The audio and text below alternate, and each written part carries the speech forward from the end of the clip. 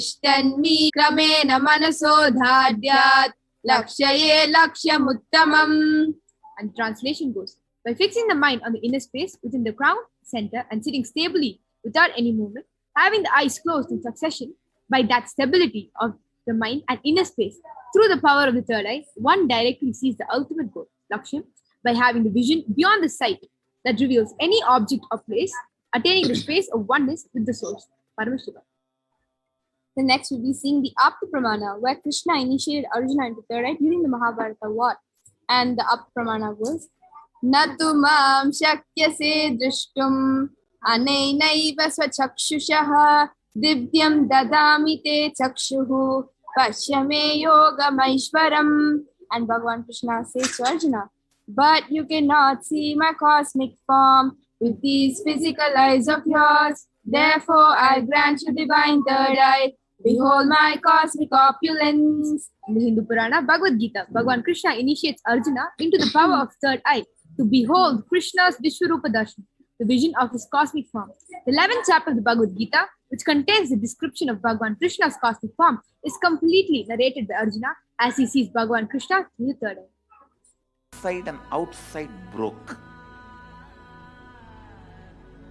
The first experience is that I was able to see everything around me, above me, the whole 360 degree, 10 direction, below me, everything. I realized not only I was able to see, I was able to feel, experience. I felt that the skin of the stone on rock on which I was sitting and the skin of this body both carry me equally. In both I exist equally. The setting sun, rising moon, the whole Arunachala hill, all the plants, bush, shrubs, trees, everything, everything, everything. Just became so alive. The idea, something is inside.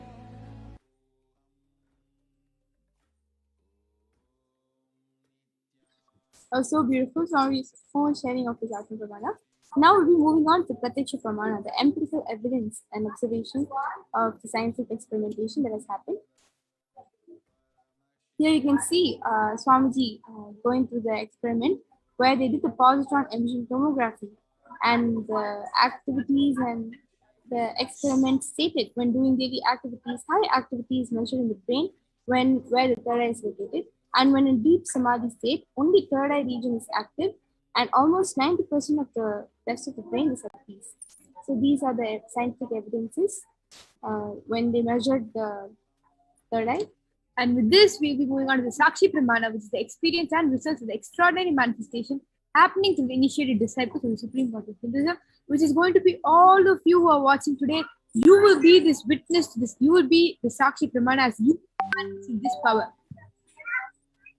And with that, we are going to be moving on to witness the live Sakshi Pramana, the demonstration of the power of third eye with the Balasins and the Nithyananda yogis. We have Ma Yoga Prana and Ma Viraja waiting eagerly to demonstrate the power of third eye. So we request all the viewers to go ahead and leave a comment down below on Kailas's SPH Nithyananda YouTube channel, as Ma Viraja will be reading from that channel. If you are skeptical, if you have any issues, you can go ahead and type your own, you can leave your own comment there. So you will know the authenticity of this power manifestation. And right before we move on to that, we will be now getting into a short break.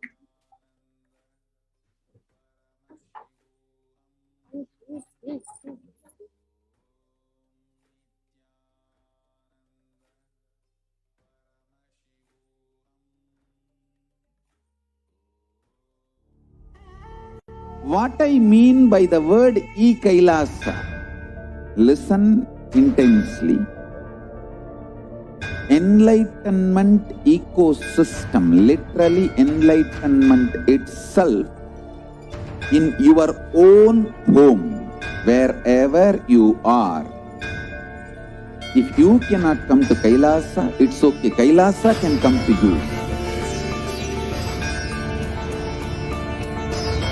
Kailasa coming to you is E-Kailasa.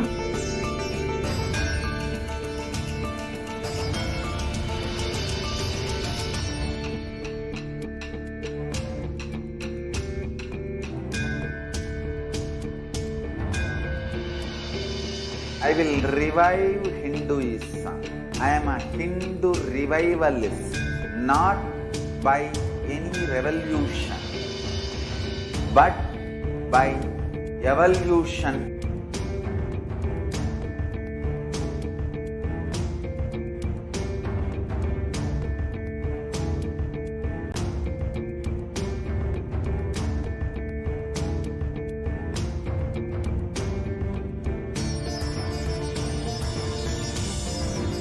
And setting model community.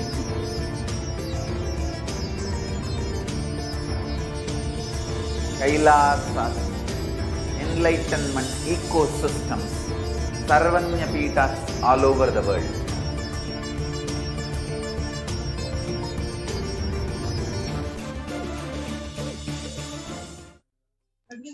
Yes. Let us now witness the extraordinary demonstration of the power of third eye being manifested by the Balasins of the Nithyananda Gurukul.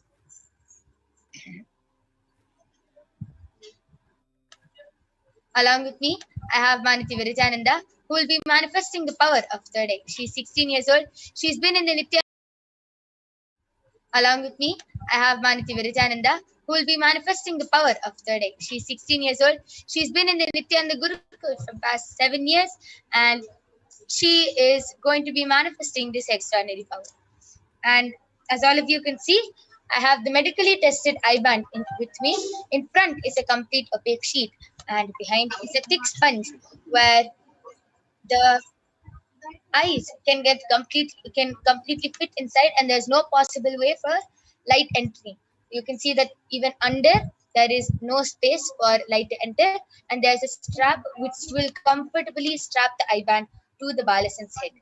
So this is the eye band I'll be placing, and to make it even more authentic, I will be unstrapping the eye band in front of your eyes and placing it on Mavirija's eyes in front of all of you. And she will not be moving her hands anywhere near her face. To make it more authentic, she will not be moving it anywhere near her nose, face, eyes, lips, nothing. She will not be touching the eye band.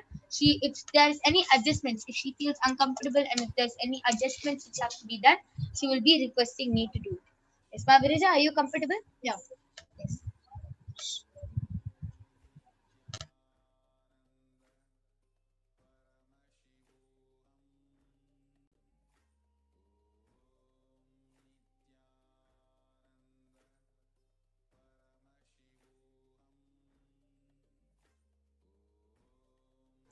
Yes. So, as all of you can see, Mavirija's eyes are completely covered. And now all of you can post your comments, and you can post anything you want in the Kailasa's SPH Nithyananda YouTube channel. And you can put, if you feel that this power is not real, if you feel that this power is not authentic, if you feel it's a magic or something, you yourself can post any comment. You can post letters, emojis, words, numbers, shapes. You can post anything you want. You can post medical terms, scientific terms, and Mahavirija will be reading it out live for all of you to see. I would like to request my yoga prana to tighten the eye band. Yes.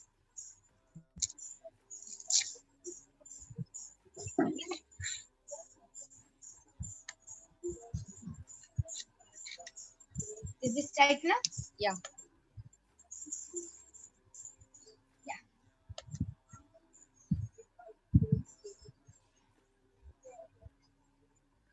You can start reading. Before I start reading, the comment sections. I would like to show all of you that the eyeband, the sponge which is being put on the eyeband, is completely stuck to my face. So I'll turn to my right, left, up, down, and all around, and all around. Yes. Yes. So you can see that this power is now more authenticated because Mahavirija has shown all around, and you can see that the sponge is completely covering her eyes. Yes, Mahavirija, you can go ahead And and also start to reading. make it even more foolproof in that I have no any type of wires around me or on me. Like you can see, like on my like I request my yoga planet to touch and say whether any type of wire is there on myself or not. Yeah. So you can turn to the left. So you can see there's no wires. There's nothing around her. There's it's just the eye band and her. Nothing else. Yes. So the latest comment which is posted in Kailasa's SPH Nithyananda YouTube channel is by Melissa Cook, has posted Nithyananda Ma and a Namaskar emoji. Yes, Nithyananda Ma, I welcome you to this segment of Devi Parashakti's Akashic reading, where you can witness and experience the powers of Paramasha being manifested. Yes, Shanti Rajamanikam has posted a lovely emoji, a namaskar emoji, a lovely emoji, and a 100 emoji. Yeah, like when you type the word 100, like if you want to paste in sticker format, how it comes out. Yeah. And the latest comment is posted by Seeing Goodrich, is posted Nithyananda from Seattle. Yes, Nithyananda Maya, and Nithyananda from Adi Kailash, Nithyananda Sarvatmik Petam. And Tiana Hudson is posted Grand Rising. And before that, Shanti Rajamanikam was posted Nithyananda Ma, a lovely emoji, namaskar emoji, and a lovely emoji. Yes. So this is the comments which is there in Kailasa's SPH Nithyananda YouTube channel. I request all of you to continue posting as Mahavirija is eagerly waiting. As you post your comments, she will just continue reading it out rapid fire. She will not even stop. She will continue reading out. So all of you can just continue posting emojis, shapes, numbers, letters, words, anything in the comment section, and Mahavirija will continue reading it in front of all of your eyes with her eyes blindfolded. Yes, Mahavirija, you can go ahead. Yeah, Shanti Rajamanikam was posted wow and hands like that. Like, looks like a hype emoji or a blessing emoji. And again, Shanti Rajamanikam was posted thank you, Ma. Like she has written TQ space Ma. Tiana Hudson has posted awesome.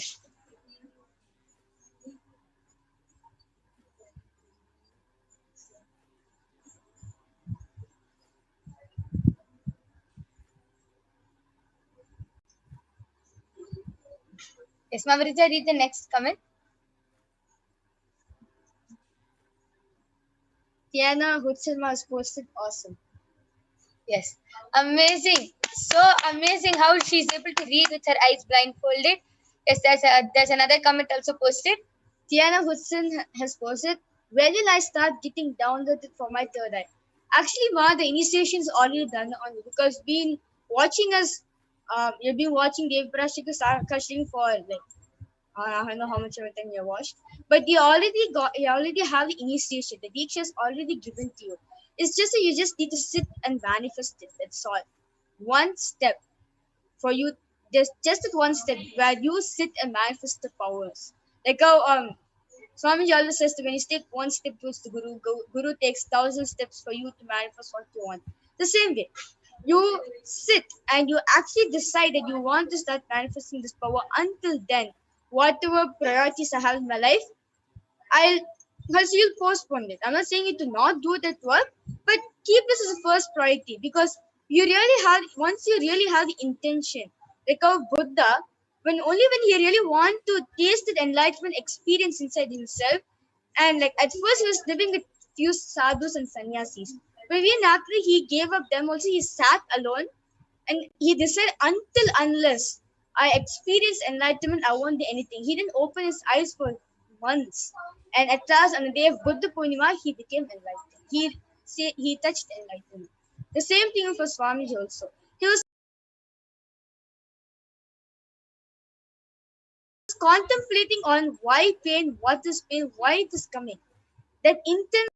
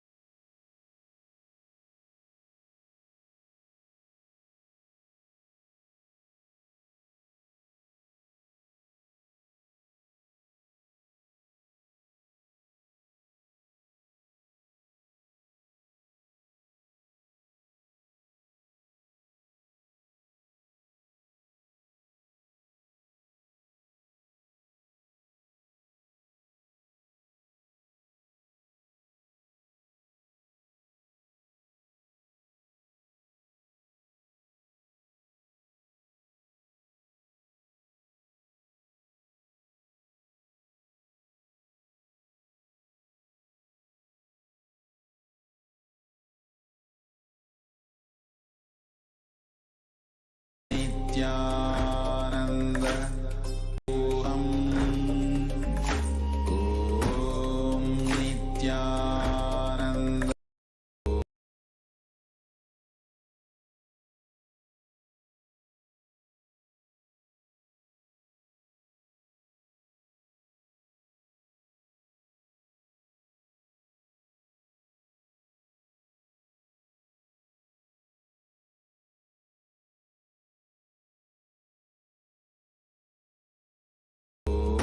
Om Nithyananda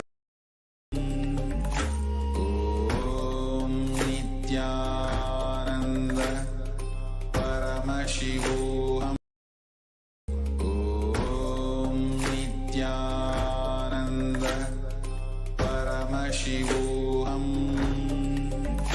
Om Nithyananda Paramashivoham Om Nithyananda Paramashivoham Om Nithyananda Paramashivoham Om Nithyananda Paramashivoham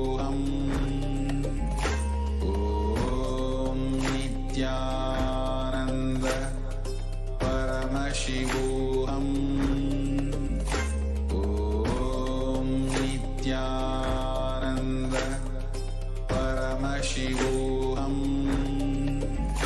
Om Nithyananda. Paramashivoham. Om Nithyananda. Paramashivoham. Om Nithyananda. Paramashivoham. Om Nithyananda. All powerful cognition, knowledge, only when you live, power manifestation and possibilities manifestation happens. It's a fundamental truth.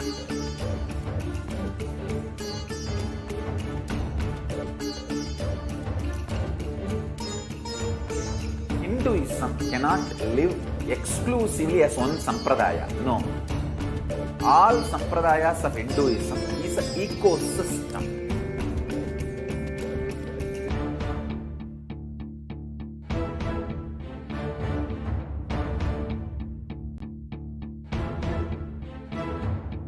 So don't keep quiet thinking that if one sampradaya is attacked, only that sampradaya is going to be affected. All of us are ecosystem.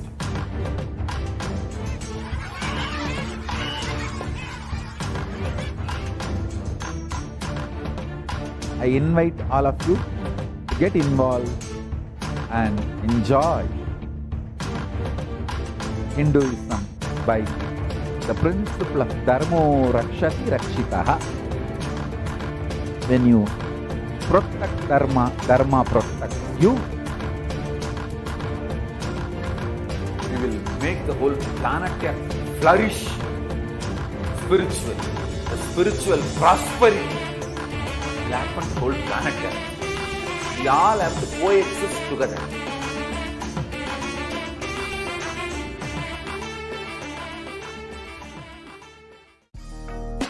Paramashivoham. Om Nithyananda. Paramashivoham. Om Nithyananda.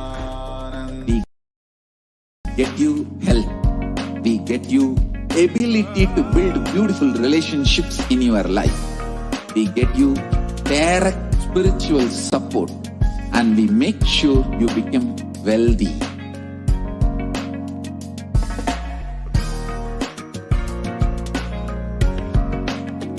We won't stop giving you just good life. We will literally not stop till you live enlightened life. Manifesting the state of Paramashiva, space of Paramashiva, powers of Paramashiva, being of Paramashiva.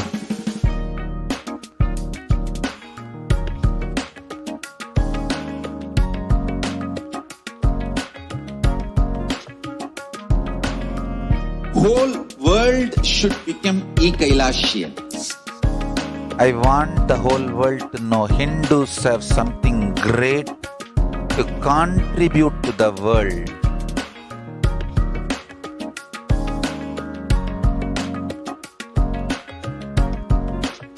We have something great to contribute to the world.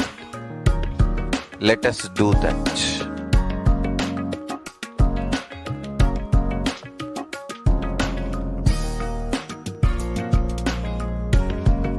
E-Kailasa is proper customized spiritual service helping you to identify your root patterns of suffering. We have perfected the science of helping every individual from every cultural, religious, nationality background.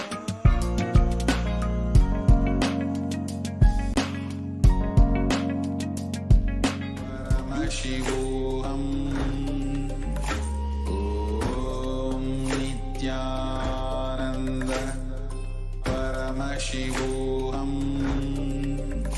Om Nithyananda. Paramashivoham. Nithyananda, welcome back to all of the viewers who are joining us across the world and who are awaiting and participating in this program, the Devi PARASHAKTI Akashic reading. All of you who are joining us from across the world. Now, I know every single one of you had just been just a participant of the power demonstration, which is one of the most unique segments of this program, where you get to interact. Maybe many of you see for the first time the demonstration of the powers of Paramashiva, the demonstration of literally what is your highest possibility. Yes, exactly what the Gurukul Balasants did, the reading from the third eye without the use of the biological eyes, and even body scanning and seeing the ailments and sufferings inside of the body without any need for diagnostic equipment or anything else. The Balasants have been initiated into by the Supreme Pontiff of Hinduism. And the Supreme Pontiff of Hinduism is creating, reviving the ecosystem in order to make this a possibility in your life and wherever you are. So just through one Diksha and one Darshan of the Supreme Pontiff of Hinduism, you can start manifesting these powers. And if you'd like to, stay tuned and for the Darshan and Diksha, and then followed by the power manifestation segment where you yourself can start manifesting these Shaktis. Now we'll be entering into the next segment of today's program, the introduction to Akashic readings. What are Akashic readings actually? How can that make a breakthrough in your life? And okay, we're saying that we have the possibility of manifesting Shaktis. We have the possibility of making a breakthrough happen in your life. But where I am now and where I want to be is like 100 kilometers apart, and there's no way to bridge the gap. Now, the Supreme Pontiff of Hinduism has literally revived this offering, the Akashic reading, as a way for each and every one of us to make that quantum jump, make that breakthrough happen in our lives. And how is that going to happen? That is what we're going to answer in this next segment. Akashic reading is the cosmic archive. They are the verbal, visual, 5-dimensional document of everything that has happened, happening, or what is yet to happen. Now understand that in the dimension of space, which is from where the Akashic readings are read, the dimension of space, the creation and destruction happens simultaneously. So what is past, present, and future is already clearly recorded. Everything is already there as an archive. And that is a space the Lord Kalabhairava, the Lord of the Akashic readings, is presiding. So in the dimension, first of all, in the dimension of time, past, present, and future actually exist. But in the dimension of space, beyond time, the past, present, future, nothing exists as different segments in the life, but it exists as past, as what has happened, what is happening, and what is yet to happen. All of them are already clearly recorded in the dimension of space. And that is from where the Akashic readings are read out, and from where the cosmic archives are stored. Now, the Supreme Pontiff of Hinduism beautifully says how the Akashic readings can be used or can be beneficial to access and read out and even understand if you just need to know why you are going through the same patterns again and again.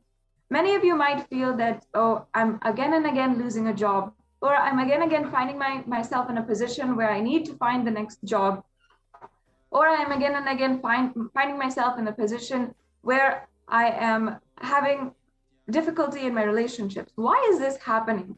Why is this the default future? And almost every single time we say, okay, I'm going to forget the past, I'm going to take up something new, and I'm going to have it with newfound inspiration. Even when we do that, still, it does not create the breakthrough that we want. Many of us have experienced this so many times in our lives. Now, why does that happen? And how do we break through it? First of all, why it happens is because of certain unknown incompletions inside of us and patterns which we have not yet uncovered or seen, or even come to our awareness to the point where we can break it, and we can completely remove it and dissolve it. The second, how we can break through that. The Akashic reading is the answer. We can simply have a glimpse into how our entire lives, all of our births, and in the Akashic reading, all of our thoughts, actions, our plans, our everything is stored in the Akashic readings.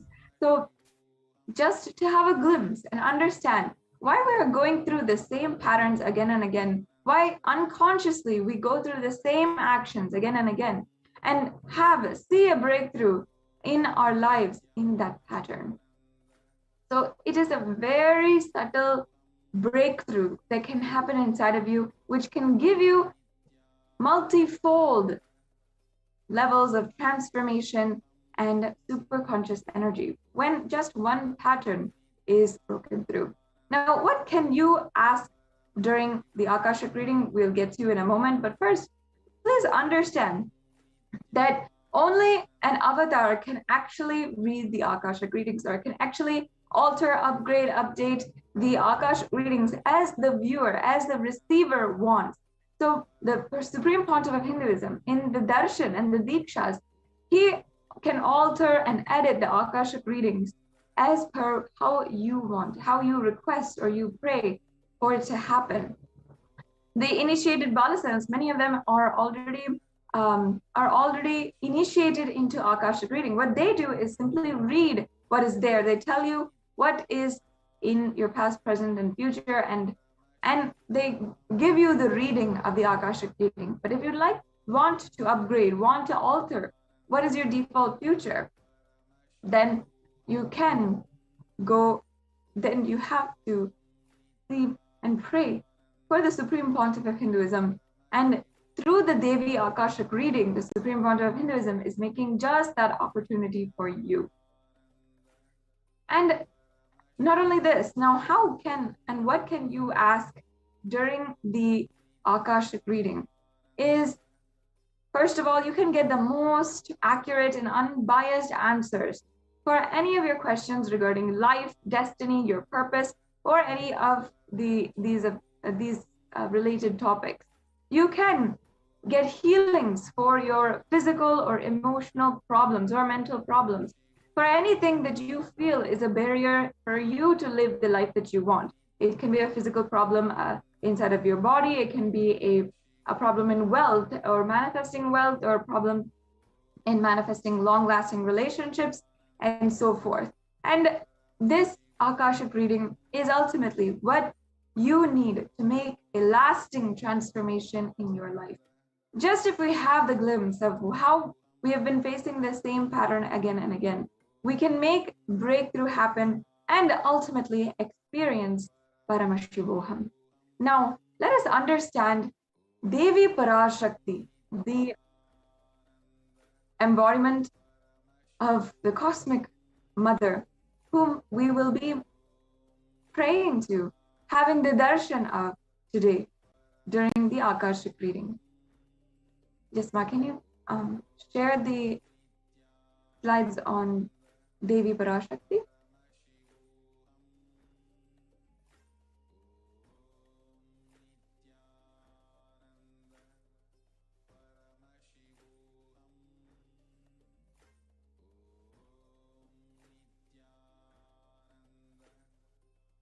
Yes, so as you can see, what are Akashic readings? Akashic readings are the records created in space, and whatever has happened in time is there in the dimension of space.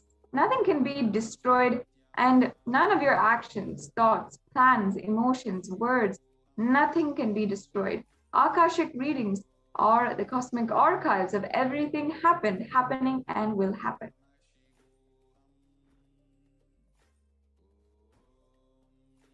We can go on to the next slide. Akashic readings are the verbal and visual 5-dimensional document, whatever is happening, which is continuously getting recorded. And all the information you collected from all your birth is in your DNA. You can access some of these just to understand and not to do the same patterns, not to waste time doing the same actions again and again.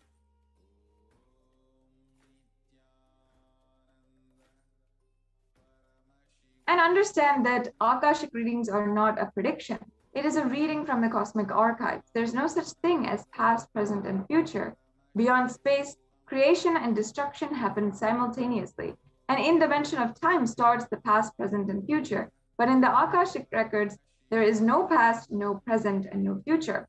That is why we call it as what has happened, happening, and yet to happen. And everything is already clearly recorded.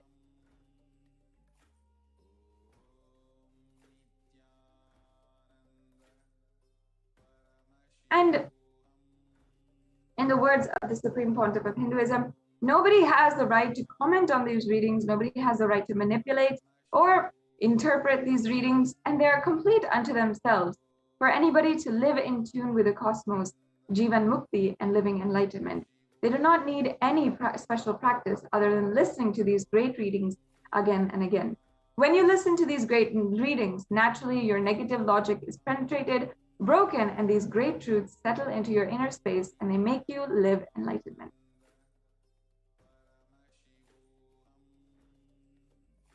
As the avatar of Paramashiva, the Supreme Pontiff of Hinduism has graced humanity with the blessings and darshan of Devi Parashakti, revealing answers to your questions, the yearning of seekers as solutions, breakthroughs, and liberating humanity from pain and suffering.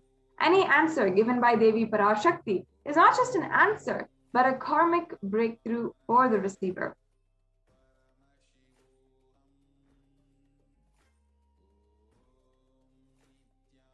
And now I'll just chant the Shastra Pramana for the Akashic record. And reading the Akashic record, this is from Vijnana Bhairava Tantra Dharana 61, Sutra 84. Akasham vimalam pashyan kritva drishtim nirantaram shaddatma tat kshanad devi bhairavam vapuratnuyat. Bhagavan Paramashiva says, looking at the spotless infinite etheric space, Akasha, beyond the sky in clouds, one should fix one gaze from the third eye without blinking continuously and make the body and inner space steady and motionless. In that very moment, O Devi, one attains the nature and powers of the infinite space, Bhairava. The next slide. And the Apta Pramana for the Akashic reading is from the Hindu Purana, the Mahabharata, where it narrates the story of the sage Maitreya, who reveals to the secrets to Vidura the story of his birth in human form and the reasons for all of his suffering. Sage Maitreya accessed the Akashic records and told Vidura that he was not an ordinary man, but in fact the incarnation of Yamaraj, the Lord of Death.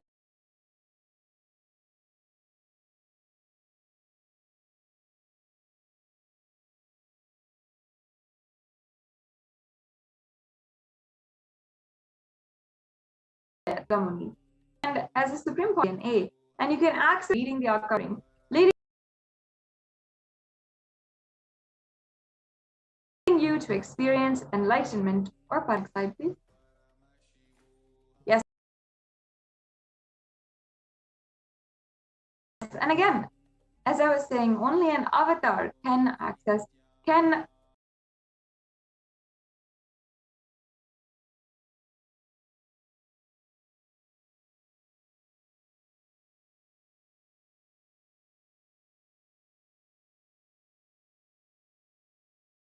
upgrade and alter the Akashic, upgrade and change the Akashic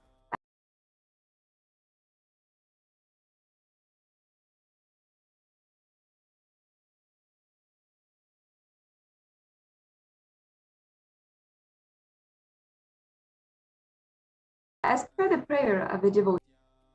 Again, you can be spiritually healed of physical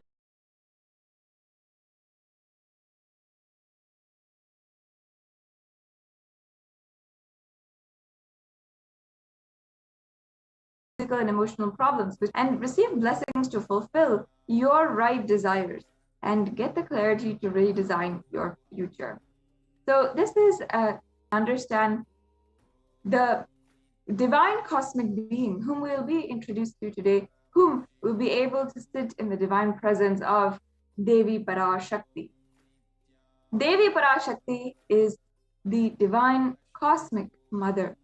She is the source of all of every happening, and she is the source where all the universes go in and come out.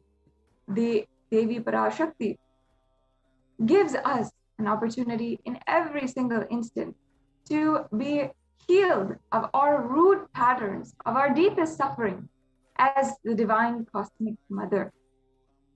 And Devi PARASHAKTI has manifested through the form of the Supreme Pontiff of Hinduism, Jagadguru Mahasannidhanam, His Divine Holiness, Bhagavan Nithyananda Paramashivam.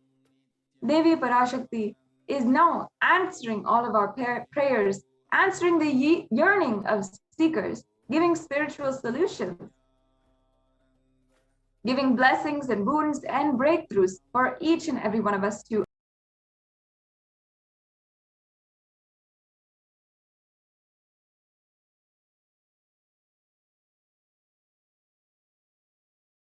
ultimately experience the ultimate, the Paramashivoham.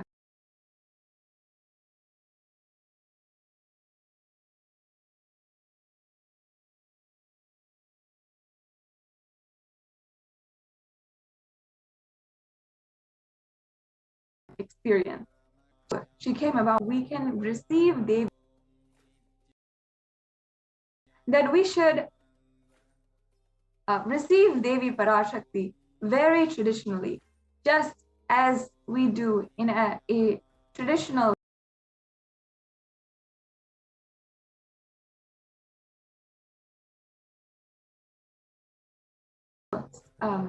a traditional household, how we invite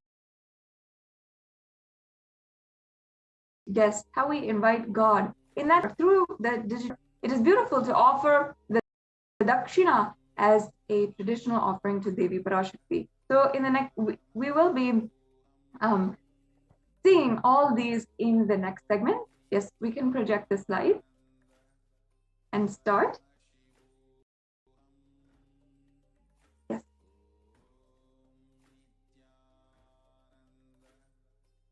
So let us now understand PARASHAKTI, the divine feminine consciousness. Yes, we can go to the next slide. Okay, we can go on to the next slide. We can go to slide number 37.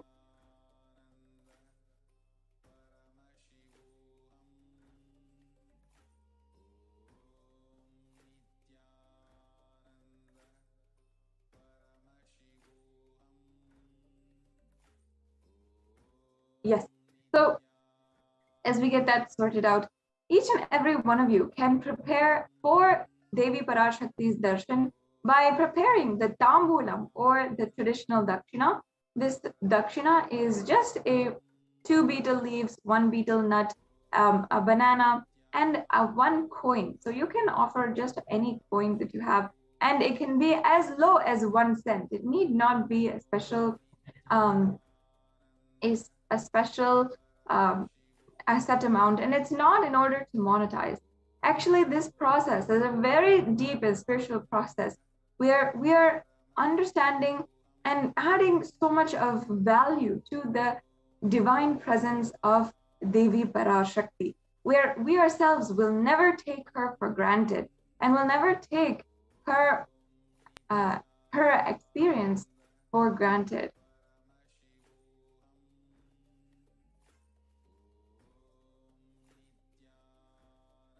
Yes, so as you can see here, this is how to set up the Tambula. Now, let us start with invoking the Devi Parashakti, and let's chant the Dhyana Shloka of Devi Parashakti from the Lalita Sahasranama. We can go to the previous slide. It's just a few slides back.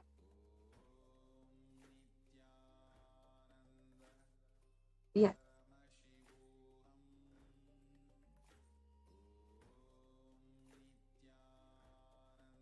Yes, the previous slide.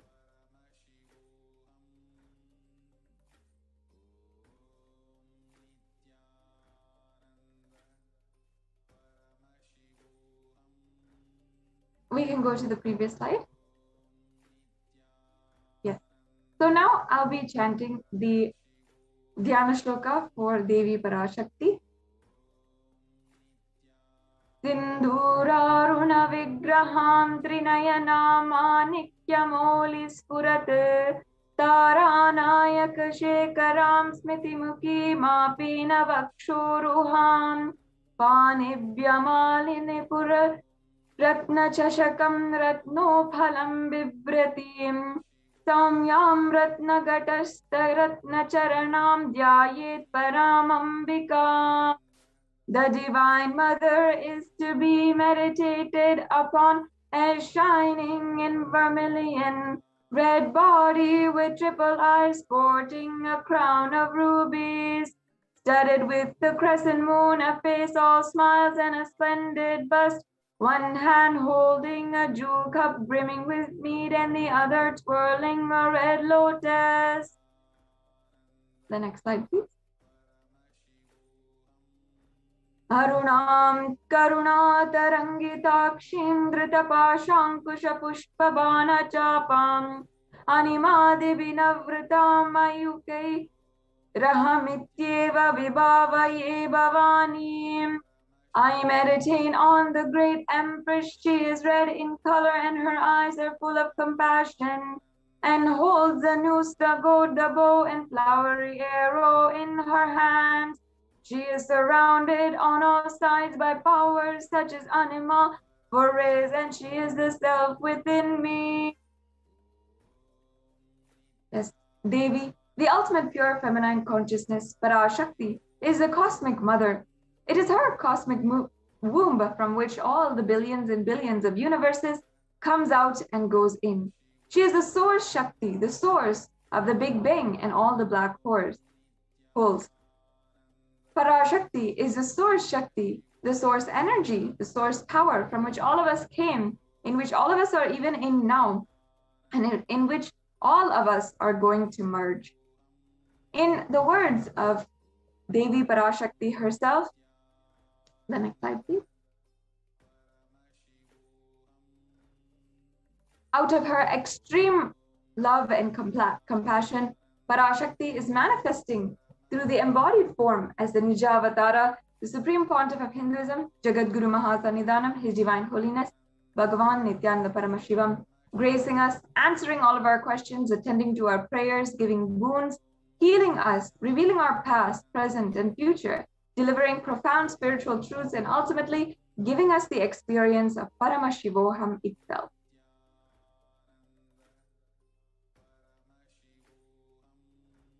Yes, and in the words of Devi Parashakti herself, raising as Omkara, expressing as the Vedas and Agamas, blossomed as Srimkara, filled as Parashodasi, living in the 4-day triangles, the Kailasa Swamini, who is Kailasa's Sripura Chintamani, Parashodasi, sitting as Paramashiva, Parameshwari, who rules the world, Paramashakti, Manonmani, Meenakshi.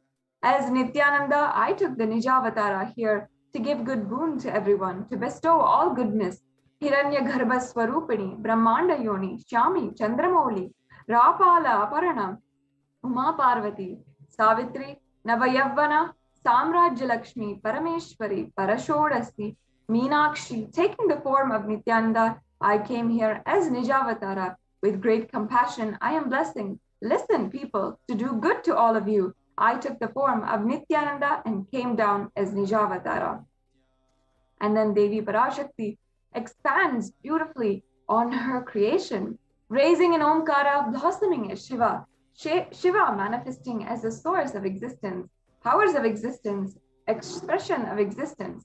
From the oneness of Om blossoming into two as Prakriti and Purusha, blossoming as three Shaktis, Icha, Kriya, and Jnana Shakti, growing as the four Vedas, expanding as the five Panchabhutas, beyond six chakras, filled as Gotras of seven Rishis, expanding as eight directions, existing as the nine Grahas, blossoming as 10 Indriyas, being as 11 Rudras, creating all the worlds, bringing life and to tell and make truth blossom, to do good, Parashodasi, Meenakshi, in the form of Nithyananda, I have come to bless every one of you.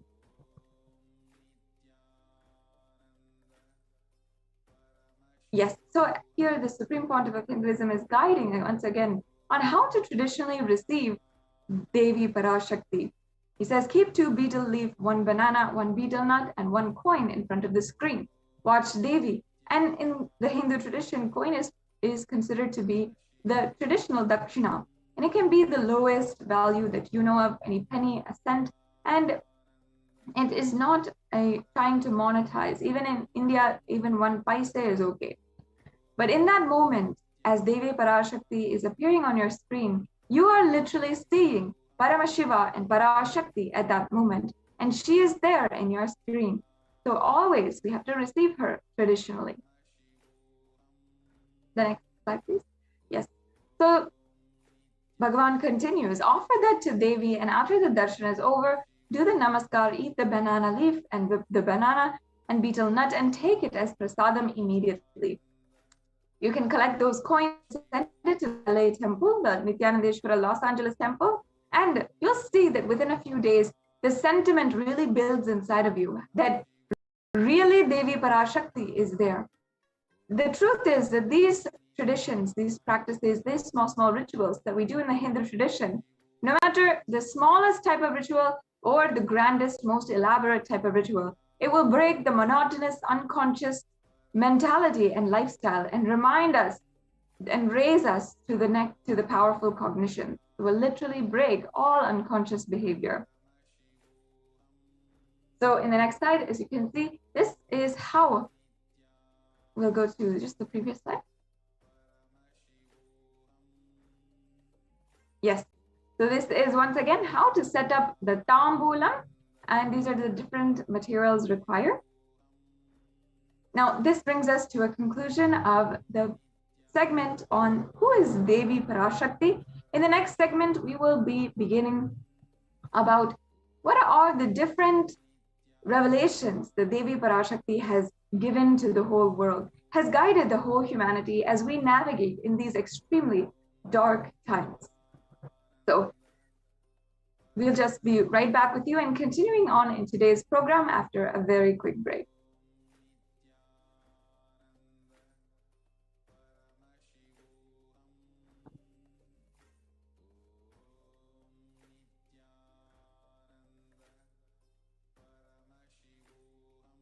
Yes, I request the NTV operator. We'll be right back after a very quick break.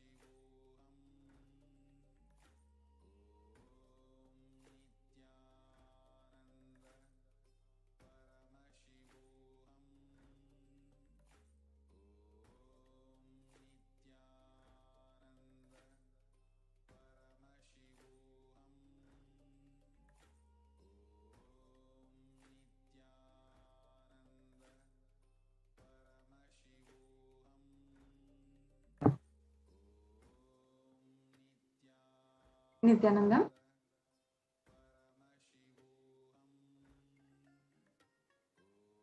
So before we are going on to the next segment in today's program, if any one of you would like to ask a question during the live Baba Samadhi Darshan, which is happening either today or any other day, you can ask the questions in social media in several different platforms.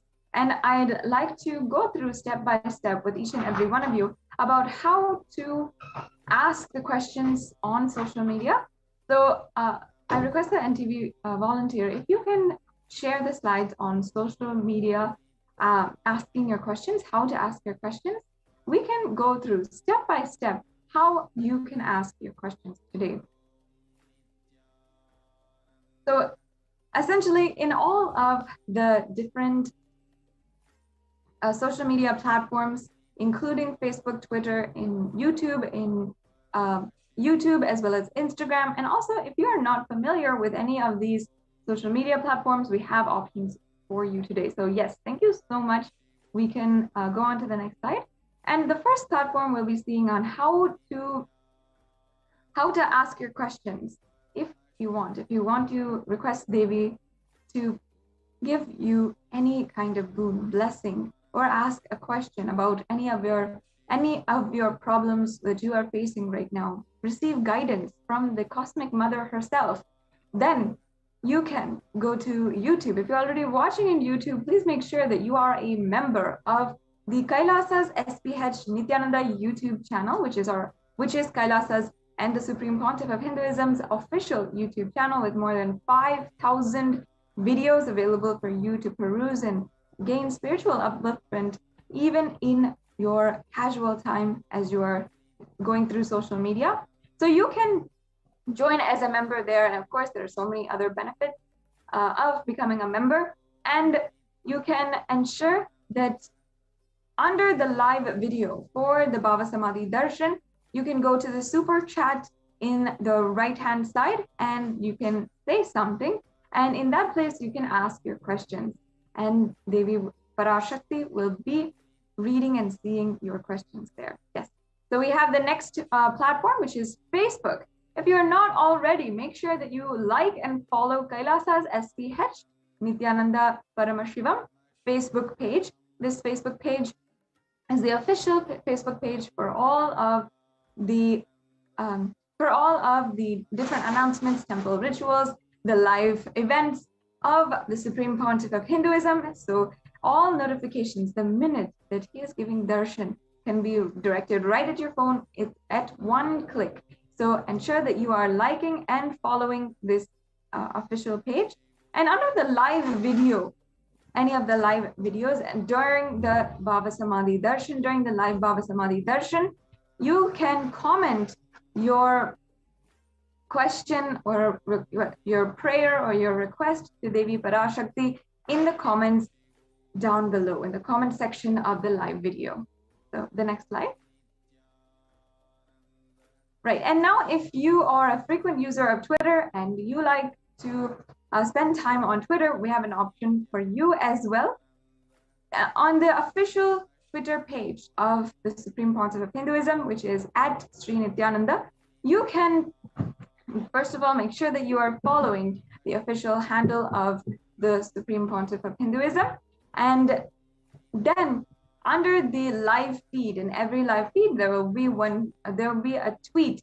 You can reply to that tweet with a hashtag Ask the Avatar, tagging at Sri Nithyananda, and ask your question there. So you can ask the question, request your prayer under the live feed, under the live tweet, in a reply to that tweet. The next slide, please. The next platform is Instagram. On Instagram, once again, the handle is at Sri Nithyananda, which is the official handle of the Supreme Pontiff of Hinduism. And you can ask your questions on the posts which are there for Devi Parashakti during the live darshan. So during live darshan, there will be a post to ask your questions, and you can comment underneath that with your questions and your requests to Devi Parashakti. And the next slide, please. Now, we also have an option if you are not very familiar with social media, if you don't have a grip on social media, you can just simply go to kailasa.org, and you can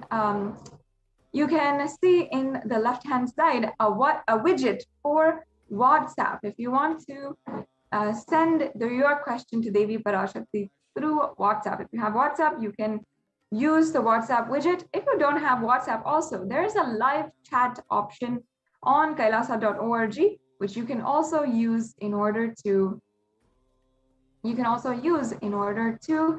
chat and ask your question to Devi Parashakti. It will be seen and she can answer and give the divine blessings from her into your life. So yes, this brings us to a conclusion of this brief segment on how to ask your question to Devi Parashakti during the live Bhava Samadhi Darshan. And now, before we go on in today's segment, we'll be understanding the Akashic readings as Devi Parashakti had revealed. We'll be understanding what Devi Parashakti revealed, the different guidances that she gave for the whole of humanity. Now, we just understood that if you want, as an individual, as a devotee, you can ask your question, you can ask, request for boons or blessings, or pray to Devi Parashakti for anything that you want to manifest in your life. But also, as a whole, Devi Parashakti has been guiding each and every one of us to navigate our lives as the world is in so much of darkness, as we are literally being submerged. We're seeing darkness in every single direction. And she has literally come as a beacon of light to guide us, a lighthouse to guide us in these extremely dark times. And just as the lighthouse shows us the path, at least shows us the way that will be best to navigate our route in the dark sea, we also get the guidance from Devi Parashakti on how we can navigate our lives. She has given us guidance during the coronavirus pandemic, and especially for those of us in India who are near Kailasas in India, or who are devotees in India who are really seeing the worst of the worst times right now. Devi Parashakti has given personal guidance, has extended her protection, and blessed each and every one of us that she will protect. And for this time, Devi Parashakti is not only attending to individuals with healing blessings, but also guiding each and every one of us, ensuring every single day that we are not taking our lives for granted, keeping safe, and ensuring that we are following the guidelines of multi-level quarantine and protecting ourselves from the diseases that are rampant in the streets. The Supreme Pontiff of Hinduism has also opened up Kailasa COVID care centers, and in just the next segment, after this segment, we will be hearing from the administrators of Kailasa of Adi Kailasa Sarvagnapeetham in Bidadi, Bengaluru, themselves about the updates of the Kailasa COVID Care Center in Adi Kailash, and how literally when all the doors have been closed in all different countries to Indians, and out of fear of the virus spreading, the Supreme Pontiff of Hinduism has opened the doors of Kailasa. So this is all what is upcoming in the next segments of today's program. We will be continuing on after a very quick break.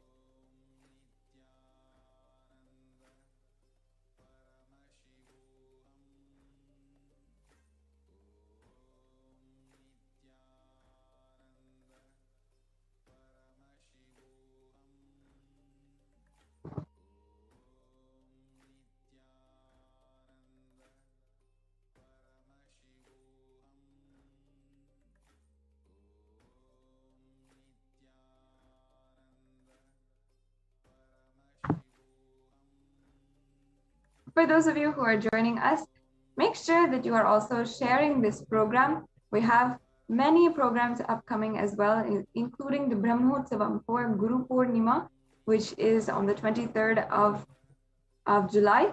We're also observing this month the Hindu Holocaust or Hindu Persecution Awareness Month, and every single day presenting different aspects of the persecution against the supreme concept of Hinduism. And these are the different aspects that we will also be presenting in today's program in the later segment. Now, as we continue on, before that, we will just have a quick break and be right back with you.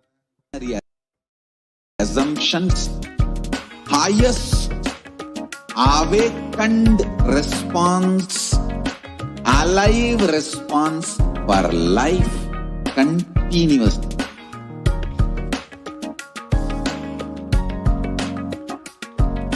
E-Kailasa is enlightenment ecosystem, literally enlightenment itself in your own home, wherever you are.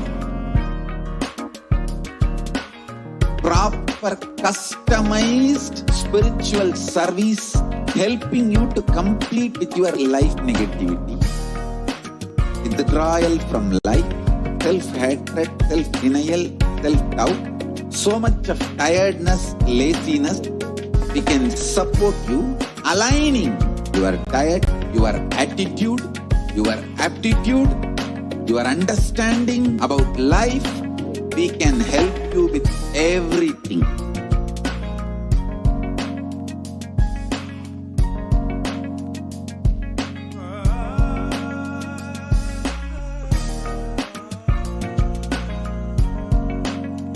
If you are interested in enlightenment, we will immediately bring this to you. If you are not interested, we will explain the whole science, inspire you and make you interested in enlightenment time. We need to cater this enlightenment science to the whole world wherever they are, because enlightenment is the birthright of all human beings. Kailasa is responsible to provide that to all human beings.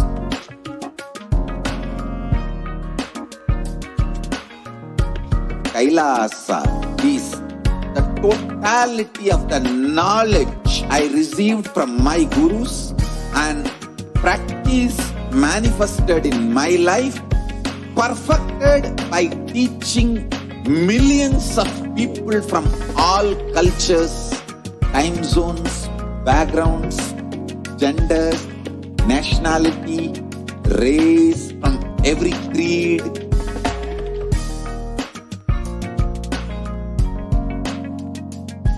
So this absolutely perfected knowledge available to you, served to you in your home, without even you moving out of your couch, free of cost.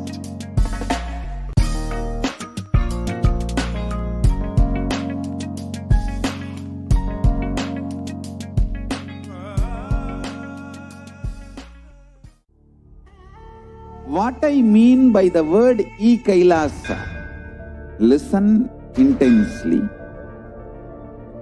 Enlightenment ecosystem, literally enlightenment itself in your own home, wherever you are. If you cannot come to Kailasa, it's okay. Kailasa can come to you. Kailasa coming to you is E-Kailasa.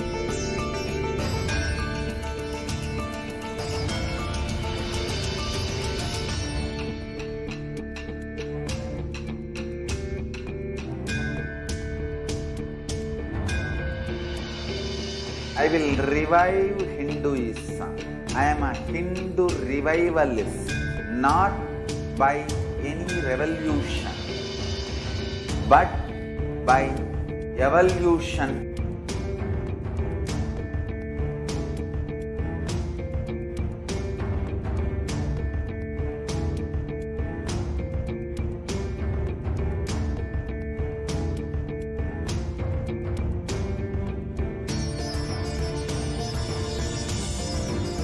and setting model community.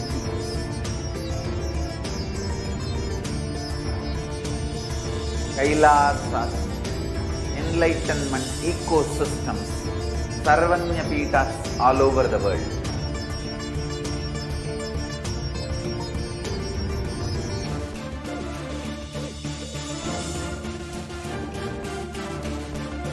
All powerful cognition, knowledge, only when you live power manifestation and possibilities manifestation happens. It's a fundamental truth.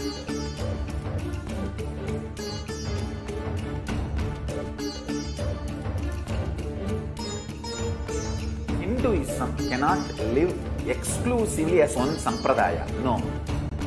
All sampradayas of Hinduism is an ecosystem.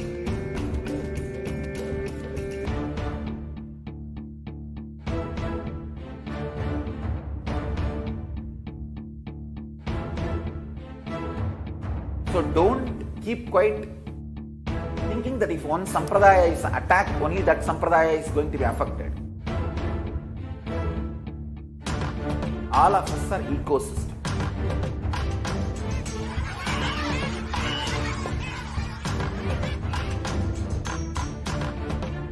I invite all of you to get involved and enjoy Hinduism by the principle of Dharmo Rakshati Rakshitaha. When you protect Dharma, Dharma protects you. We will make the whole planet flourish spiritually. The spiritual prosperity will happen to the whole planet. We all have to coexist together.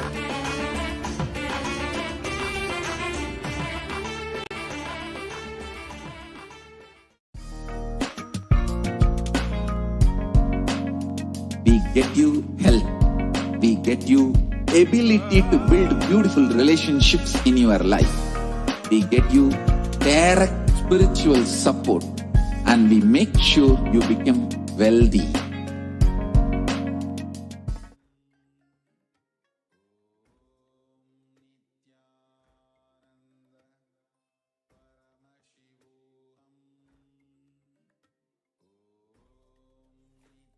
Nithyananda, and welcome back.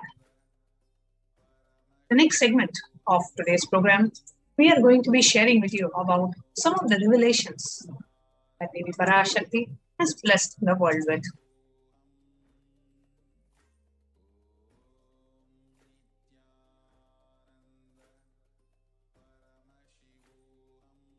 Out of his extreme compassion and love, the Supreme Pontiff of Hinduism is manifesting Devi Parashakti herself, facing us, answering all our questions, attending to our prayers, giving wounds, healing us, revealing our past, present and future, delivering profound truths, and ultimately giving us the experience of Paramashivoham itself.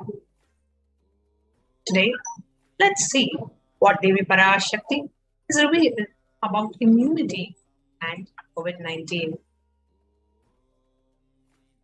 On the 18th of June 2021, Devi Parashakti revealed the direct revelations from the cosmic archives on COVID and immunity.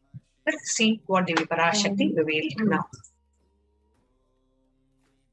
That's the first priority. Still, you are all not realizing the power of my words when I say Corona is very much out there with the support of decision makers, rulers, people who are supposed to protect all of you. Due to their irresponsibility, it is there and getting more and more strengthened. It is becoming more and more stronger in multiple forms. And all the other diseases which are waiting to attack human bodies, because corona has made the immunity strength weak in human bodies. Human bodies have lost the strength of immunity power. All the multi-layer after effects and side effects of this pralaya in political situations, economical situations, social situations, mental situations, in every level.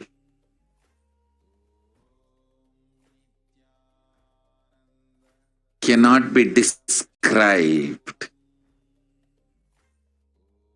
Wait. This year, focus on keeping yourself alive.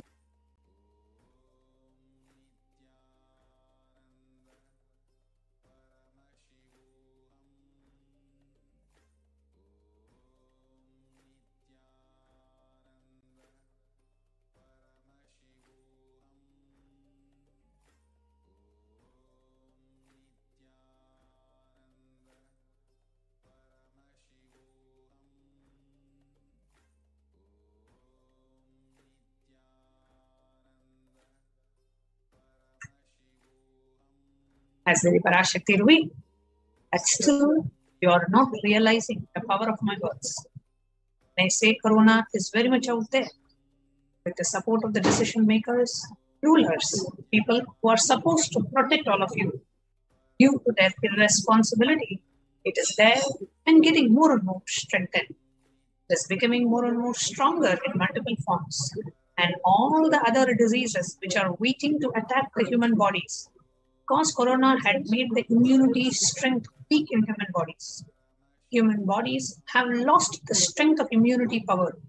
All the multi-layer after effects and side effects of this pralaya in political situations, economic situations, social situations, mental situations, in every level cannot be described. Wait. This year, focus on keeping yourself alive. As Devi Parashakti revealed on the 18th of June 2021 about the long-term effects, long-term impact of the COVID-19 virus on the immune system. We are seeing multiple various other researchers which are now revealing that the long-term impacts of corona. And today we will be sharing with you some of the research articles and findings on how corona is actually affecting our body and our immune system. Even those who actually have recovered or are no longer corona positive, still the effects of the coronavirus, if they had it once, still that effect is very much there and it continues to impact for a few more months. Here we have an article from Science Daily which was published on the 29th of June 2021, which says how COVID-19 infection changes blood cells in a long run. New research suggests that a coronavirus infection alters the biomechanical properties of red and white blood cells, in some cases for months, a possible explanation for a long COVID. So our red and white blood cells are being affected for months post-COVID. And here we have the article which continues to say, COVID-19 significantly changes the size and the stiffness of the red blood cells. The results may help to these results may help to explain why some people affected continue to complain of symptoms long after the COVID infection. And this is this phenomenon is called as long COVID, where even after you recover from the COVID, you still have long-term symptoms of the COVID virus. This article is from the Academy of Medical Sciences, which says that the way the body defends against a virus is to recognize and neutralize it. However, the article by Forbes explains that the corona suppresses the immune system by disrupting the actions of the body's immune cells. This immunosuppression allows for a 2-week incubation period, which gives corona enough time to attack the body. So the COVID virus is directly working on our suppresses the immune system. It disrupts the actions of the body's immune cells. And this immunosuppression allows for a 2-week incubation period, and that 2 weeks is enough for the corona to actually affect the body. So that is the reason why Devi Parashakti reveals that just keep yourself alive, quarantine yourself, protect yourself, save yourself. Do not get exposed to the COVID virus, because there are long-term impacts of the COVID virus on your body and on your immune system. Now here you can see a timeline of how the COVID-19 is typically progresses. For days, first 5 days is incubation period. Then after that you have prodromal period, and then an acute symptoms that you're seeing after the 10 days. And then we have the second week. From the second week of onset itself, either recovery begins or the complications that lead to death. And 15 days or over, there are no fever and no other symptom, but the effect of the COVID virus on the immunity and the whole body's immune system getting suppressed continues to be there even for months after the COVID virus attacking the body. Now here we see from the University of Ceylon, which says that analysis of the long-term impact of SARS-CoV-2 on the cellular immune system in individuals recovering from COVID-19 reveals a profound NKT cell impairment. And the article also says, another research article says that the COVID-19 immunity briefing note, what we know about the long-term health consequences and the priorities for research. The further studies done by the University of Oxford found that the cells were profoundly impaired after recovering from COVID. The British Society for Immunology has claimed that the effects of COVID are far beyond respiratory health. It also affects our cardiovascular and renal systems. The past few months, it has become apparent that the SARS-CoV-2 infection has effects long beyond the respiratory, including the cardiovascular and renal. Further, it appears to affect our health long after the onset of the COVID virus. Here we can see an excerpt from the research briefing on how the human body is affected after COVID. Exposure to COVID-19 causes symptoms in multiple organ systems across the body and is not limited only to lungs and respiratory as was originally thought. In addition, patients are reporting chronic symptoms such as fatigue and shortness of breath that last a month after the original infection. Now, the name given to those suffered from COVID-like symptoms after the infection has passed is called long COVID. And this long COVID can affect, number 1, cardiovascular system, number 2, circulatory system, number 3, the lungs. It can also cause fatigue and inflammation. Here we are seeing that even after contracting corona, your immune system remains weakened and you are susceptible to more other illnesses. Here we can see the long COVID says that the symptoms can last for weeks or months after being first infected with the virus.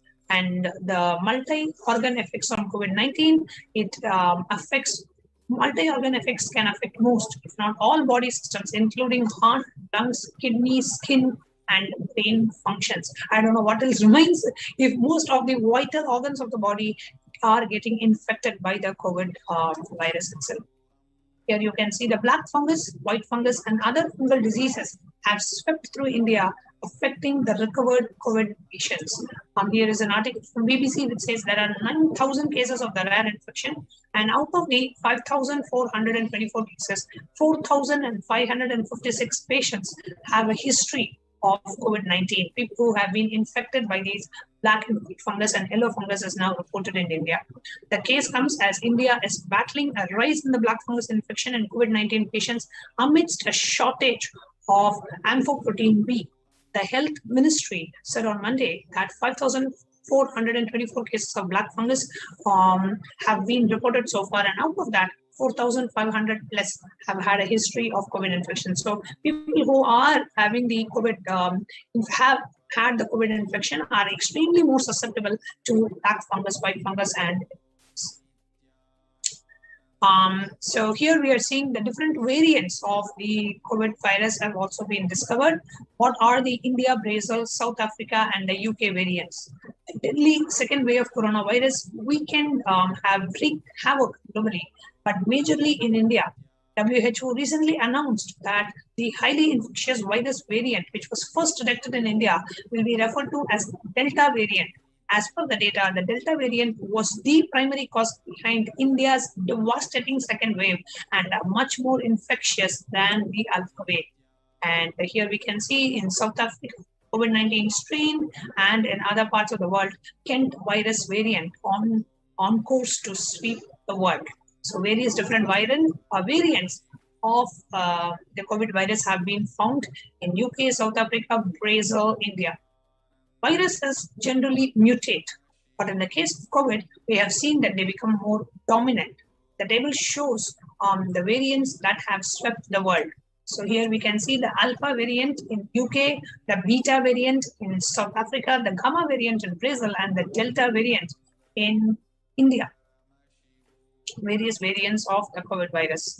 And the dangers of these variants are further highlighted when the World Health Organization, WHO, categorized the Delta variant as the most highly transmittable variant of COVID. And we can see what is happening in India. Literally, the entire country is becoming a living hell, and expected more than 50% of the population has been infected in India.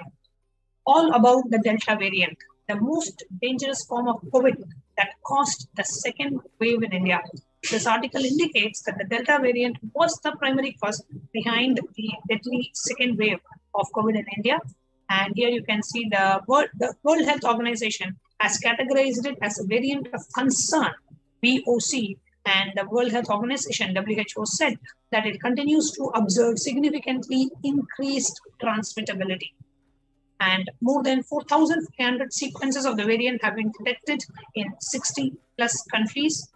Studies suggest that it is around 60% more transmittable than the Alpha variant, which was more contagious than the original strain that emerged from China.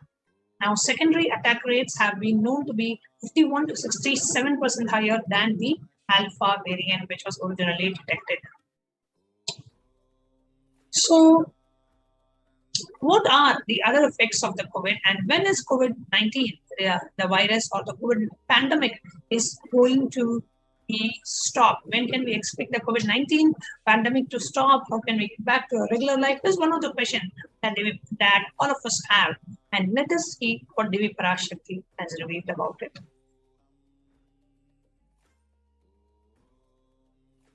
Sharmila,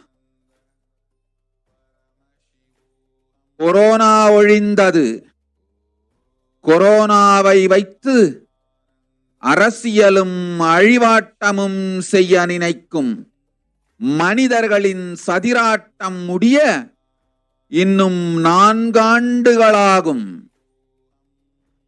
என் பக்தர்களையும் சீடர்களையும் கைலாய வாசிகளையும் நானே காத்துக் கொள்கின்றேன், நானே காக்கின்றேன். என் பக்தர்களுக்கு ஒரு துயரும் ஒரு துக்கமும் வாராது. ஆனால் உலகின் இந்த கொரோனாவின் சதியாட்டம் முடிய 4 ஆண்டுகள் ஆகும். 2025 தான் அடங்கும். இது சதியாட்டம், மனிதர்களின் சதியாட்டம்.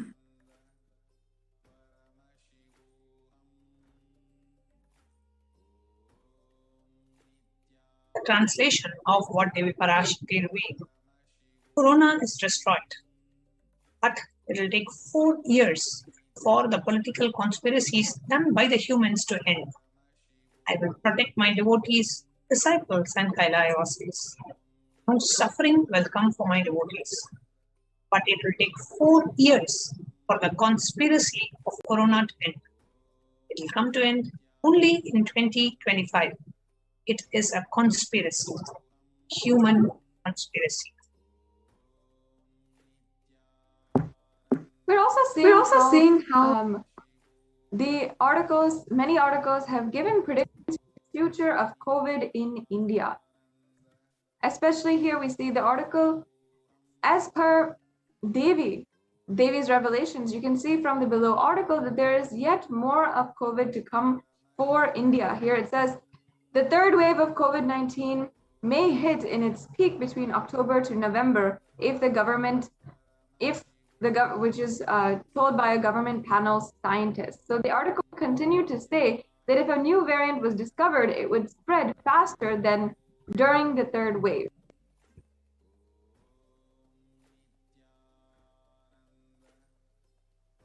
And you can see there are also news articles written by astrologers which can be mapped directly to Devi's revelations. Here we can say, when will the pandemic end? And one of the predictions through the Vedic astrology is saying that the pandemic will have a lasting impact on mankind and out by 2021, but the threat of the current waves cannot be ruled out till at least 2025, is what one of the Vedic astrology is predicting as well. And as per the Devi's revelations directly from the cosmic archives on the COVID ending in 2025, the article states that the pandemic will have a lasting effects on mankind and the chances of future waves cannot be ruled out. So really, with so much more waves of COVID pandemic coming up, what is the best way to protect ourselves? And if we can just listen to what Swamiji has been revealing, just keep yourself alive for the next 3 years. This was what Swamiji revealed in the year 2018. And at that time, we had no clue what was upcoming. But of course, the avatar knows what is coming and what is the most important priority. And this year, the year 2021, the focus of every single human being is just to be alive. So if you have to pause some of your plans and if you want to restart them, please rearrange yourself, reorganize yourself. This year, the only priority is for every one of us to be alive, to stay alive is the only priority. If it means slowing of your business, if it means pausing of your business, shutting down of your business, whatever it is well worth it. We have taken millions of births to achieve this human birth.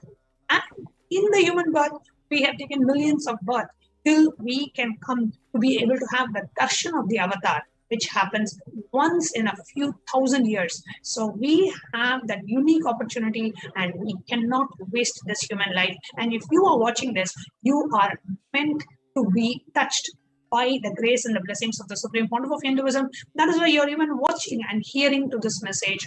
Just keep yourself alive this year. That is the priority. And if you are in India, Kailasa is the only place today in India that is safe because we are providing the Supreme Pontiff of Hinduism, along with Kailasa, has provided the multi-layer quarantine facility. So where you will absolutely be shielded from anything that's happening in the outer world. And there are 3 layers where before even you can be exposed to something of the outer world. And completely you're provided accommodation free of cost, food free of cost, internet free of cost, and you can just live inside the monastery, live inside the Sarvanyapita of Kailasa, and live in Kailasas in India and protect yourself and your family from the COVID pandemic. Yesterday we heard from the people living inside the COVID care facilities, how they are beautifully, the entire family is aligning to spiritual routine, yoga-based lifestyle and complete Ayurvedic sattvic food. And this time of the year, this time and the priority to only protect yourself. And if you are in India, rush to the nearest Kailasa where multi-layer quarantine services are available. And you can sign up here in kailasa.org/Kailasa Care. And in the upcoming segments of this program, we will be sharing with you about what are all the different facilities that are being provided in Adi Kailasha and how you and your family can protect yourself from this pandemic. So with this, we will now be moving on to the next segment of the program, which is the offerings. What are the various different offerings that we can do to Devi Parashakti to express our gratitude after a short break?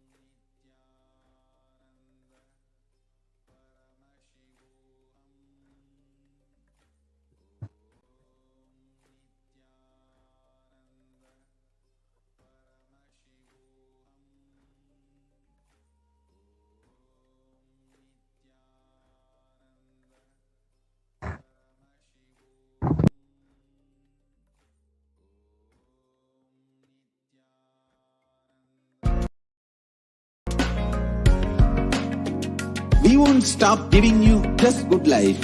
We will literally not stop till you live enlightened life. Manifesting the state of Paramashiva, space of Paramashiva, powers of Paramashiva, being of Paramashiva.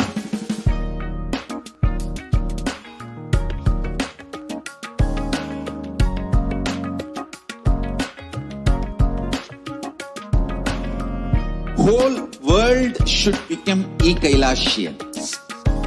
I want the whole world to know Hindus have something great to contribute to the world.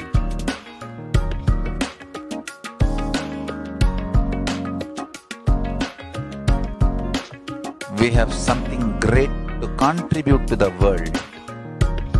Let us do that.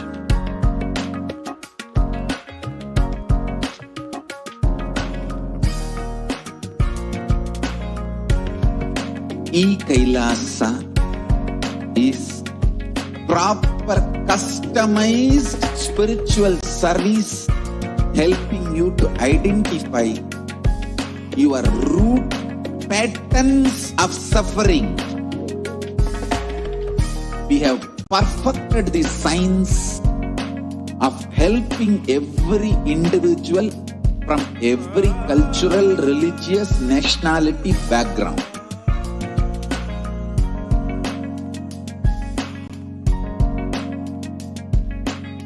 You will have lowest reactionary assumptions, highest awakened response, alive response for life continuously.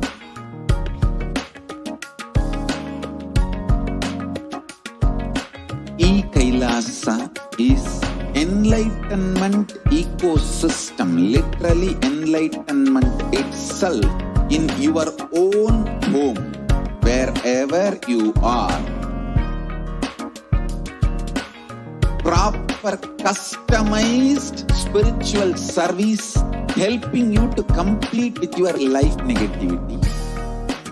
Withdrawal from life, self-hatred, self-denial, self-doubt, so much of tiredness, laziness, we can support you aligning your diet, your attitude, your aptitude, your understanding about life.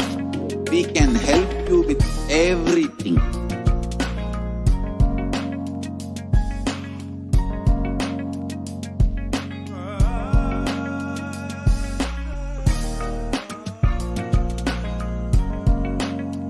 If you are interested in enlightenment, we will immediately bring this to you. If you are not interested, we will explain the whole science, inspire you and make you interested in enlightenment science.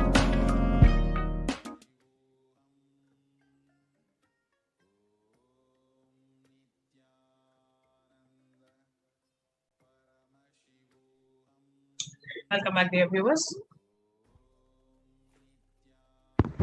The next segment of this program, we are going to share with you what are the different ways we can connect with Devi Parashakti and what are the ways we can experience that deep gratitude, devotion and feeling connection, and how can we express the deep gratitude, devotion and feeling connection to Devi Parashakti.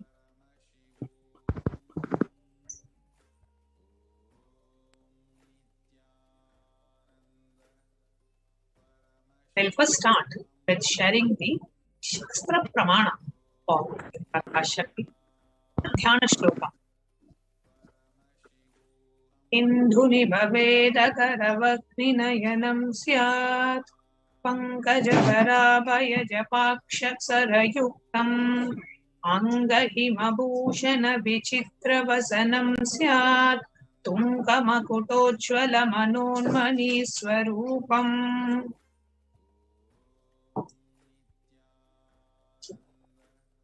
And the English translation, which says beautifully, moonlight face holding the Vedas, the books in hand, fire in eyes, with the lotus flower gracing and blessing hands in one hand with the Japamala, beautifully decorated with the jeweled ornaments in wonderful clothes and shining bright crown. Her name is Manonmani.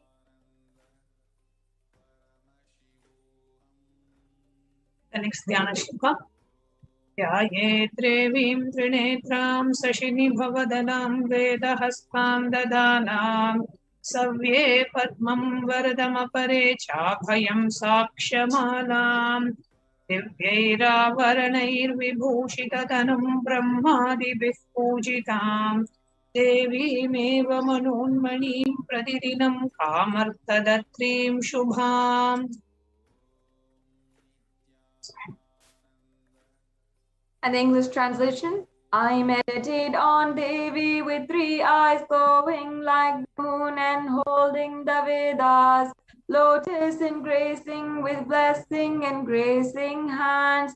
She is wearing beautiful ornaments worshipped by Brahma and other gods, and she showers the auspicious boons for all actions every day.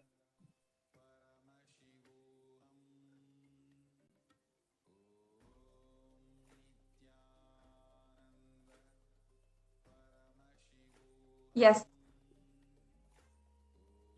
Now, let us understand the significance of the divine element of gold. Gold is considered a divine, a sacred element in Sanatana Hindu Dharma, and it has reference in the Atharva Veda. And I'll just now chant the English translation. Triply born by the birth is this gold from the atoms of Agni is one. It becomes dearest to Agni. One fell away from the Soma when it was heard.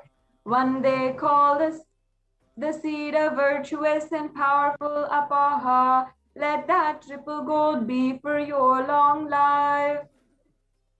Yes, so gold is considered a divine element in the Hindu tradition. It purifies anything it touches, and it is an element of spiritual significance and great spiritual power of healing and enlightening. The vibration of gold has the power to infuse sattva energy and positive thought currents in anyone who wears it or anyone who operates even in its vicinity.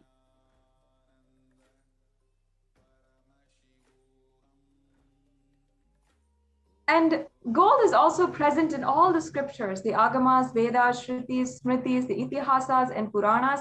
In all the Hindu scriptures, it is abundantly displayed that gold is the most auspicious and purest metal, which purifies our very being. In the Hindu civilization, everything is built in gold, exchanged in gold. Ritual fees were offered in gold. When one has to be saved from life-threatening illnesses, gold was offered as a ritual fee. And gold was abundance used for weighing equivalent amounts of commodities, even including cows and other cattle. Kingdoms were built with huge doors of gold, and the streets would have huge columns and huge archways made of gold. Horses and cows and all of the animals that lived in coexistence in the civilization were also dressed in gold.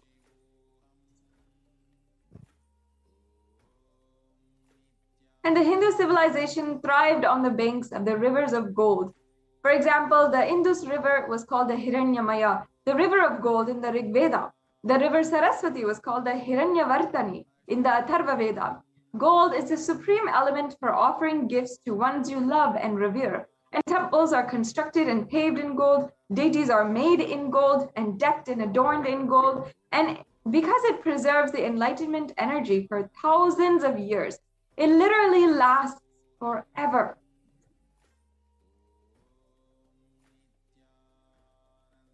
So now we have the first offering of that anyone can offer for any amount. And this offering is available also on the YouTube Super Chat as well as the traditional payment methods. Now, first of all, let me chant the Shastra Pramana for this e-hundi offering. Bhakti Priya Bhakti Ghamya Bhakti Vashya Bhayapaha Shambhavi Sharadaradhya Sharvani Sharmadaini. And the English translation: Devi is fond of true devotion and is realized through true devotion. She can be won over through true devotion, and she removes all fear. This is from the Lalita Sahasranamam.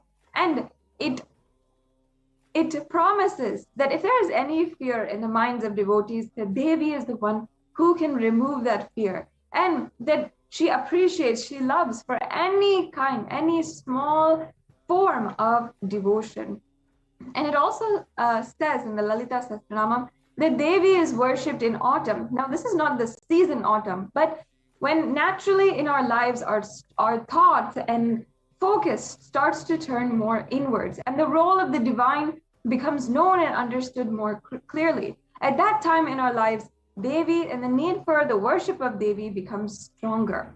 So in this verse, Shambhavi is a consort of Lord Shambhu, who's Lord Shiva, and Sharada Radhya means worship by Sharada, Saraswati, and Sharvani means wife of Lord Shiva. And in the Linga Purana, it says that the Lord Shiva is called Sharva in his earth form. Sharmadhaini means Devi who bestows the happiness on the devotees. So you can offer this Ihundi offering for any amount, and you can offer your gratitude and devotion to Devi Parashakti by offering this, and your name will be chanted out during the puja to Devi.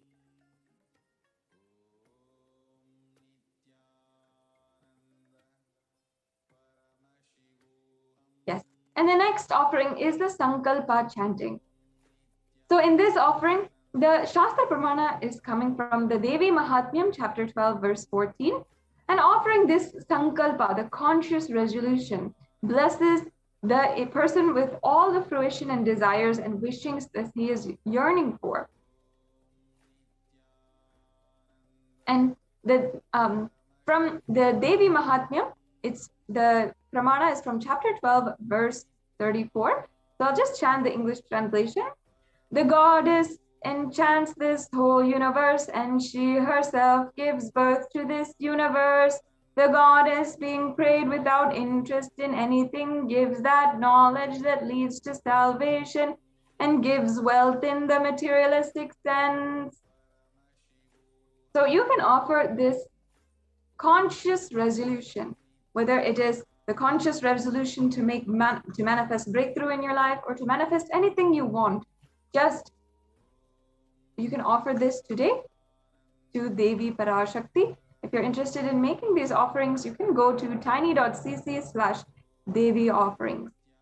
Yes, and the next offering, a very special, very unique kind of offering, is the Sahasranama Swarna Kasu.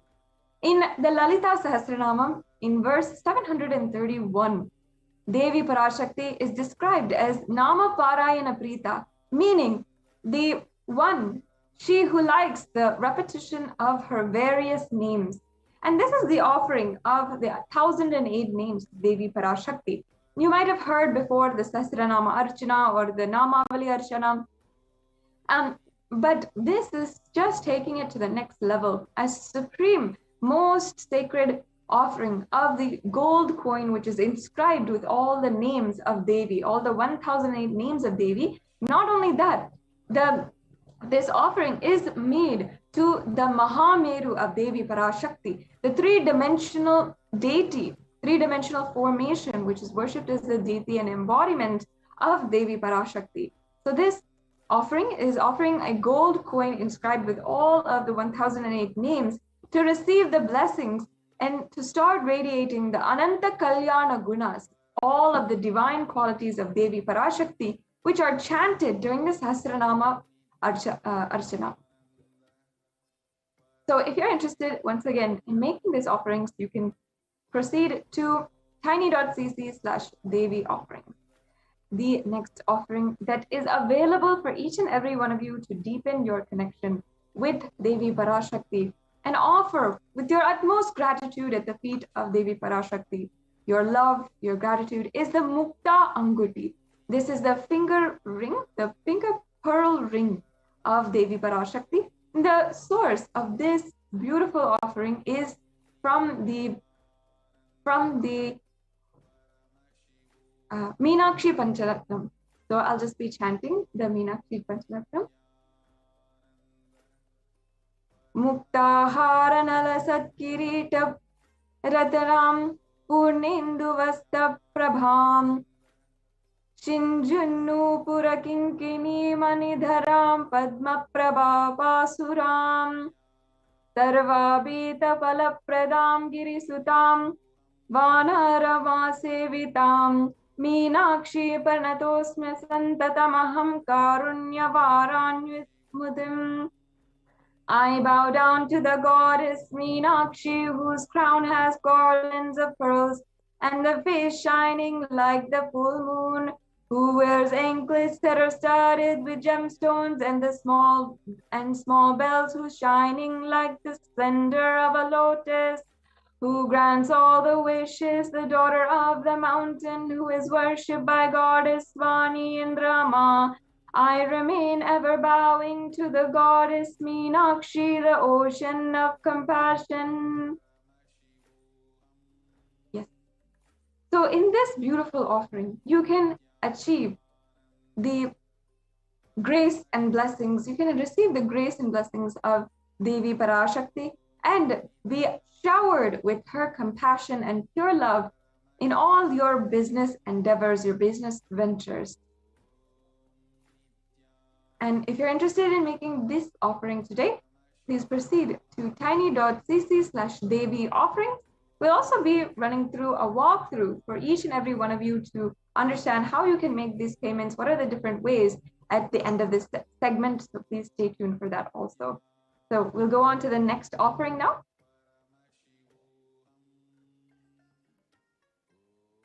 The next offering is the Swarna Padma Pushpa, the golden lotus. So in the Kamik Agama, it says that all of the kalashas should be wound around with a suitable thread and covered with new cloth. They should be adorned with a lotus flower made of gold. So here it is giving from the Kamik Agama the reference for the lotus flower offering made of gold. And in the Hindu scriptures, the lotus is a very common and very sacred element or sacred flower. The next slide, please.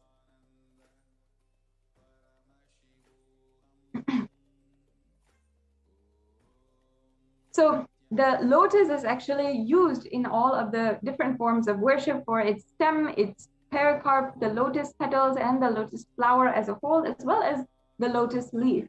So in this, it is really considered a divine flower. Not only that, in the Hindu scriptures, the lotus is referenced as the Shakti of Paramashiva, which is also called the lotus, and also the base of the Paramashiva linga is a lotus, and also the disciple of Paramashiva is also considered and referred to as a lotus.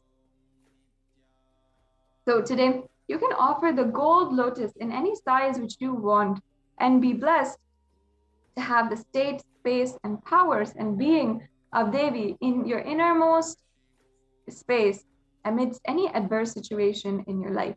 What is known most about the lotus is that in any kind of water, whether it is so muddy and polluted, the lotus will be the flower that blooms from that kind of water, from even the swamps and from the ponds, even with the lowest amount of water. So even in the adverse situations of life, this flower or this offering can give you the strength to face that situation and overcome and grow and be the best in any adverse situation of your life. The next slide, please.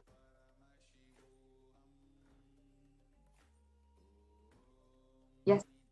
So the next offering is the Swarnamati offering, which is the gold toe ring. In the Hindu tradition, the toe ring is a very traditional piece of jewelry which the women wear, the married women wear, and Devi Parashakti as the divine consort of Paramashiva and the cosmic mother wears the golden toe ring. So we offer this to Devi Parashakti, and this is referenced also in the sacred scriptures. I'll just be chanting the English translation. You whose brightness from the toenails destroys the darkness of ignorance from the minds of devotees who prostrate at your feet. You whose brightness from your 2 feet overpowers that of the lotus flower. So this Swarnamati offering is what you can make in order to remove all the darkness and remove the ignorance which is there inside of you, and receive the blessings of Devi Parashakti, receive the ultimate illumination, the experience of Paramashiva and Paramashivoham with Devi Parashakti. The next slide, please.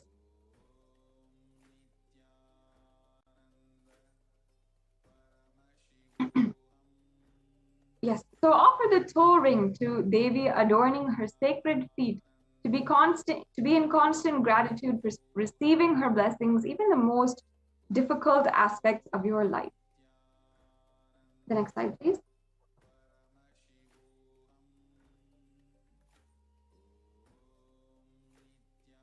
The next offering is the Swarna Mantika, the gold hairline jewelry, another very traditional piece of jewelry which all Hindu women, traditional Hindu women wear, regardless if you are married or not. So this hairline jewelry actually represents the nectar which is overflowing from the Sahasrara Chakra when it's fully open. So the Sahasrara Chakra is actually represented by the 1,000-petaled lotus, and that sits right on your crown and right at the top of your head. And it is the chakra or energy center associated with gratitude and feelings of gratitude. So when that is overflowing and when that chakra is opened, the nectar which is coming out is represented by the Mantika. And that Mantika is what the Hindu traditional women, and of course Devi Parashakti herself, wears, because it represents the open Sahasrara Chakra and the overflowing gratitude. And in fact, in the scriptures, Devi Parashakti is described so beautifully and lovingly as Shuddha Sarabhi Varshani, meaning she who makes the nectar flow in all of our nerves from Sahasrara, she who gives the very pleasant experience of the ultimate. So as you can see, it's such a sweet offering, the golden hairline jewelry, which is basically the representation of the nectar overflowing from the Sahasrara Chakra. When we offer this offering to Devi Parashakti herself in gold, this literally gives us the blessing of overflowing gratitude to Devi Parashakti for her utmost compassion in our lives. And not only that, the space of complete completion. In fact, when the Sahasrara Chakra opens, we experience the space of complete completion and overflowing gratitude, which is what Devi Parashakti blesses us with in this offering. The next slide, please.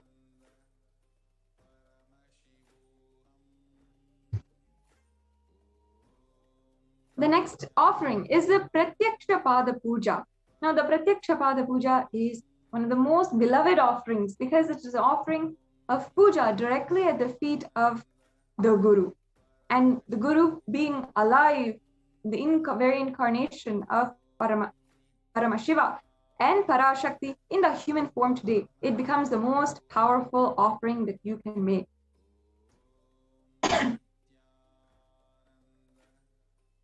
Yes, the English translation of the Shastra Pramana, which we had just chanted before, but I'll chant again, is the illumining splendor of Devi's toenails dispel the darkness of ignorance in the devotees prostrating at her feet. Her feet defeat the lotus power even in beauty. And also in the Shlokam 83 of the Saundarya Lahari, which states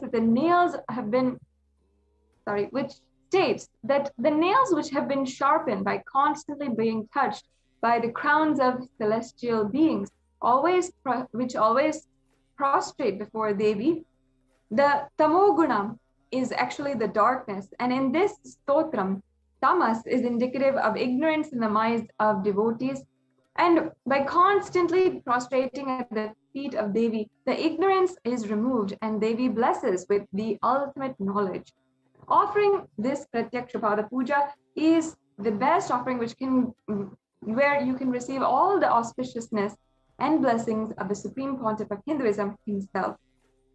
And also, as we are coming closer to Guru Purnima, during the Guru Purnima Brahmotsavam, which is starting just a few days, and on Guru Purnima day itself, July 23rd, it is a most auspicious time, Muhurta, in order to offer Guru Puja or offer the Pada Puja to the Guru. So as the embodiment of Paramashiva and Parashakti expressing through us, making these divine cosmic beings available to his form, this is the most powerful offering that you can make, the Pratyakshapada Puja. The next slide, please. The final offering, among many others today, that is available is the Vastra Seva. This Vastra Seva is the Seva of offering the sacred cloth for adorning Devi Parashakti. Yes, we can go on to the next slide.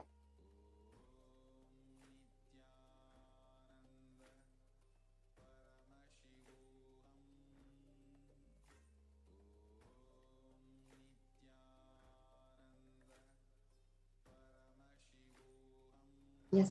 So offering the Vastra Seva will bestow all of the auspiciousness and blessings of the Supreme Pontiff of Hinduism on the Yajaman, on the receiver. So it's one of the most precious offerings that you can make as well. So this comes to a conclusion of all the different offerings. We now can show you a brief summary of all of the different offerings which you can make today. The next slide, please.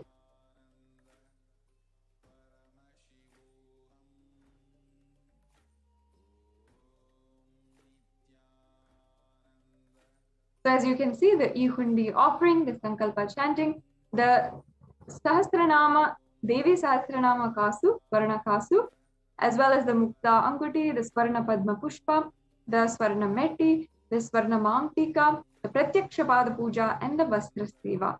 So all of these are available for different amounts in order for you to offer directly to Devi Parashakti. If you'd like to proceed with your payment and proceed with the next steps immediately, you don't need to wait. You can go to tiny.cc/Devi offerings. And if you want more information as well, you can find some more there. The next slide, please.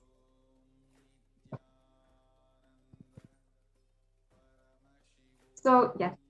Now, in the registration form that you are going to make, there are actually two options. So if you're ready to make these offerings, you're feeling inspired, you want to immediately make these offerings and immediately connect with Devi Parashakti, you don't need to wait. You can go ahead and fill out the payment form, the payment details, and fill out the registration form as well as the Sankalpa form, and go ahead and make your payment. Now, also, if you feel that I really want to make these offerings, I really feel that I am feeling so grateful for Devi Parashakti for what she has given me in my life, whether it is health, long-lasting relationships, wealth, whatever it is, but you feel, okay, I might not be ready to make the offering that I really want to make. For example, if any of these offerings you wanted to make, but you're not able to manifest that correct amount of money, or you're not able to manifest any other situation in your life right now to align to making that reality manifest in your life, making the reality of offering these sevas manifest in your life, then you can still fill out the registration form. So either if you're interested in making the offering, you'd like to know more information, or you want help in manifesting this offering in your life, or you just want more details, you can fill out the registration form and we can help you with ensuring that you manifest this in your life. So you can go ahead to tiny.cc/Bhava Samadhi and you can fill out the registration form if you want help in manifesting this offering today. The other options here are the online payment. If you are ready to make the if you make the online payment for the offering of the sevas, you can go to tiny.cc/Devi offerings. And always after the payments, make sure that you are submitting the details for the puja at tiny.cc/Sankalpa 2021.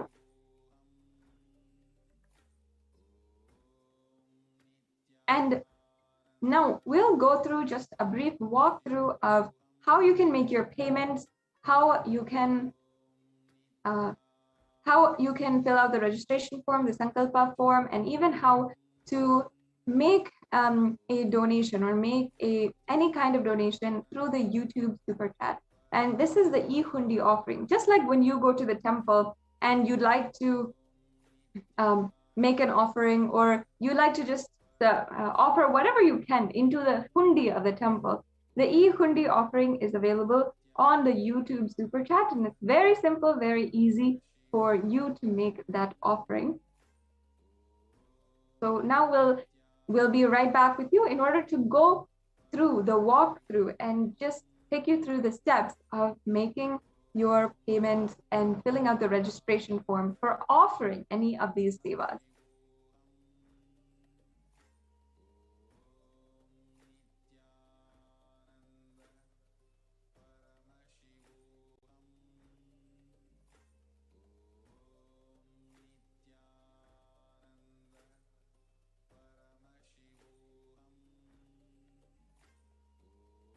Yes, as we get that ready, I invite all the viewers just to, I highly encourage and hope you understand, first of all, that Devi Parashakti is blessing each and every one of us with just her personal love, personal compassion and grace for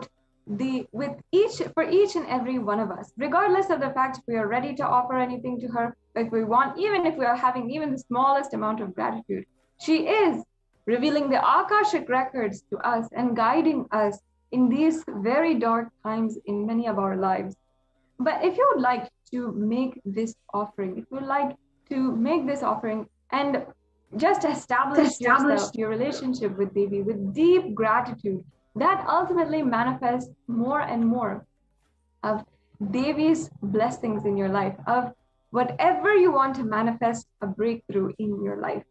So these are scientific, literally proven methods researched by the ancient Vedic scientists, the ancient rishis of Sanatana Hindu Dharma, of deepening and establishing yourself in the ultimate connection with Devi Parashakti, each and every one of these sevas.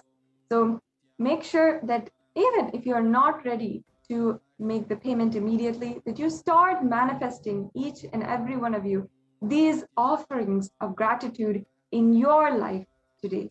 So now we can go through the different payment methods and the how to make a payment or make an e-hundi offering on the YouTube super chat. Yes, thank you, Masada Shukriya. Here, what we're seeing on the screen is the YouTube live screen, where if you're watching the live stream on YouTube, this is what you will see. And on the right side, you will see a chat box. Now, in the chat box at the bottom, it says members only mode, which is available. Whenever the Devi Parashakti Akashic reading is going on, only the members of the official YouTube channel will be able to post your questions directly for Devi Parashakti to see it and bless us all. So if you would like to join as a member of the channel, all you have to do is click on join, and you will have various different member options available: bronze, silver, gold, platinum, and premium options available. All you have to do is click on join, and you can add your credit card or debit card. You can add your PayPal details, and you can go ahead and click on save card, or you can go ahead and become a member of this channel.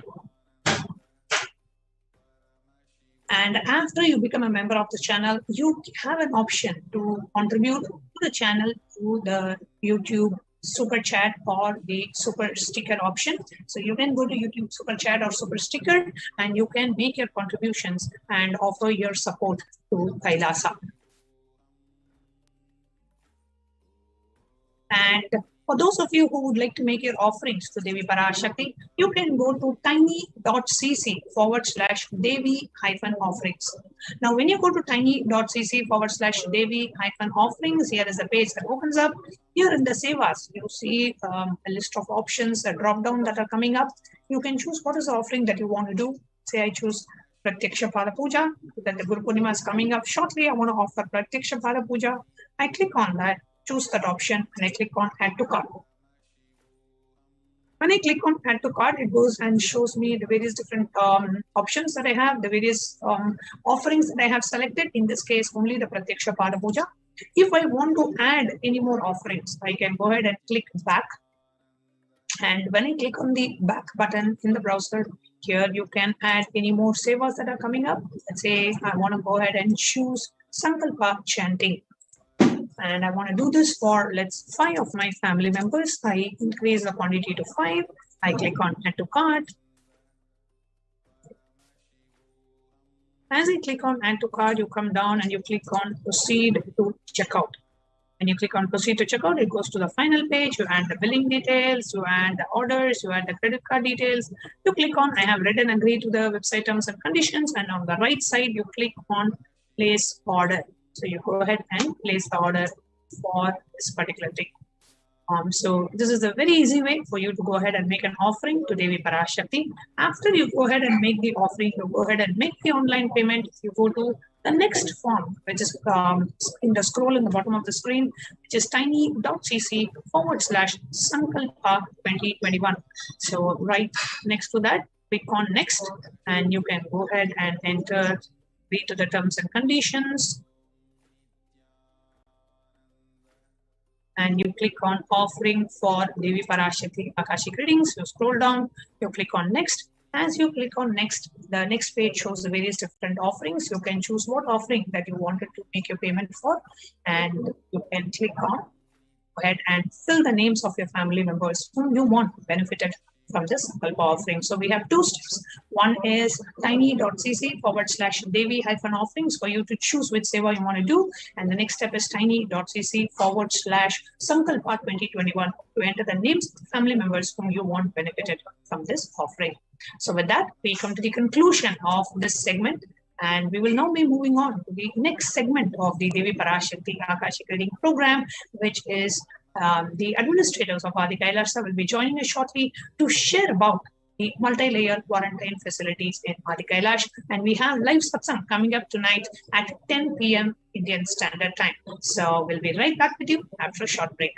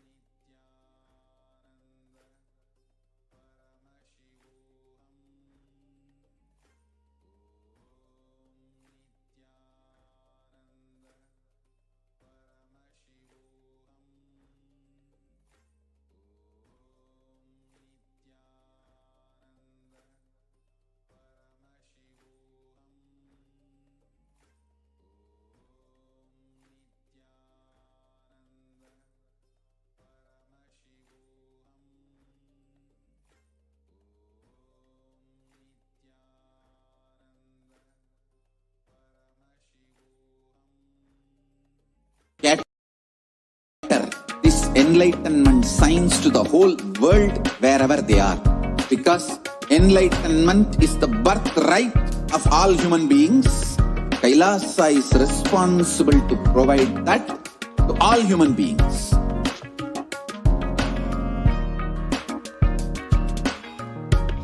Kailasa is the totality of the knowledge I received from my gurus and practice manifested in my life, perfected by teaching millions of people from all cultures, time zones, backgrounds, genders, nationality, race, from every creed.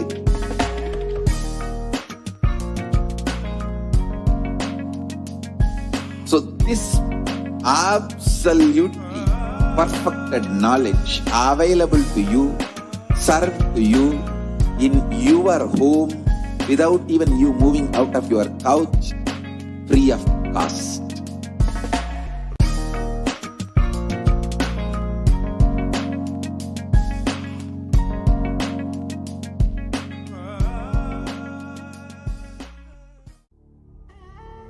What I mean by the word E-Kailasa, listen intensely. Enlightenment ecosystem, literally enlightenment itself, in your own home, wherever you are. If you cannot come to Kailasa, it's okay. Kailasa can come to you.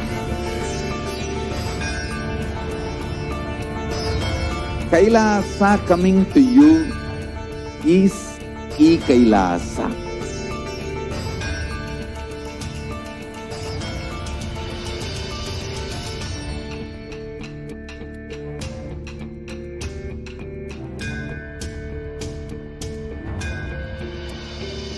I will revive Hinduism.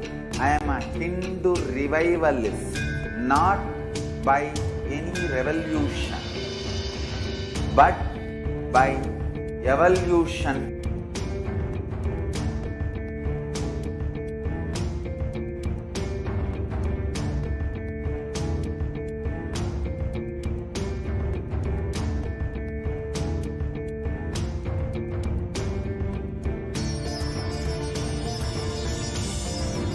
And setting model community.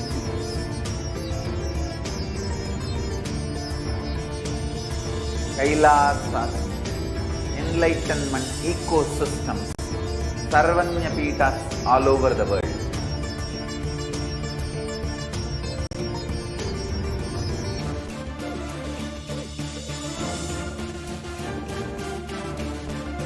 All powerful cognition, knowledge, only when you live, power manifestation and possibilities manifestation happens. It's a fundamental truth.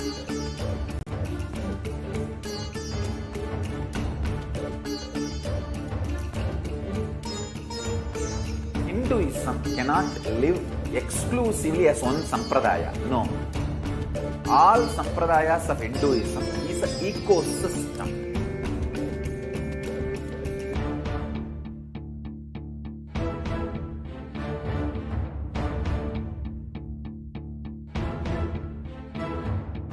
So don't keep quiet thinking that if one sampradaya is attacked, only that sampradaya is going to be affected. All of us are ecosystem.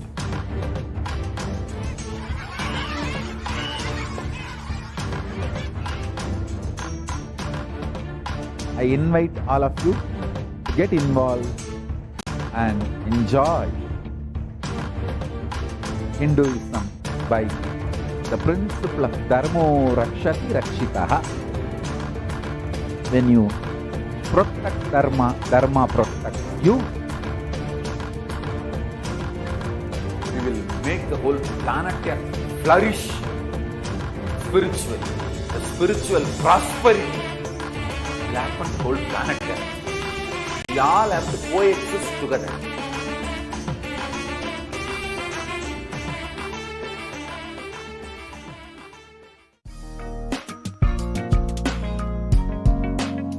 We get you health. We get you ability to build beautiful relationships in your life. We get you direct spiritual support, and we make sure you become wealthy.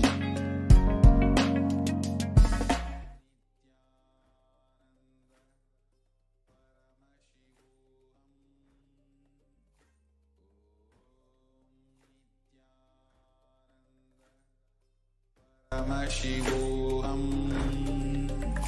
Om Nithyananda. Paramashivoham. Om Nithyananda. Paramashivoham. Om Nithyananda. Paramashivoham. Om Nithyananda. Paramashivoham. We won't stop giving you just good life. We will literally not stop till you live enlightened life. Manifesting the state of Paramashiva, space of Paramashiva, powers of Paramashiva, being of Paramashiva.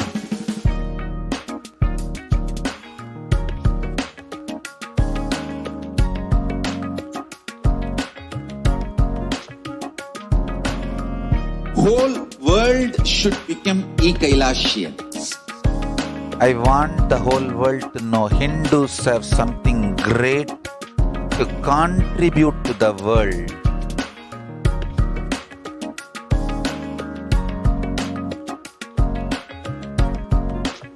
We have something great to contribute to the world. Let us do that.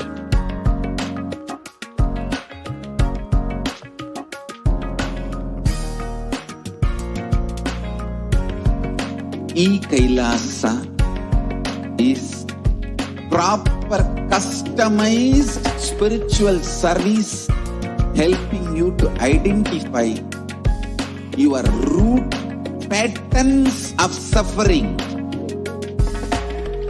We have perfected the science of helping every individual from every cultural, religious, nationality background.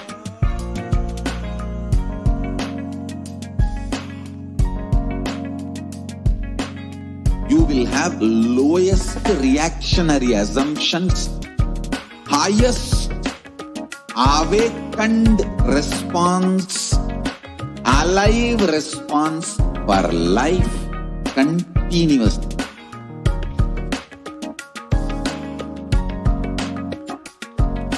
E-Kailasa is enlightenment ecosystem, literally enlightenment itself in your own home, wherever you are. Proper customized spiritual service helping you to complete with your life negativity, withdrawal from life, self-hatred, self-denial, self-doubt, so much of tiredness, laziness. We can support you aligning your diet, your attitude, your aptitude, your understanding about life. We can help you with everything.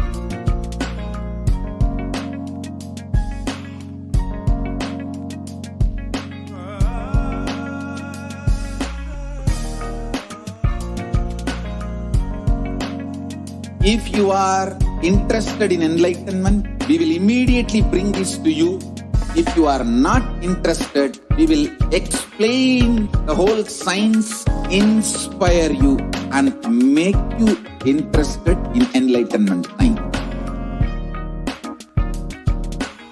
We need to cater this enlightenment science to the whole world wherever they are, because enlightenment is the birthright of all human beings.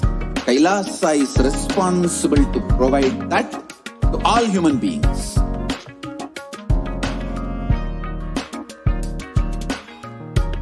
Kailasa is the totality of the knowledge I received from my gurus and practice manifested in my life, perfected by teaching millions of people from all cultures, time zones, backgrounds, genders, nationality, race, from every creed.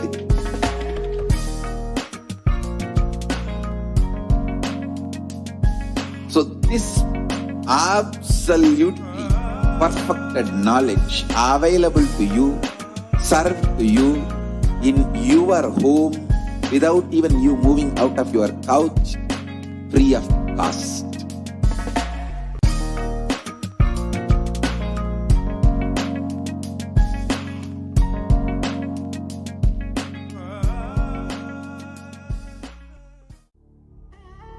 What I mean by the word e-Kailasa, listen intensely. Enlightenment ecosystem, literally enlightenment itself in your own home, wherever you are. If you cannot come to Kailasa, it's okay. Kailasa can come to you.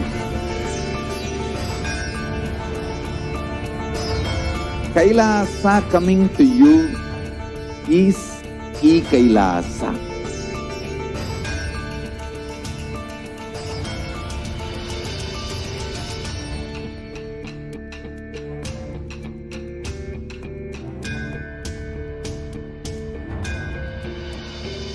I will revive Hinduism. I am a Hindu revivalist, not by any revolution, but by evolution.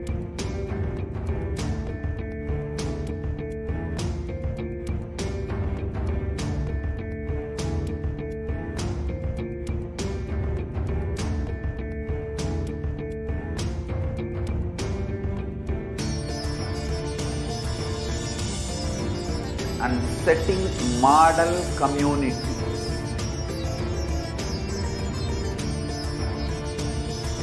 Kailasas, enlightenment ecosystems, Sarvanya Pitas all over the world.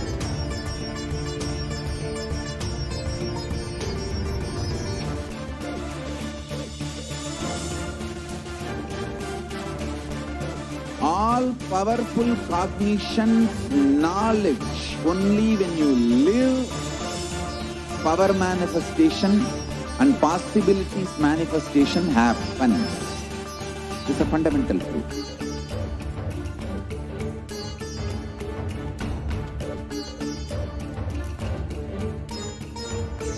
Hinduism cannot live exclusively as one sampradaya. No. All sampradayas of Hinduism is an ecosystem.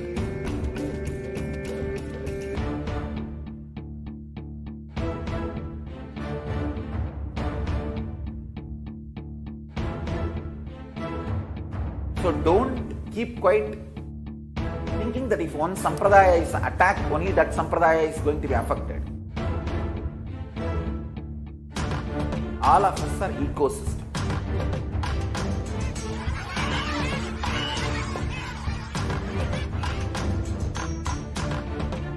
I invite all of you to get involved and enjoy Hinduism by the principle of Dharmo Rakshati Rakshitaha. When you protect Dharma, Dharma protects you. We will make the whole planet flourish spiritually. The spiritual prosperity will happen to the whole planet. We all have to coexist together.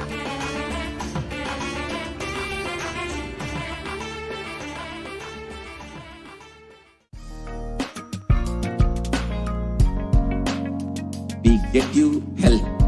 We get you ability to build beautiful relationships in your life. We get you direct spiritual support, and we make sure you become wealthy.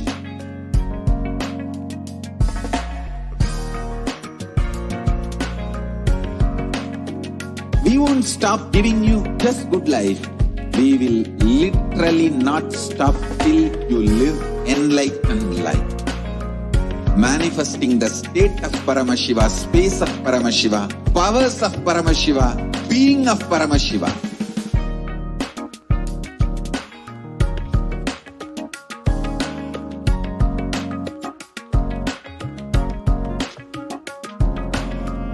Whole world should become e-Kailasians. I want the whole world to know Hindus have something great to contribute to the world.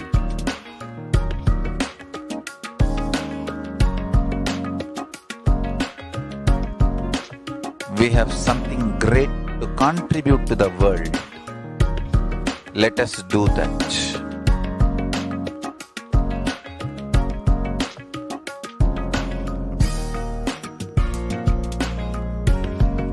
E-Kailasa is proper customized spiritual service helping you to identify your root patterns of suffering. We have perfected the science of helping every individual from every cultural, religious, nationality background.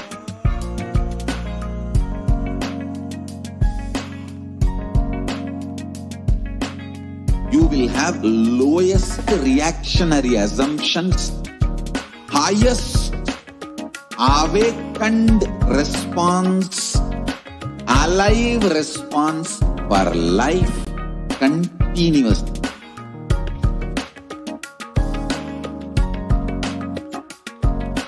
E-Kailasa is enlightenment ecosystem, literally enlightenment itself in your own home, wherever you are.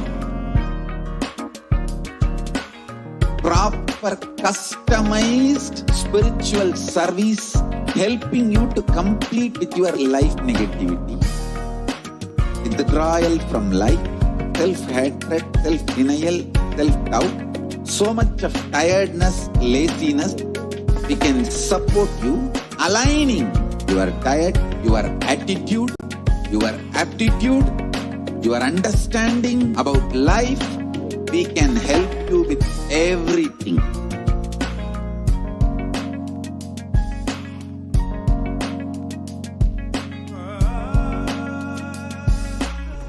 Om Nithyananda Paramashivoham. Om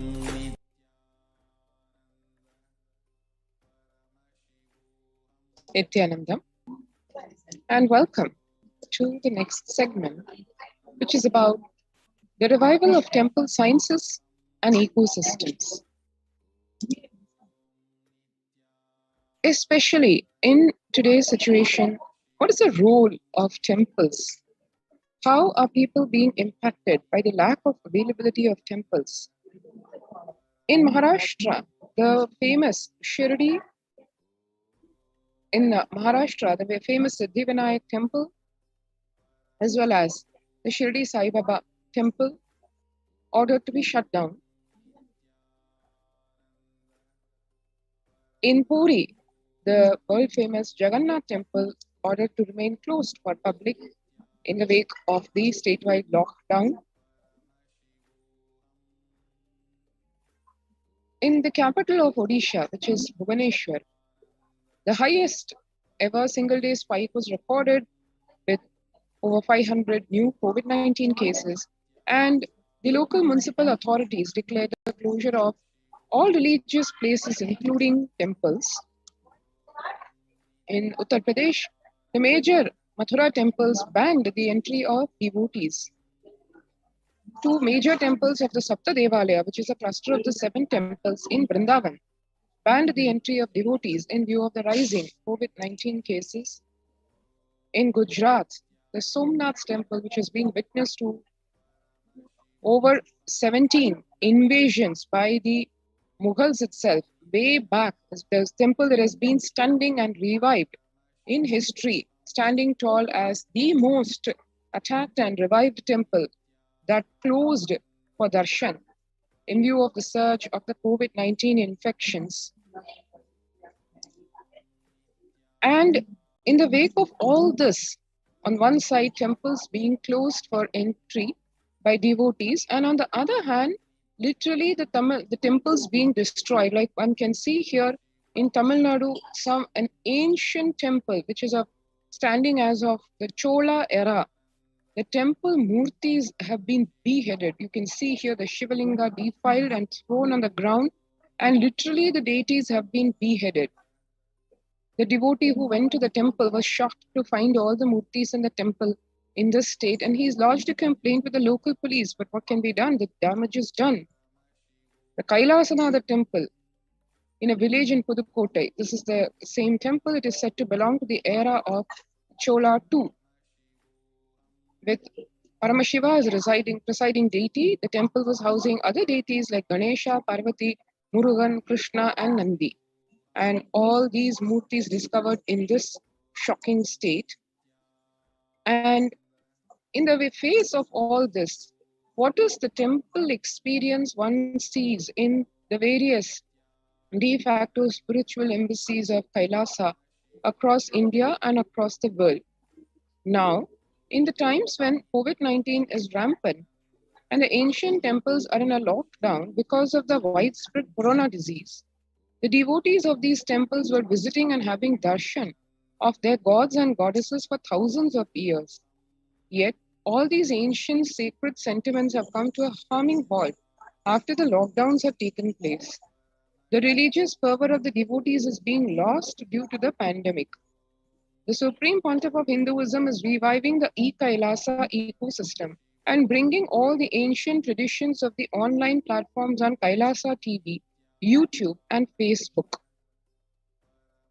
In a time of absolute need, when people at large are experiencing such heavy levels of stress, depressive disorder, anxiety, temples are the fundamental support system for any practicing Hindu, even in the times of peace.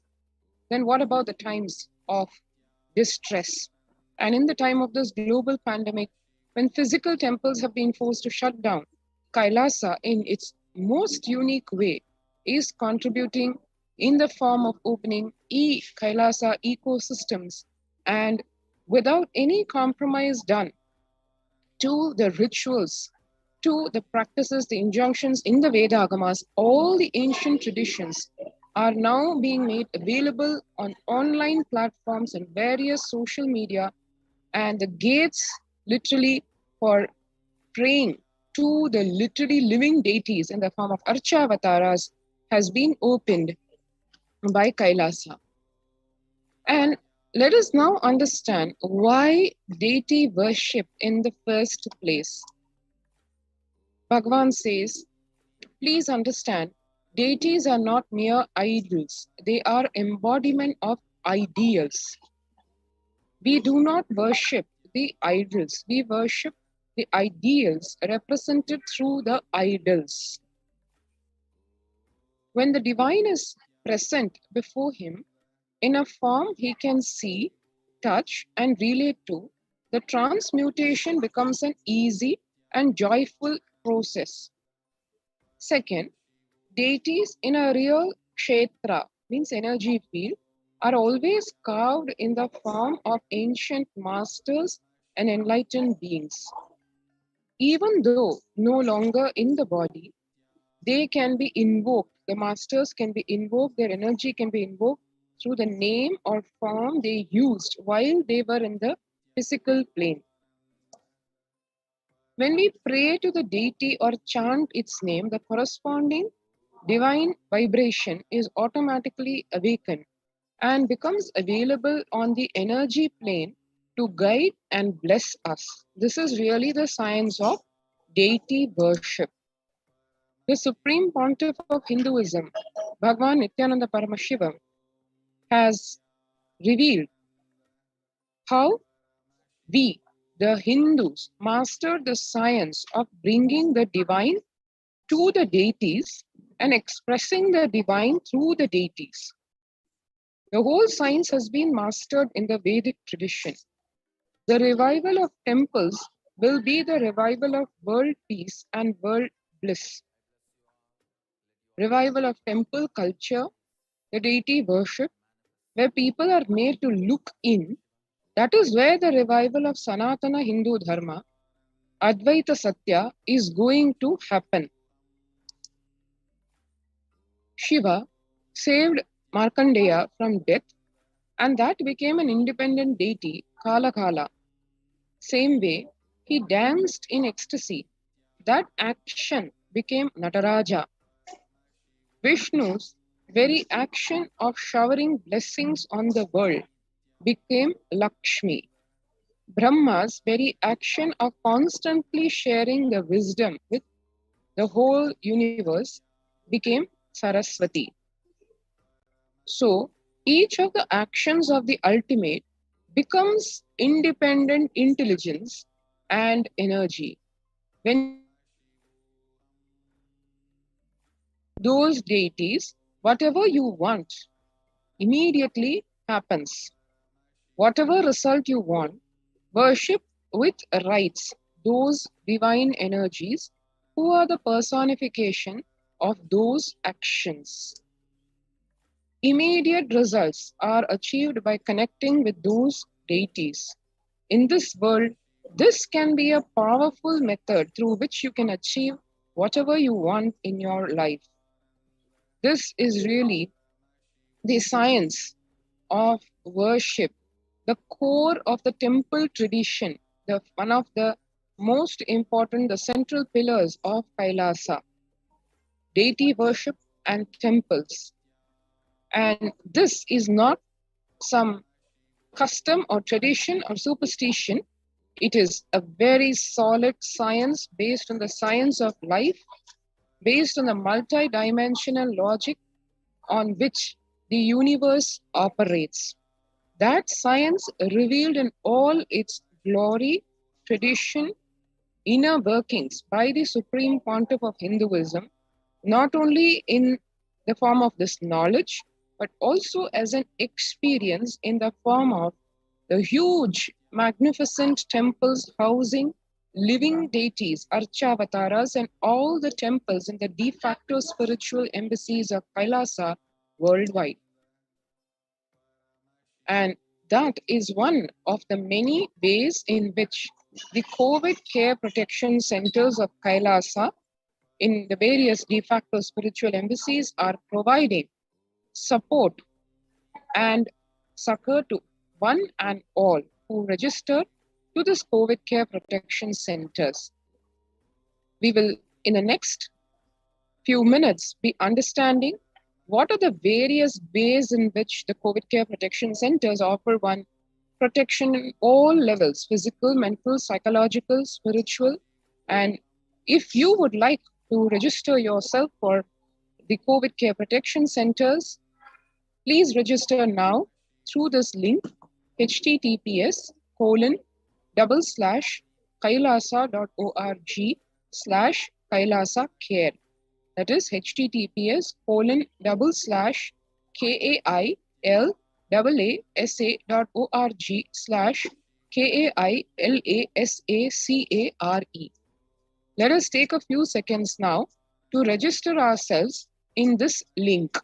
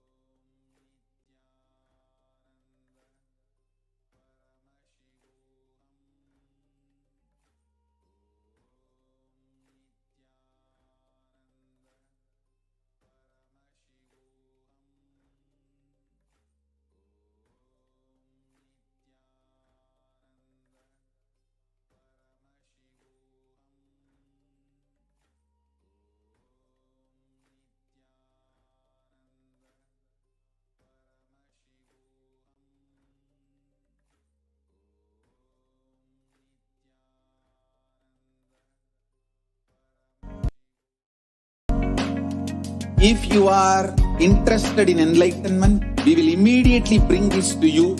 If you are not interested, we will explain the whole science, inspire you, and make you interested in enlightenment time. we need to cater this enlightenment science to the whole world wherever they are. Because enlightenment is the birthright of all human beings. Kailasa is responsible to provide that to all human beings.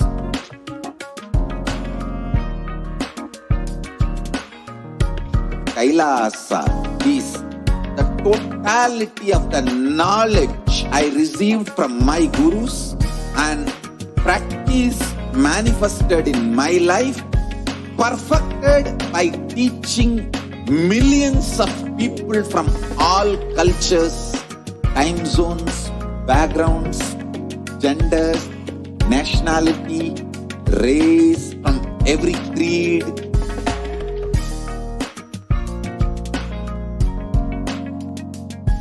So this absolutely perfected knowledge available to you, served to you in your home without even you moving out of your couch, free of cost.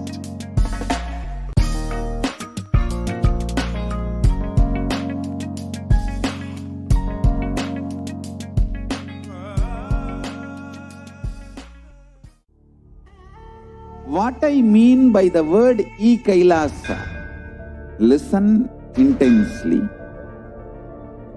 Enlightenment ecosystem, literally enlightenment itself, in your own home, wherever you are. If you cannot come to Kailasa, it's okay. Kailasa can come to you.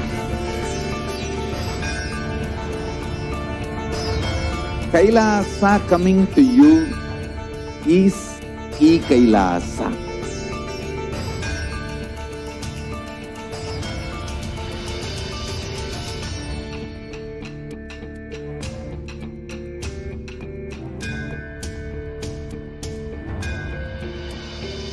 I will revive Hinduism. I am a Hindu revivalist, not by any revolution, but by evolution.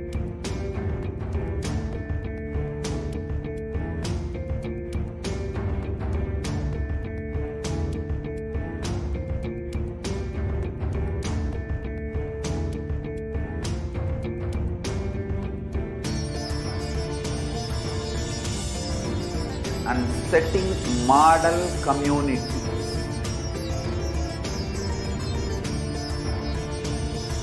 Kailasas, enlightenment ecosystems, Sarvanya Pitas all over the world.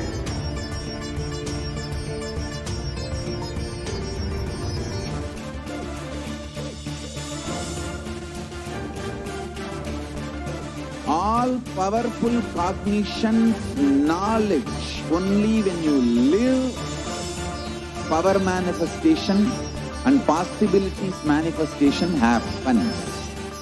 This is a fundamental truth.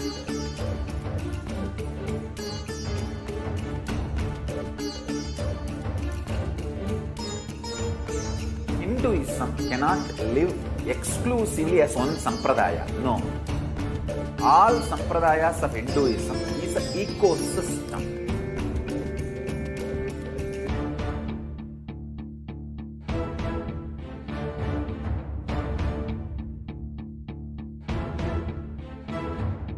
So don't keep quiet thinking that if one sampradaya is attacked, only that sampradaya is going to be affected. All of us are ecosystem.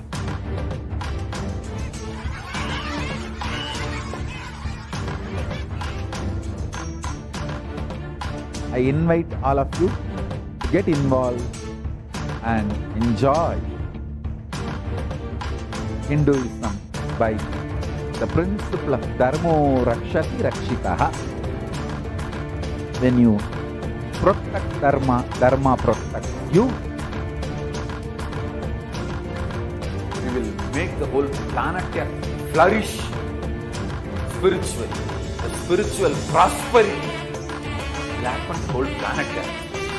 We all have to coexist together.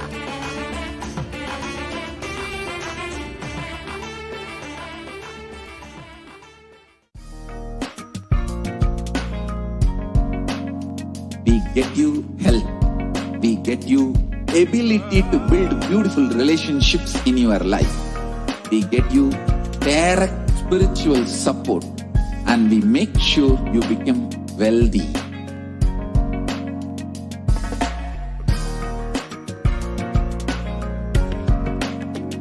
We won't stop giving you.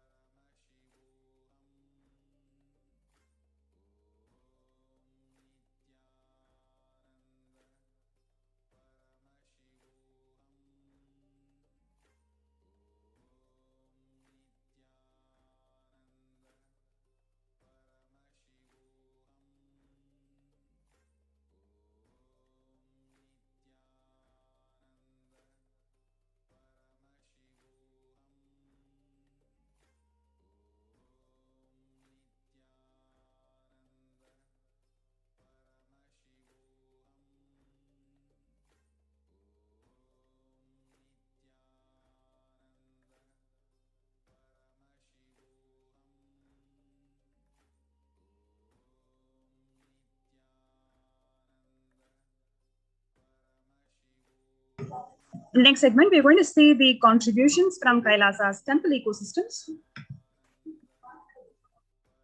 Kailasa is a place where everything related to super consciousness is revived. All the sampradayas, all the spiritual ecosystems created for enlightenment will be revived and established in such a way that it never gets lost again. They're forever serving the humanity.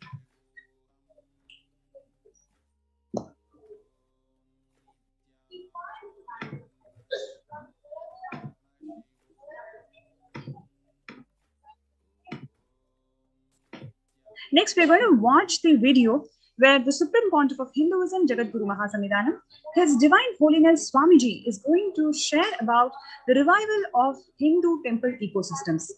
Stay tuned, we'll watch the video and we'll be right back. I am going to revive Hinduism by setting up a model community, enlightenment ecosystem. I'm going to create absolutely from the scratch newly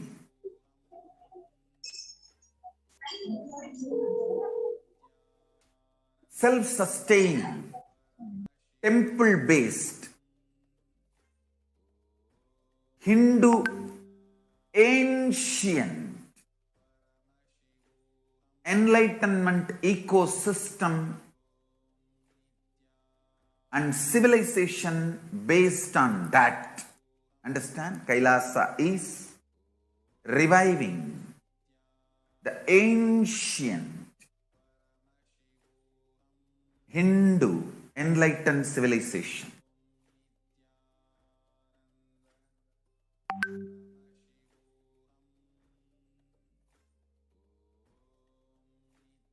Paramashiva himself manifested this Kailasa Mandala, the enlightenment ecosystem, and the lifestyle. I am going to revive this whole enlightenment ecosystem, Kailasa, by creating a model Kailasas all over the world.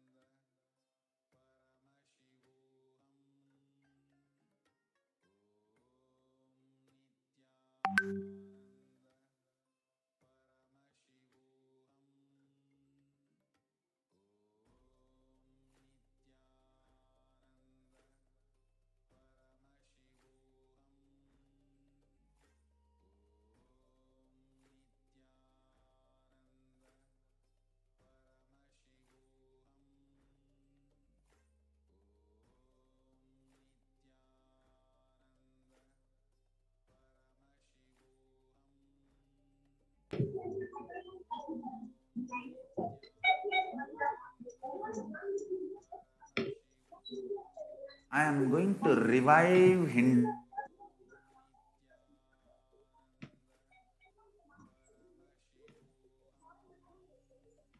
enlightenment ecosystem. I am going to create absolute. Sorry for the technical glitch.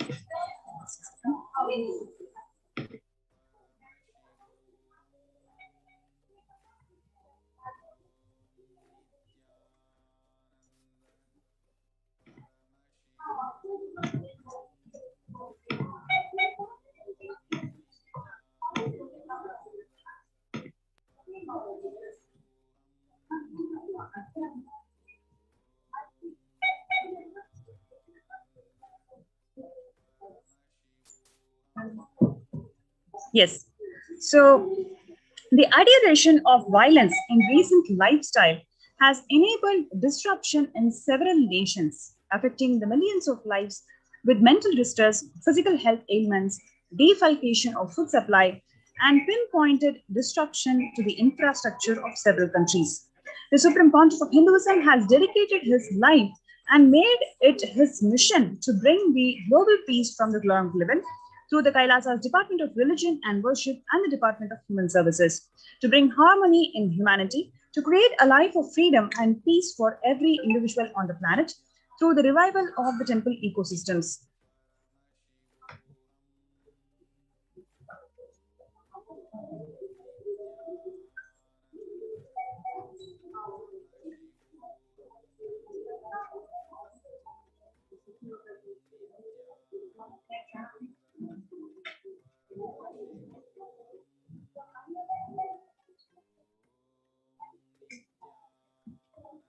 Joshua Gordon, the director of National Institute of Mental Health, has told that he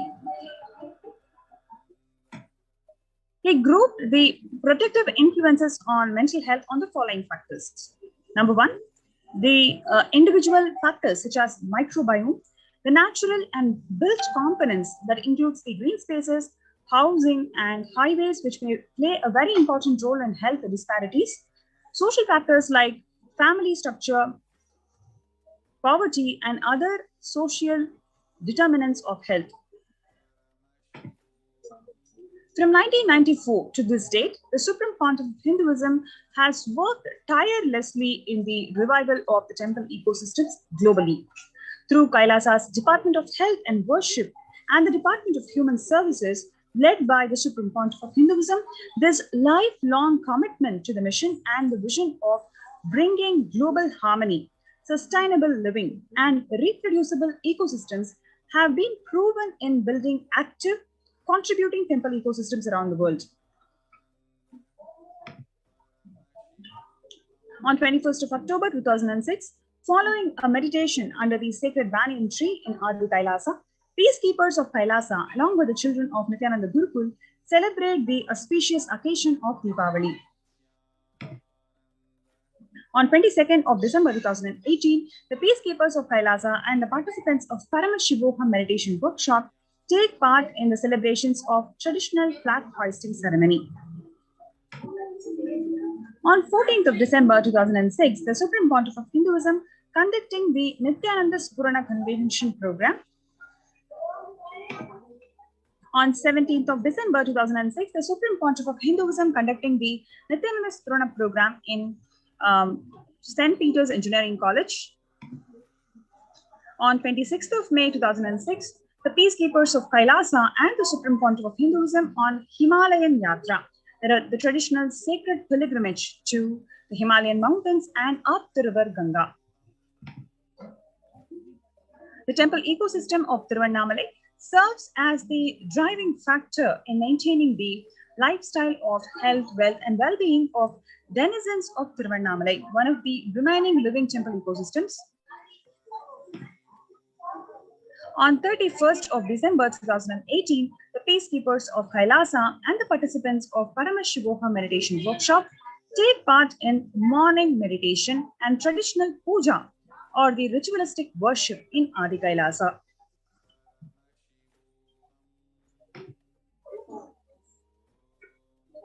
On 17th of August 2014, the distribution of sweet butter as the part of Krishna Janmashtami celebrations, the celebration of Lord Krishna's birth in Adi Kailasa. On 17th of August in the same year, where you can see playfully colorful celebrations of Krishna Janmashtami. So you can actually understand how the whole temple ecosystem is spreading happiness, oneness, and consciously evolving each and every being.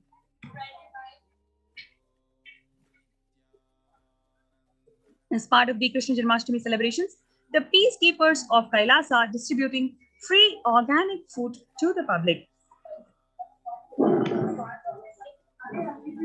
On 11th of September 2016, the peacekeepers of Kailasa, led by the Supreme Pontiff of Hinduism, take part in Karaseva, the voluntary contribution of physical service towards the cleaning and construction of the sacred Hindu temple.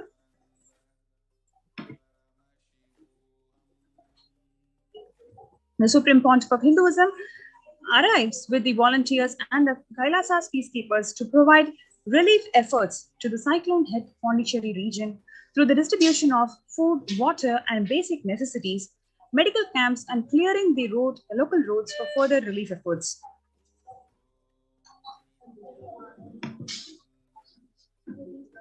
On 4th of January 2012, the Thane food relief food preparations in Pondicherry.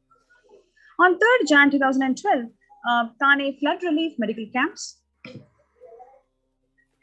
Next, we see the Kailasa's ecosystems around the world, which is established in all the global continents. Kailasa in Tiruvannamalai as a traditionally being passed on to the hands of the Supreme Pontiff of Hindus by his Guru, Mata Vivekanandapuri. And right side, you can see how the same ecosystem in a couple of decades, how it has evolved into a huge enlightenment ecosystem serving thousands of people and the delegates through Kalpataru meditation workshop and Shiva Diksha. You can see in 2011 in Kailasa and Tiruvannamalai, the Supreme Pontiff of Hinduism himself serving the Annadan.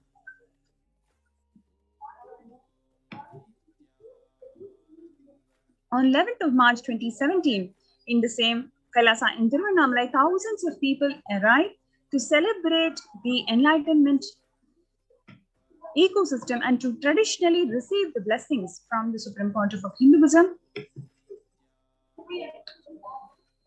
Next, what we are seeing is the Tiruchengodu Sarvanya Peetham, Adi Nithyananda Peetham, the first temple ecosystem established by the Supreme Pontiff of Hinduism at the age of 23 on the banks of the river Kaveri. This was the start of the borderless Hindu temple ecosystem as we know today as Kailasa.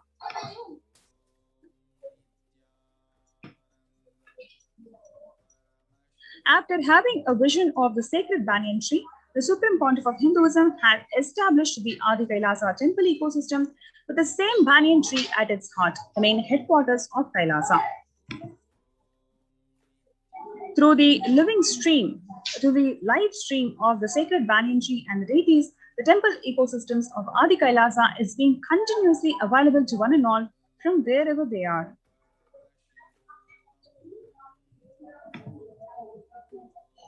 The continuous flow of worship and the temple services in Adi Kailasa. The continuous flow of worship and the temple services in the Adi Kailasa Nithyananda Peetham in Devi. The first temple being established by the Supreme Pontiff of Hinduism outside India, the temple being physically come into life in just 9 months. The chief presiding deities of temple are Sri Nithyanandeshwara Paramashiva and Devi Nithyanandeshwari Parashakti.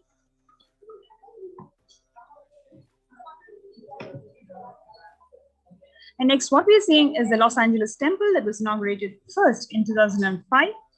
And again, that houses the largest Shivalinga and Rajarajeshwari Devi in North America.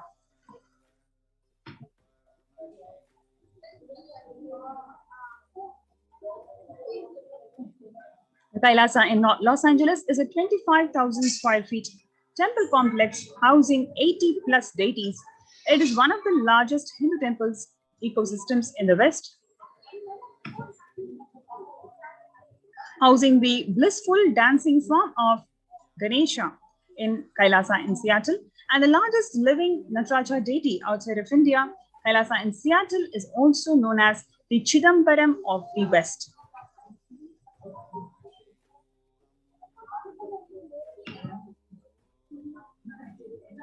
Next, what we are seeing is the Kailasa in San Jose, California, which was inaugurated in 2009.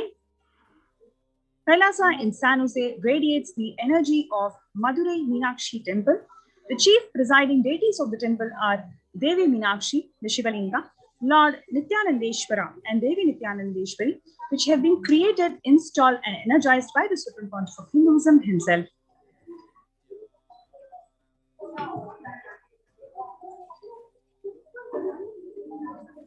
Kailasa in St. Louis, Missouri, alongside with the Shivalinga and the Nithyananda Ganesha.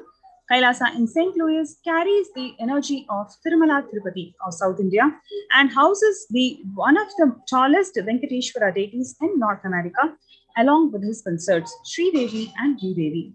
The beautiful landscape nestled among the woods and rolling hills of Missouri stretches to about 20 acres.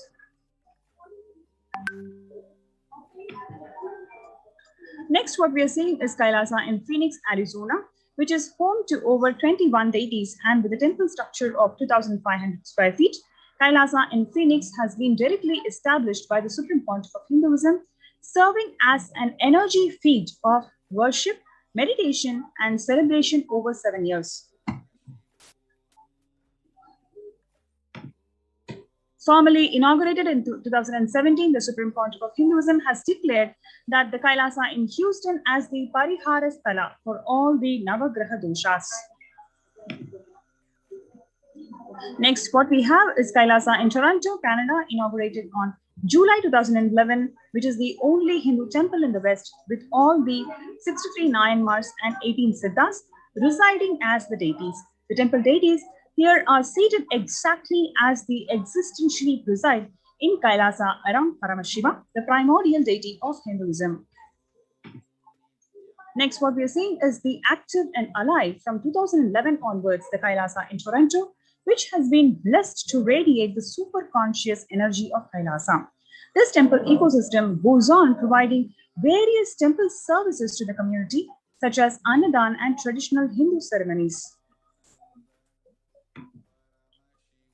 Kailasa's Department of Religion and Worship, the Department of Human Services, and each of Kailasa's temple ecosystems consider the right of happiness to be the highest happiness, highest fundamental right of all the human beings. The ultimate goal of Hinduism and the Kailasa, led by the Supreme Pontiff of Hinduism, is the material and spiritual well-being and prosperity of humanity. So we welcome one and all to join the COVID Care Protection Centers that the Supreme Pontiff of Hinduism, Jagadguru Mahasannidhanam, His Divine Holiness Swamiji has opened to one and all. We welcome you to register yourself in kailasa.org/kailasacare, KAILASA.org/KAILASACARE. So let's take a few minutes to join kailasa.org/kailasacare.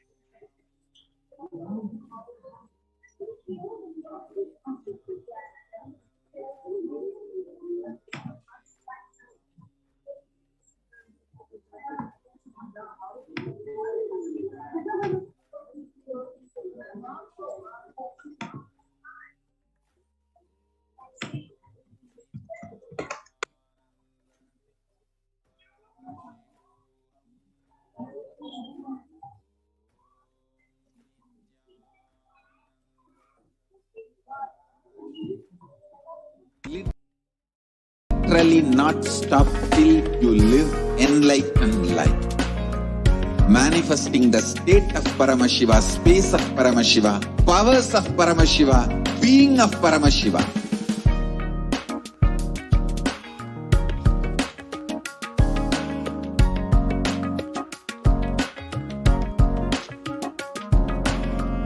Whole world should become e-Kailashians. I want the whole world to know Hindus have something great to contribute to the world.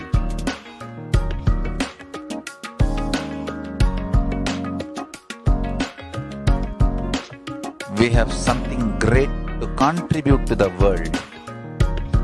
Let us do that.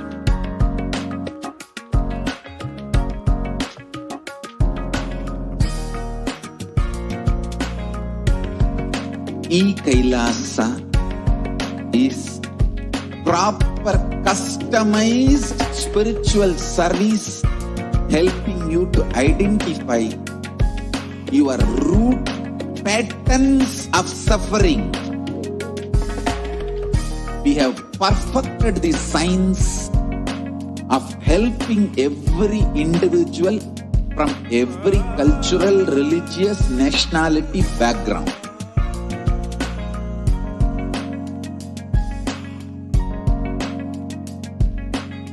You will have lowest reactionary assumptions, highest awakened response, alive response for life continuously.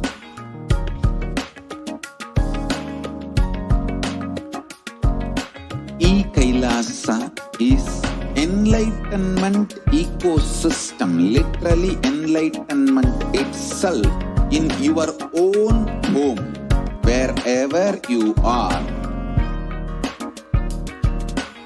Proper customized spiritual service helping you to complete with your life negativity. Withdrawal from life, self-hatred, self-denial, self-doubt, so much of tiredness, laziness, we can support you aligning your diet, your attitude, your aptitude, your understanding about life. We can help you with everything.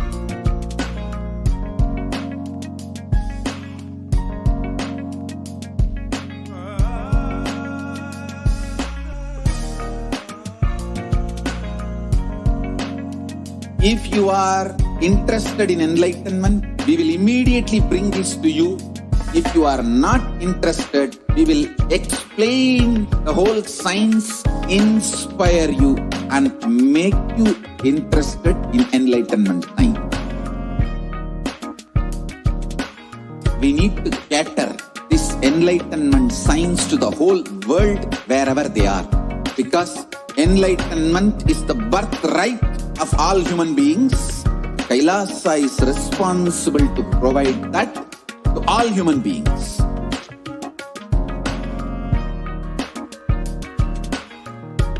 Kailasa is the totality of the knowledge I received from my gurus and practice manifested in my life, perfected by teaching millions of people from all cultures, time zones, backgrounds, genders, nationality, race, from every creed.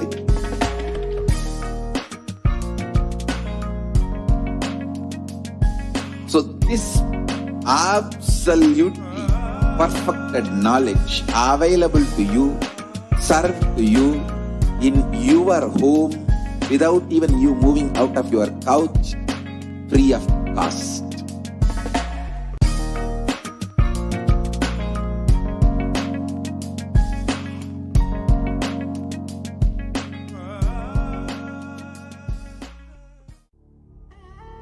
What I mean by the word E-Kailasa, listen intensely.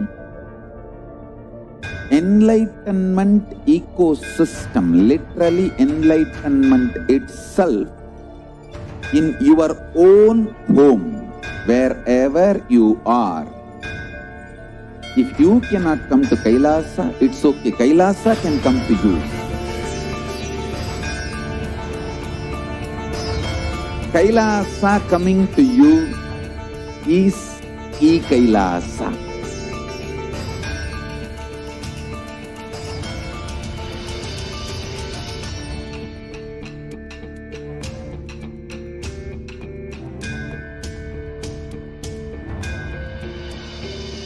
I will revive Hinduism. I am a Hindu revivalist, not by any revolution, but by evolution.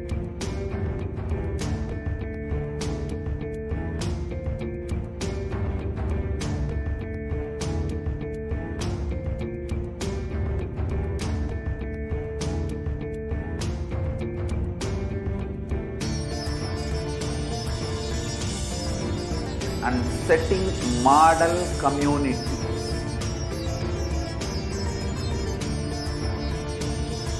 Kailasas, enlightenment ecosystems, Sarvanya Peethas all over the world.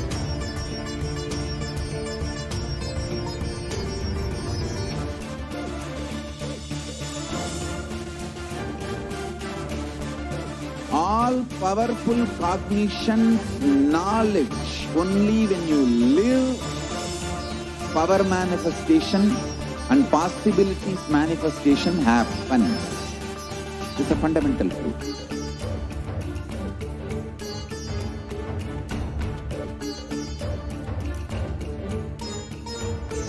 Hinduism cannot live exclusively as one sampradaya. No.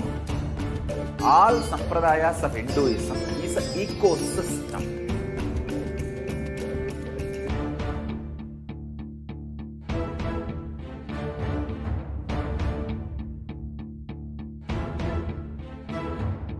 So don't keep quiet thinking that if one sampradaya is attacked, only that sampradaya is going to be affected.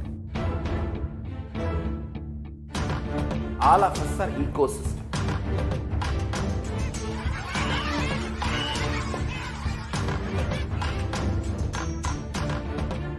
I invite all of you to get involved and enjoy Hinduism by the principle of Dharmo Rakshati Rakshitaha. When you protect Dharma, Dharma protects you. We will make the whole planet flourish spiritually. The spiritual prosperity will happen to the whole planet. We all have to coexist together.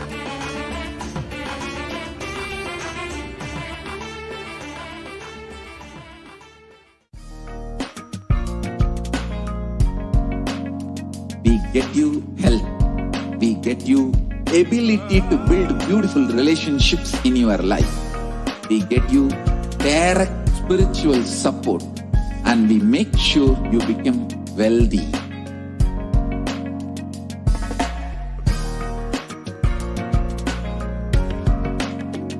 We won't stop giving you just good life. We will literally not stop till you live enlightened life.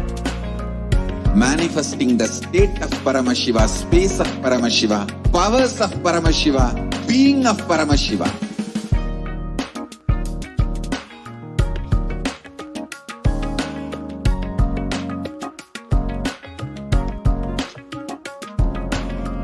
Whole world should become e-Kailashians. I want the whole world to know Hindus have something great to contribute to the world.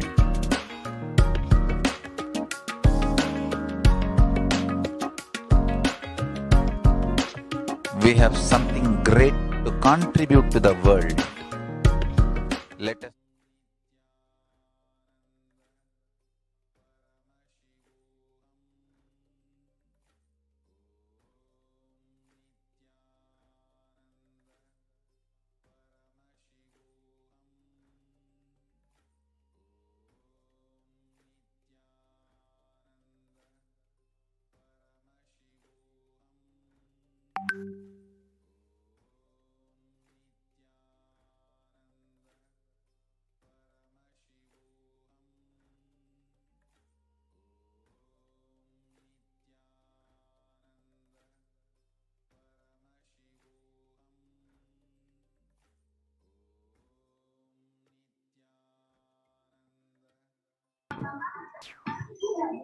Next, we have the contributions from the Department of Kailasa's Department of Religion and Worship during the COVID-19 pandemic. So what we have seen in the initial part of the presentation is how the temples all around the world has been closed because of ongoing pandemic, and how the Hindus are left with no place for them to go and offer their prayers.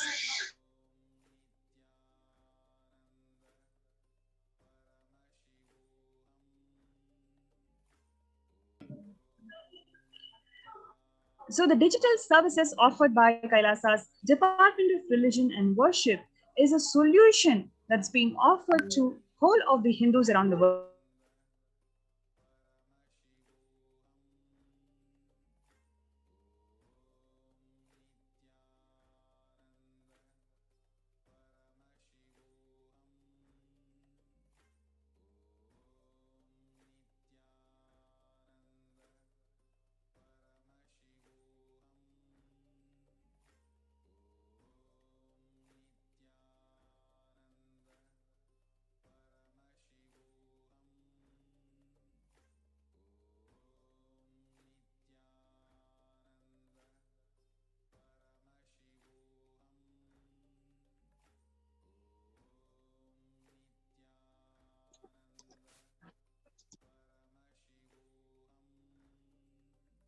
Yes, sorry for the technical glitch, dear viewers. And what we are going to see is the contributions from Kailasa's Department of Religion and Worship, how during the testing times of pandemic, when all the temples around the world are closed and Hindus do not have a place to worship, especially when they have so much of suffering, and when they are losing their loved ones in their lives, they need a place to offer their prayers to Paramashiva and all the other Hindu deities. So the Kailasa's Department of Religion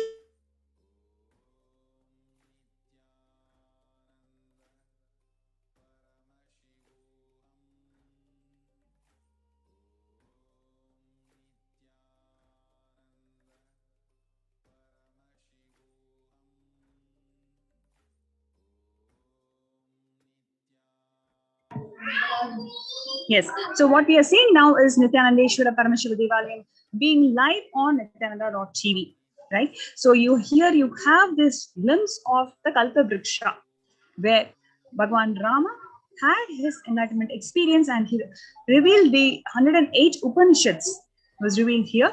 So this space, the Kalpa Vriksha space, is available to the whole of the humanity for us to connect and pray.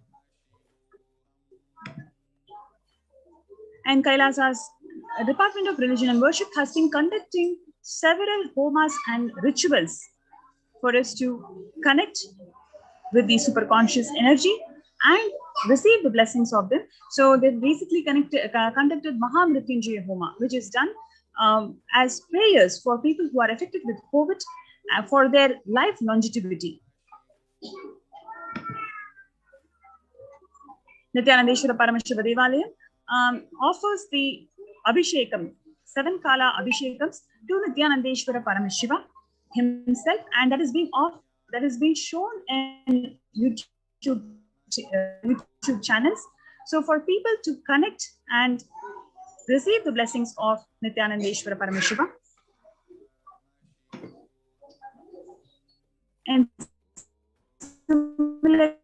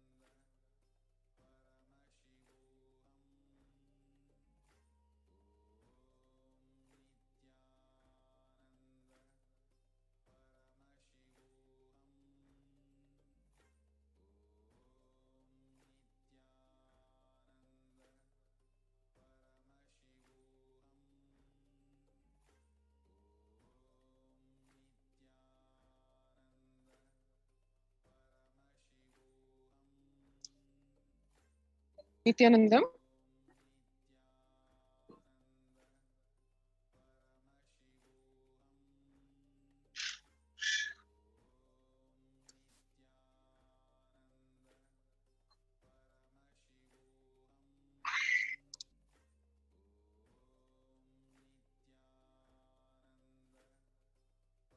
Nithyananda, sorry for the technical glitch.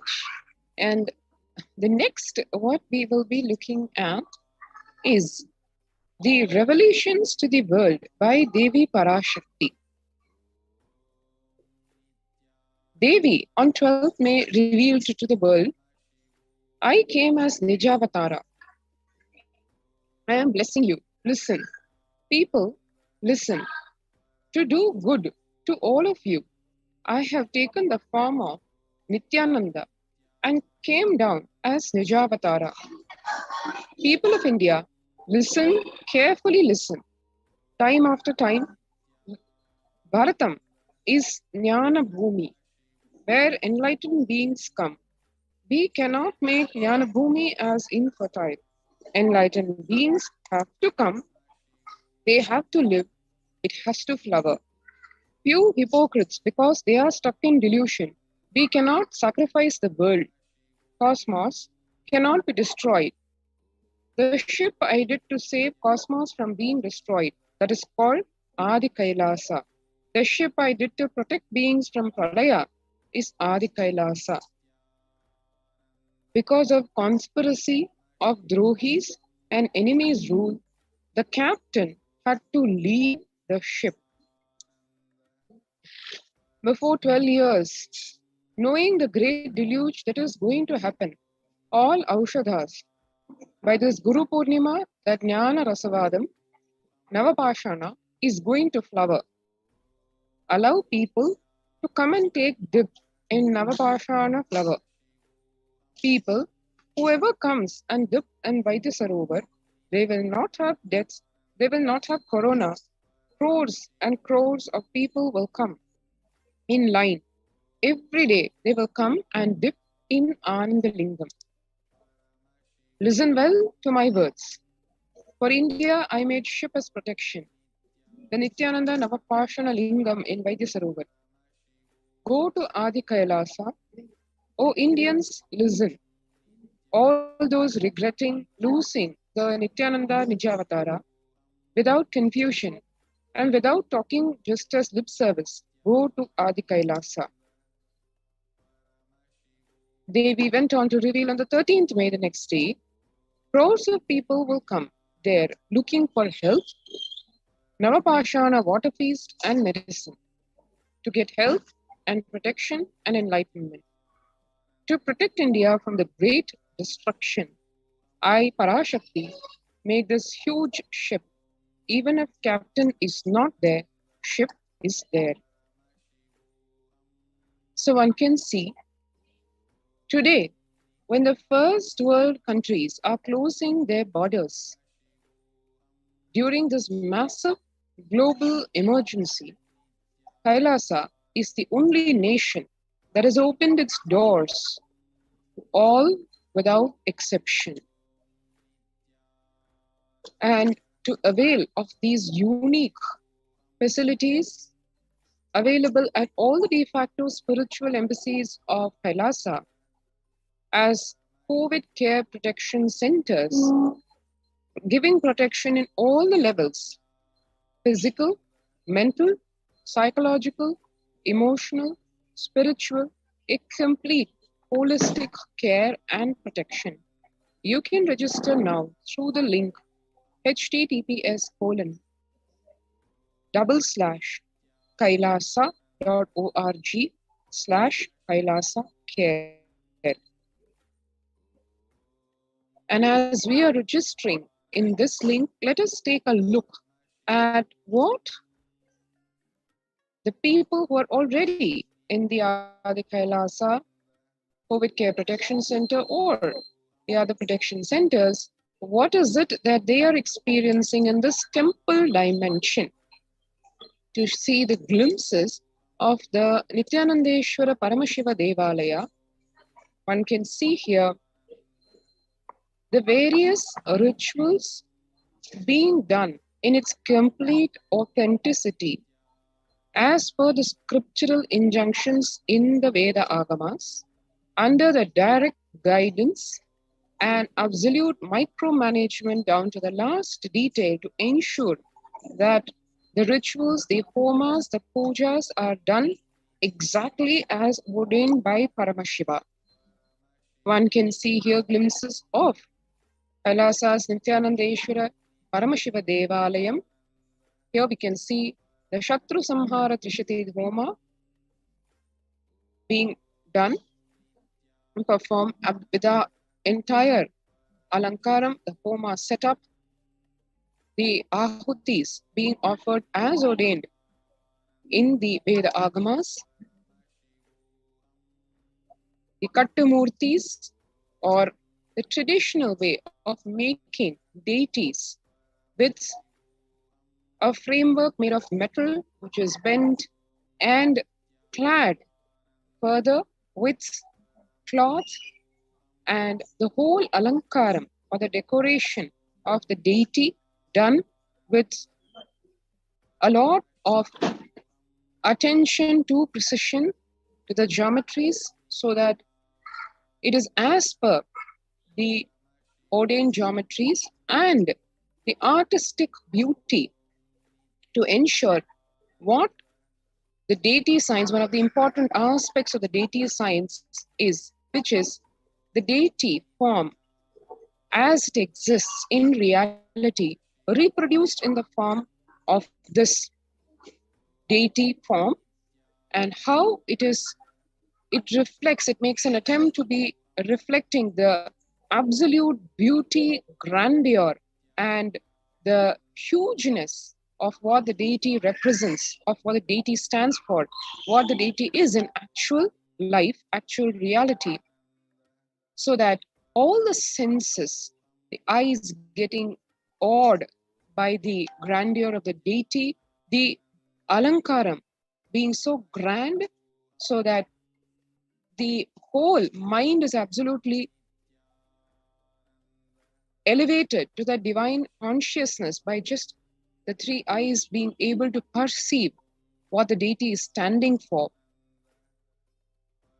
And all the senses engaged, be it the ringing of the bells to engage the ears, the beautiful fragrance, engaging the nose, and literally one can touch and feel the deities in all our de facto spiritual embassies of Kailasa's temples. So like this, giving the ultimate experience, taking one to a superconscious level by just experiencing the temples of Kailasa.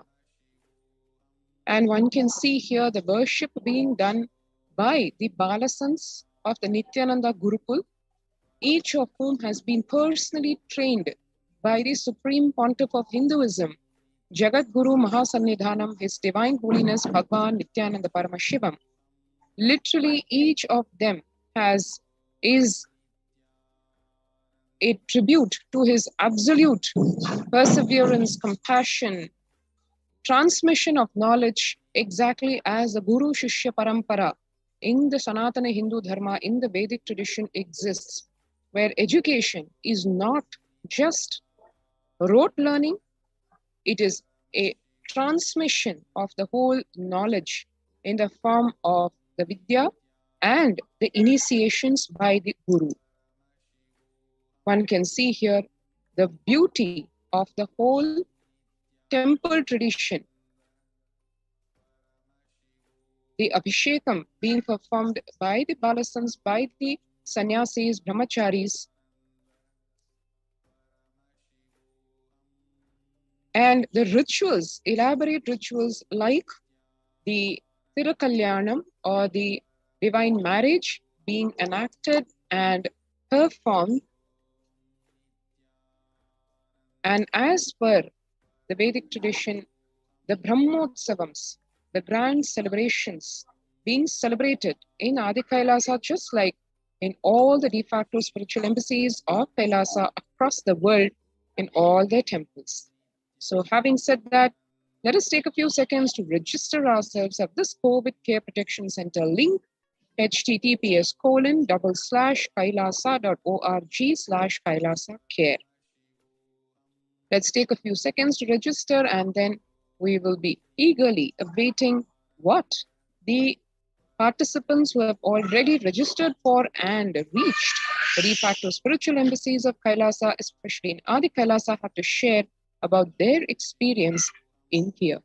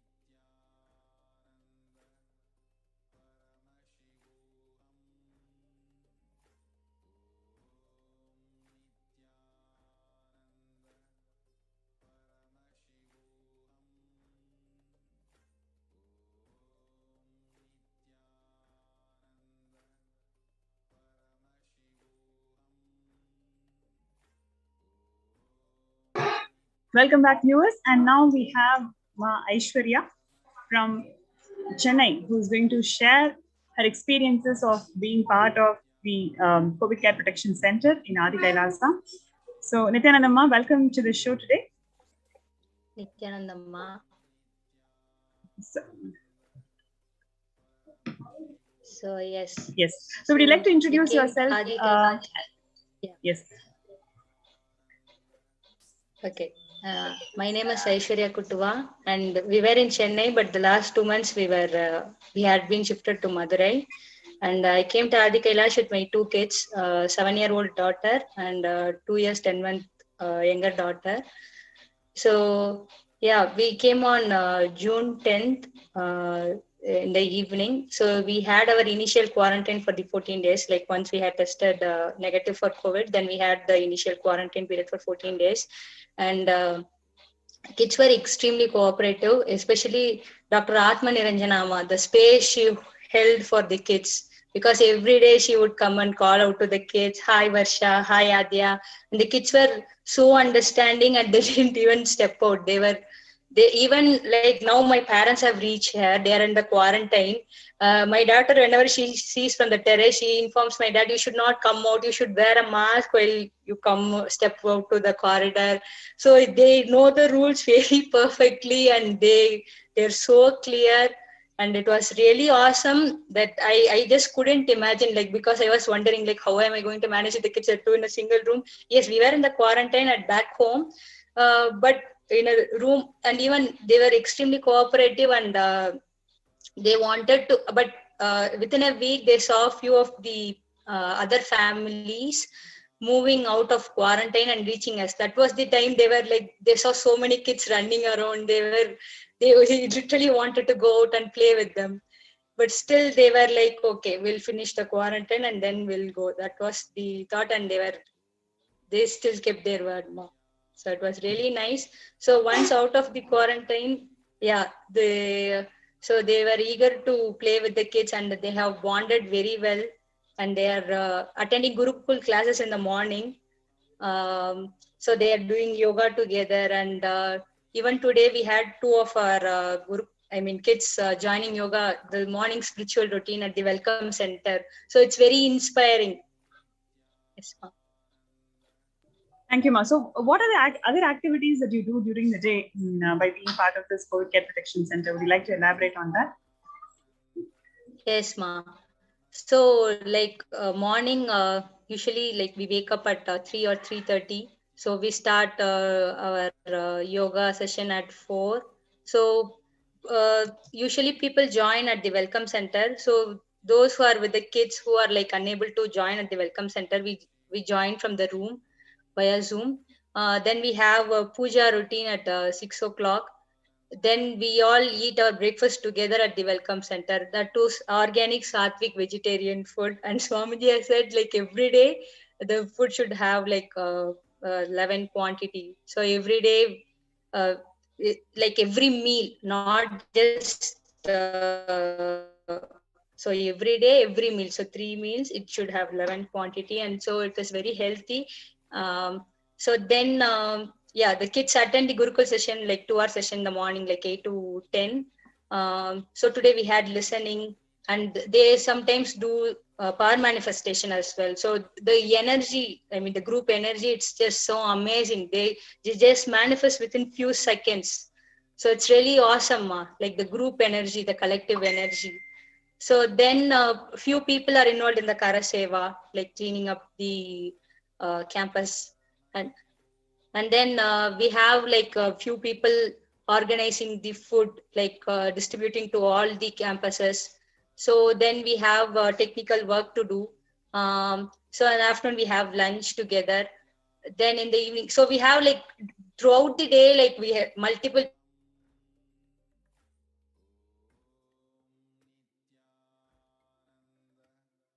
people will be doing different kinds of work. So we are all, so the kids are with different families.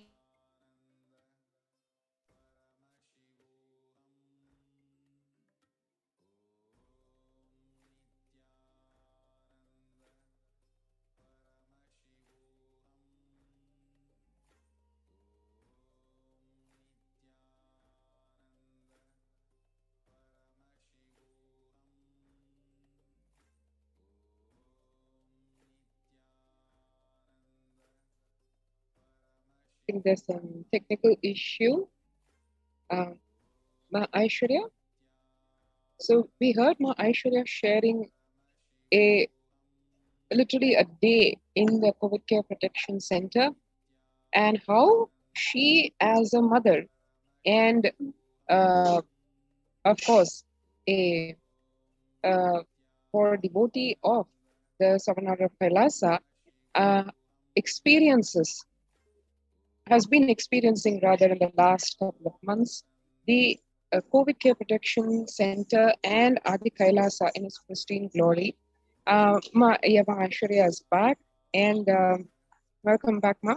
There was a technical glitch, and we were just waiting to catch up with you.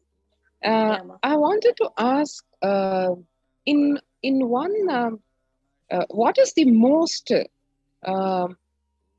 significant thing which you would say is something that really struck you as a part of life here in the de facto spiritual embassy of Kailasa, specifically Adi Kailasa, as a COVID Care Protection Center, beyond this COVID Care Protection Center, but something which you feel you would have never been able to experience yourself or give to your kids that experience, what is that one thing which really starkly stands out for you as something which you would obviously feel so much of gratitude to Bhagavan for, amongst the millions of things which I know you already feel gratitude for, that one singular thing which you would like to share with our viewers?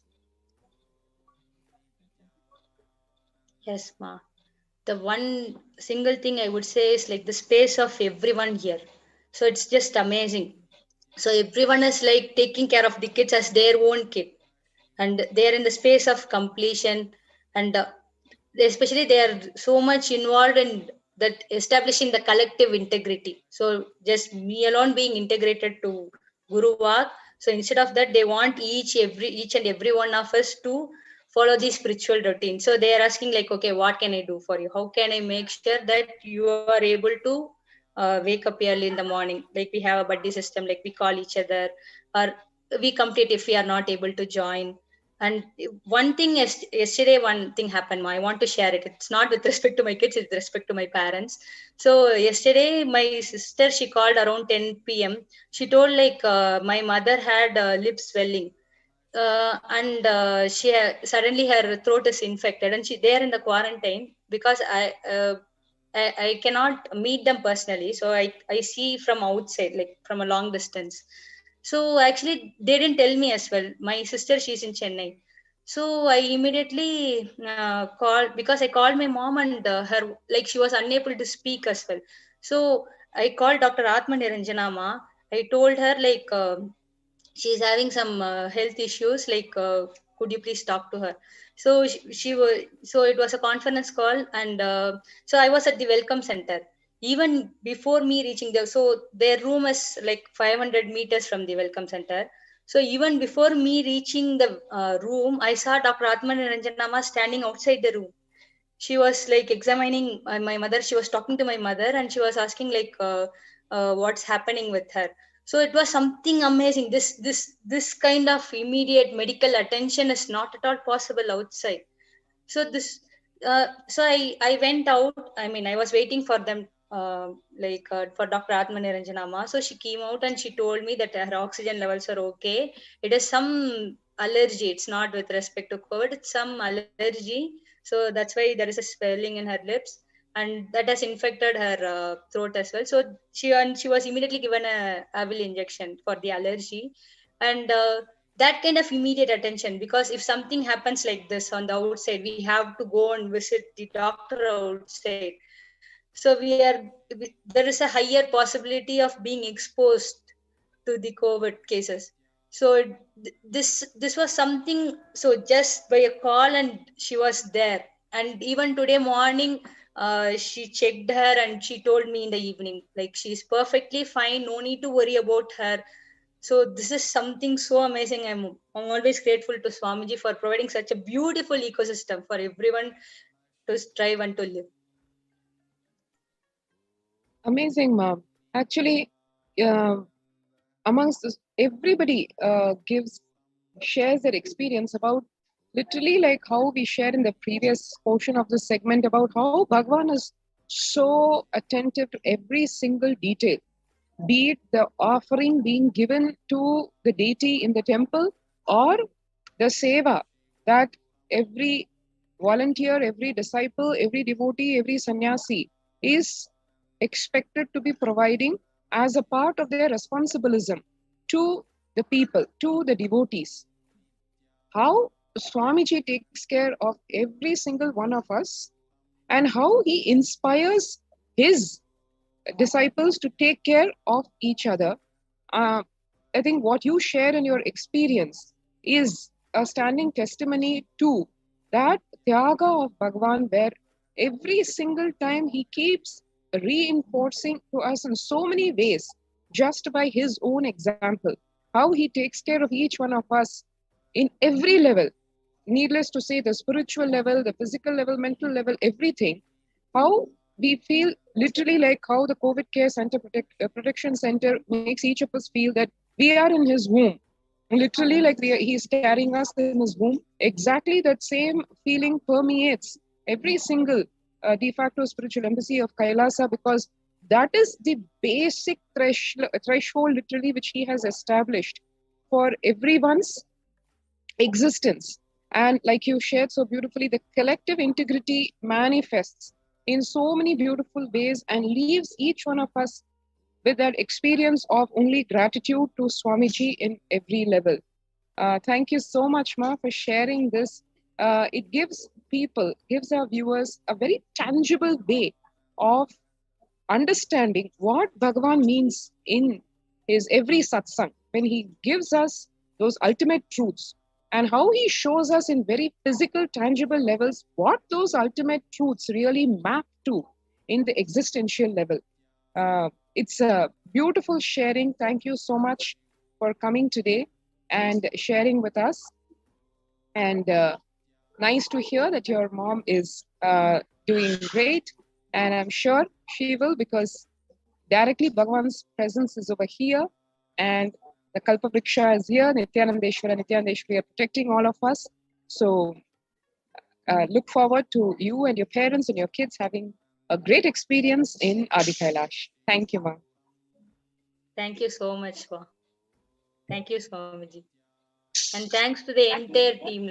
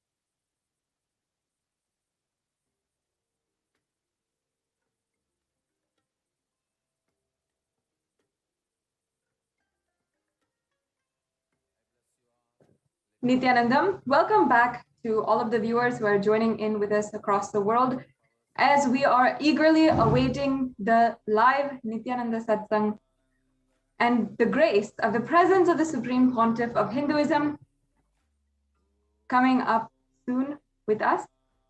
Now, in the next segment of today's program, we are going to be continuing the series of segments and explanations, presentations that we have been doing on the persecution against the Supreme Pontiff of Hinduism.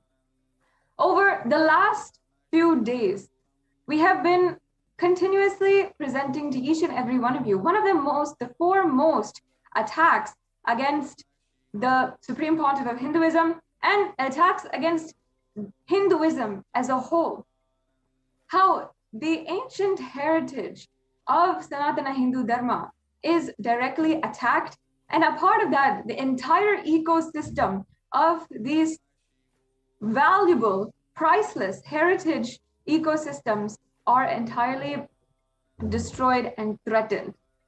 Heritage is one of the most fundamental aspects of a culture and is what the defining aspect of Sanatana Hindu Dharma as a whole. The ecosystem is so important that the Supreme Pontiff of Hinduism today is spending so much of his time, energy, and pouring out, speaking about the necessity of an ecosystem, of the very heritage sites and the very ecosystems that provide the environment for people to grow and live enlightenment.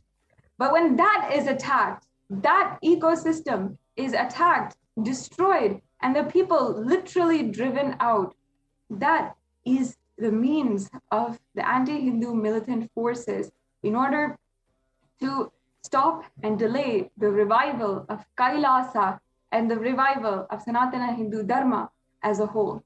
Today, we are going to be entering into the next part of the series on the immense amount of heritage attacks that Kailasas around India and all over the world have undergone over the last decades of persecution.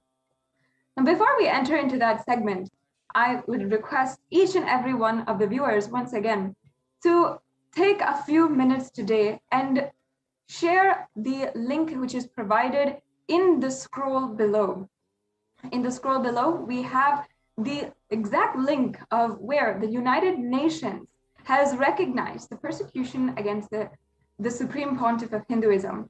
And after decades of persecution against women and children, against the priests of Kailasa and the priests who are ordained in conducting rituals of Sanatana Hindu Dharma, and the violence against every single Kailashian, and of course, above all, the violence against the Supreme Pontiff of Hinduism. Finally, after decades, the Supreme Pontiff of Hinduism has worked and has given each and every one of us survivors a way, a voice, a platform, where in the United Nations today has recognized the persecution against the Supreme Pontiff of Hinduism. The link below is exactly one of the websites where the Human Rights Commission has recognized and has listed Kailasa among the persecuted communities and persecuted minorities that they have seen and recognized the persecution and the absolute denial of human rights that they have undergone.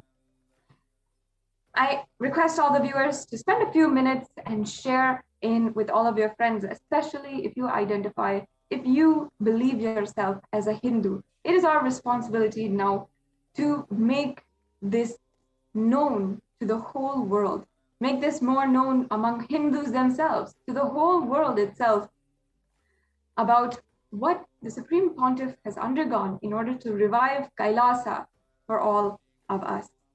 Today, we are entering into the attacks and persecution that has happened against one of, I should say, four of the oldest adinams, oldest Hindu ecosystems that are surviving today.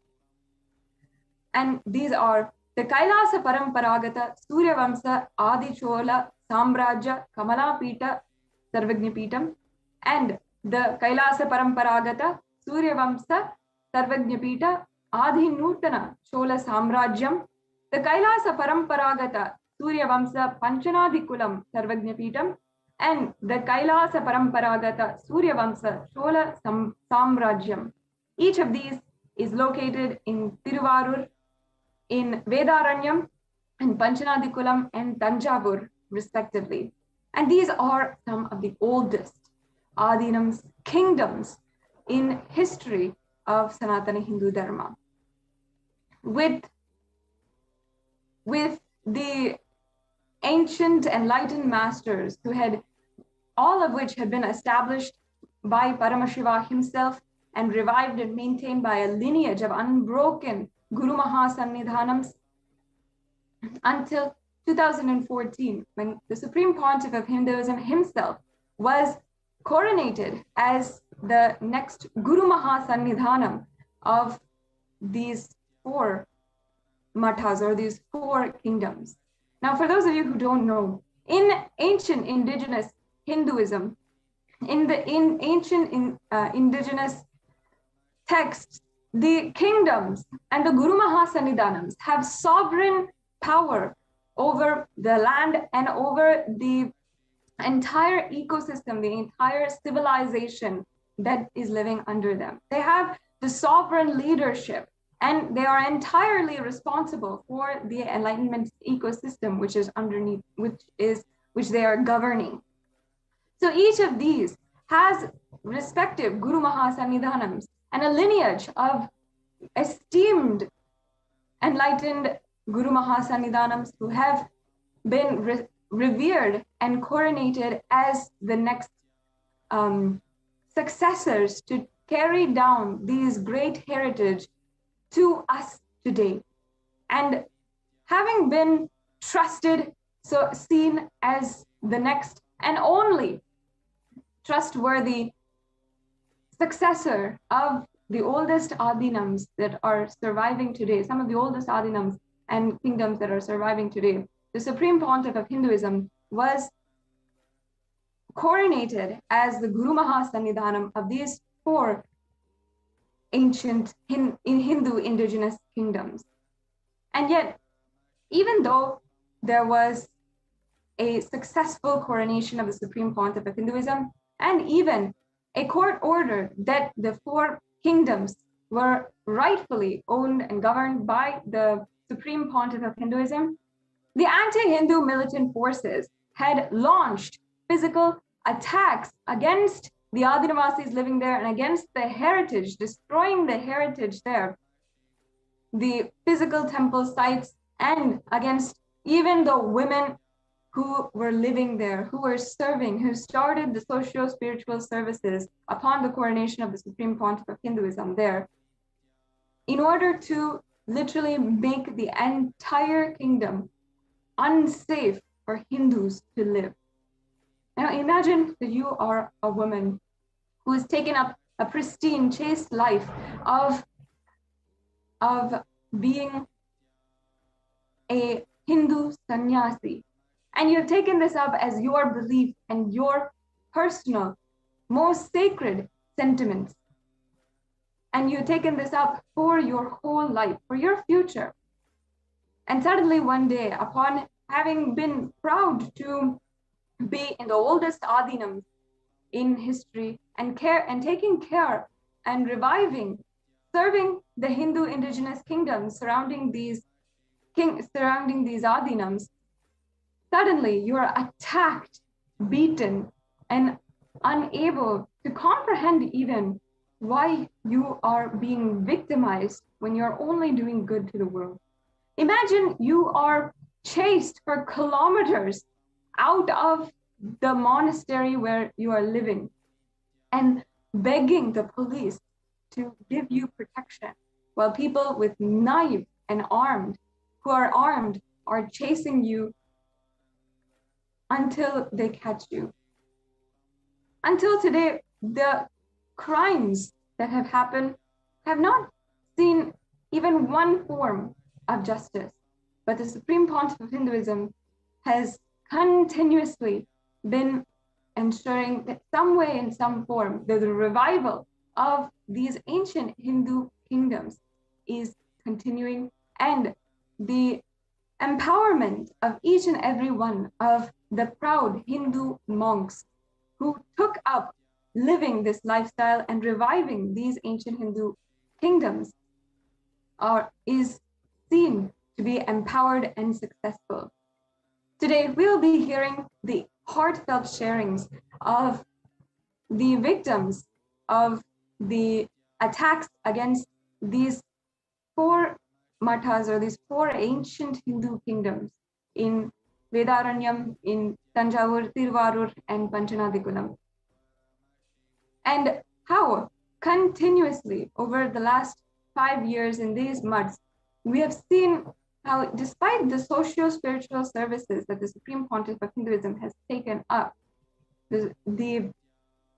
still the activities were barraged and needed to be delayed, needed to be stopped because of how persistent, incessant, and relentless the anti-Hindu militant forces were attacking the Hindu monks who were there.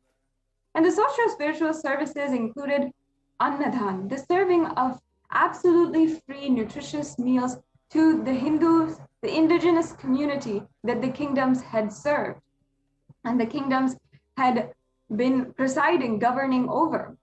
And also included reviving the ancient Hindu rituals and the indigenous rituals that were started thousands of years back in these very kingdoms, in the main temple shrines of these kingdoms, to the main deities of these kingdoms that were started by the Guru Mahasannidhanam and the predecessors of this ancient lineage, and continued on by the Supreme Pontiff of Hinduism and his initiated disciples and his initiated sannyasis in the sovereign order of Kailasa.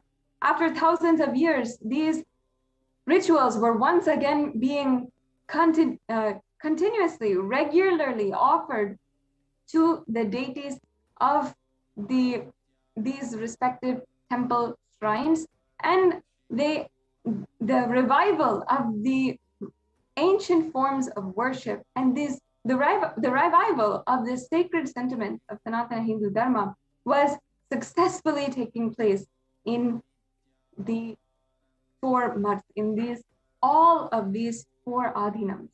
And after the coronation of the Supreme Pontiff of Hinduism, immediately not even within days, the activities were flourishing in these adhinams, including the temple rituals, the Annadhan, and people, the Hindu indigenous community from around the area, thousands of people were benefiting.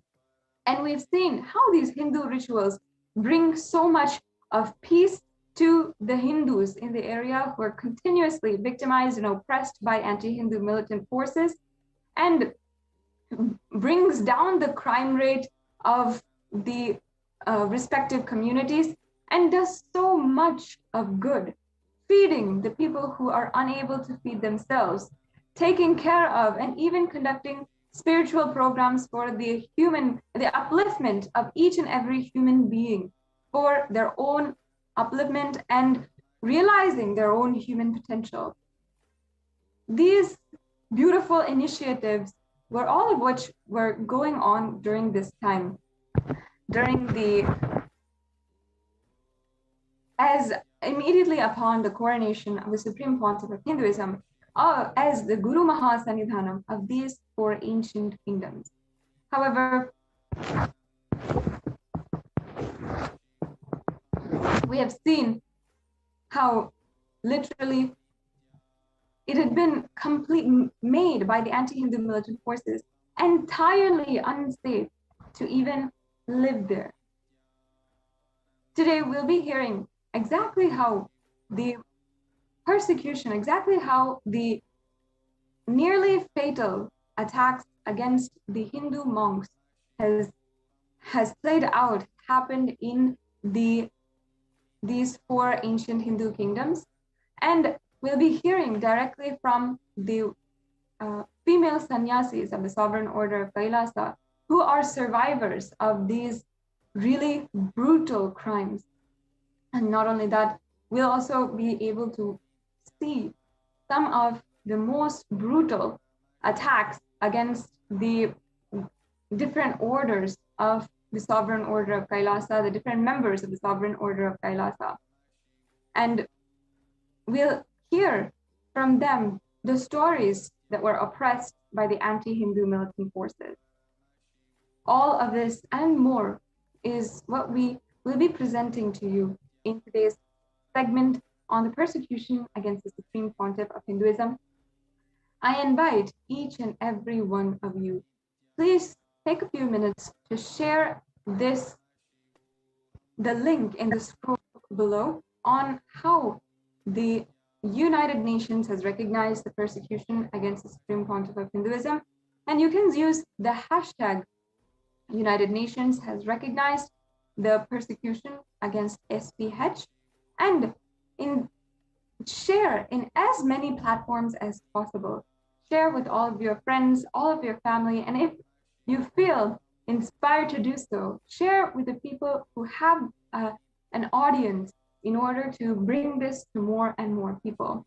Share with the sympathizing Hindus, with the people who are interested in Hinduism, who see the benefit of Hindu teachings, principles, and sacred sentiments for the global peace and for the end of all suffering for humankind. Take a few minutes now and share the link below, and please do share about the persecution against the Supreme Pontiff of Hinduism.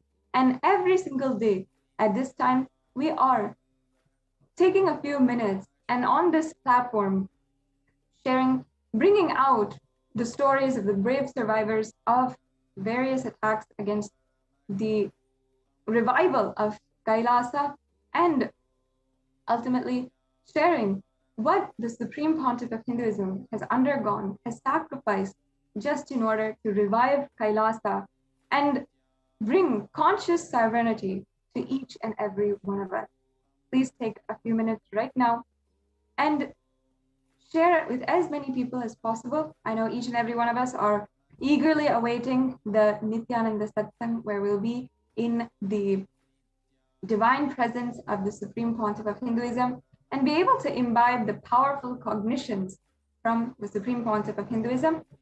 And right now, please take a few minutes to share it with as many people as possible. And we'll be continuing on with the presentation on these 4 ancient indigenous kingdoms today in just a few minutes after a very short break.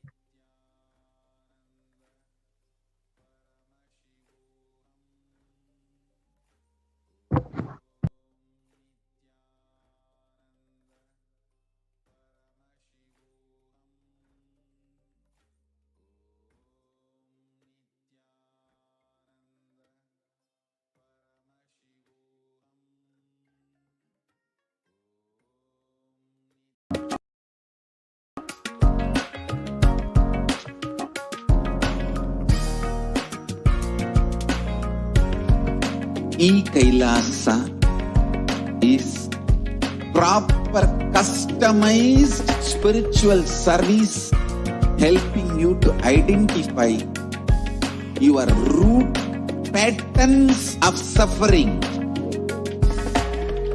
We have perfected the science of helping every individual from every cultural, religious, nationality background.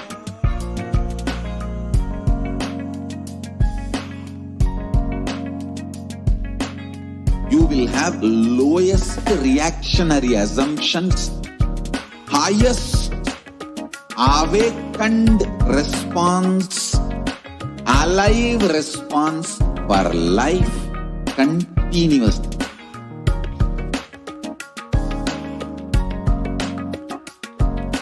E-Kailasa is enlightenment ecosystem, literally enlightenment itself in your own home, wherever you are.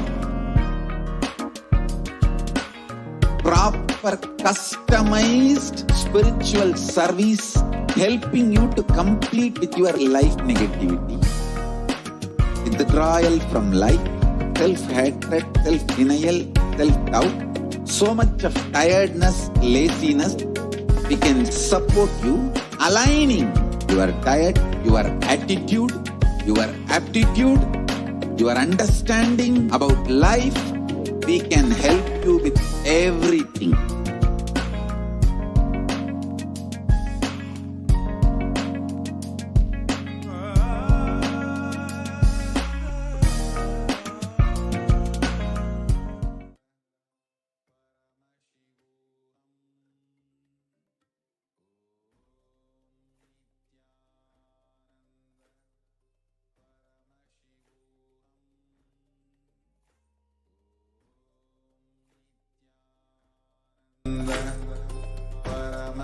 Nithyananda.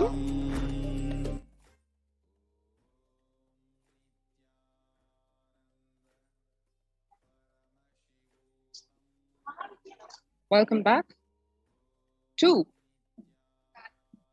one more day of awareness of the persecution of Hinduism. Today, this month, July being the Persecution Awareness Month, to understand what level persecution Hinduism has experienced specifically in today's world, in today's date, Supreme Pontiff of Hinduism, Bhagavan Nithyananda Paramashivam and Kailasa has experienced. To just give you a glimpse and one aspect of it, one really needs to see this truth about the Supreme Pontiff of Hinduism. Is the Supreme Pontiff of Hinduism not just because he has established the de facto spiritual embassies of Kailasa worldwide,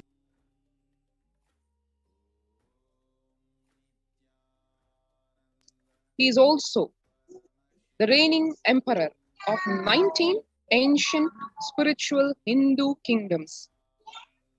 as many of us may know, many of us may not know, Hinduism ruled the planet Earth in the most benevolent form, literally as implementers of Paramashiva's ordainment in the Veda Agamas.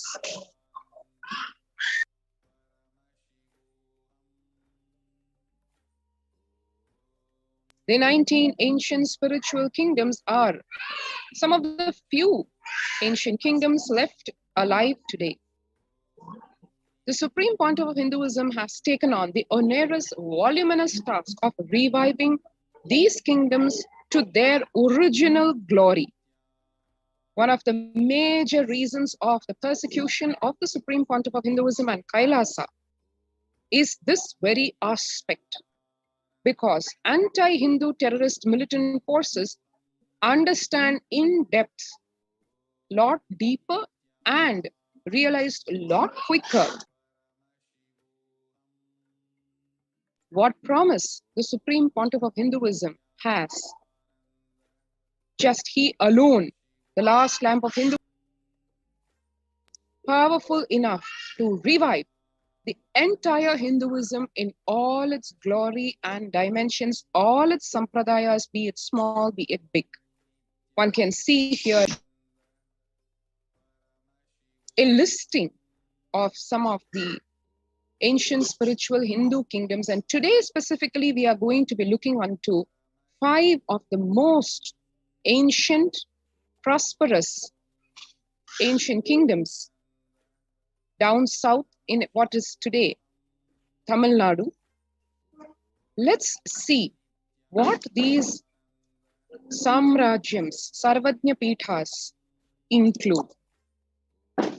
The first one being the Kailasa Paramparagata Surya Vamsha Sarvajna Pitha Adi Nutan Chola Samrajyam. As the word indicates, as the title indicates, the ancient Chola Empire was the one in which this Sarvajna Pitha flourished. Kailasa Paramparagata, in the whole parampara or the succession, the glory of Kailasa, Surya Vamsha, right from the origins of this Sarvajna Pitha from the sun god, Adinutan Chola Samrajyam.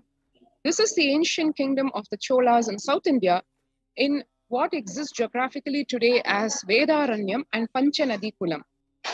One can see the beautiful history of this Samrajya and geographically where it is located. As one can see here, Kumari Kandam as it existed in the ages ago, where India or Bharat was not just geographically what is India today, but it was far more spread across, including Southeast Asia. As one can see here, the ancient Hindu kingdoms spanning across south of India, all the way up to Eastern India, and coming down to Southeast Asia, where unique to Hinduism, no single territory was annexed with violence. Everything, the whole Hinduism was spread across the planet with pure love, compassion, no conversion, no force, because ahimsa paramo dharmaha. Ahimsa is the supreme principle on which Hinduism operates as ordained by Paramashiva. Everything that exists is energy. Isha vasyam idagum sarvam. This is exactly what the Supreme Pontiff of Hinduism is reviving very tangibly in the form of revival of these ancient glorious kingdoms. The Sri Arunachala Jnanadesikar Swami Temple and Mutt, or what we call Adinam or monastery in Panchanadikulam, Vedaranyam, and the Sri Poka Sadhukal Mutt in Vedaranyam are 2 ancient mutts in the district of Nagapattinam in South India, in what exists today, in the Kailasa Paramparagata Surya Vamsha Sarvajna Pitha Adi Nutana Chola Samrajyam, which is the spiritual and religious kingdom. These mutts, these Adinams, come under the Sri Kashi Vishwanatha temple in Tanjavur, owned by His Divine Holiness Bhagwan Nithyananda Paramashivam. The presiding deity of these mutts is Lord Paramashiva himself. Paramashiva's direct representative and heir is the pontiff, is the Guru Mahasannidhanam of these mutts. The region was part of the Chola kingdom, the kingdom of the Cholas, Chola Empire, which under whose rule temples flourished in southern India. The pontiffs, the Sannidhanams, educated, groomed, and initiated the Chola kings. As we all know, the king was the regent. He was only the kind of the caretaker. The ruler was the deity himself, in this case, Paramashiva. And the guru played the very important role of being the spiritual guide to the king. So the Chola kings were initiated by their gurus to rule as per the methods prescribed in the sacred scriptures. The kings were the regents who administered the people, while the pontiffs, the Sannidhanams, were actually the owners. That is why they are the reigning emperor. That is what the meaning of the supreme pontiff is. One can see here the worship at the Arunachala Jnanadesika Swamigal Mutt, Panchanadi Kulam. Panchanadi Kulam and Vedaranyam served as housing for devotees. It fed devotees who used to visit the temple of Vedaranyeshwar, the temple dedicated to Paramashiva, located in the town of Vedaranyam in Tamil Nadu in South India. And here one can see the photograph of Pokas Kandaswami Swamigal, the founder of this great Adinam. Vedaranyam, as per recorded history, this mutt in Vedaranyam serves as a housing for devotees today, but here it has existed from literally time immemorial. And one can see here glimpses of what we will be seeing later was one of the main reasons for the persecution on the Supreme Pontiff of Hinduism and Kailasa, and the ethnocide and the genocide that was to follow on Kailasa.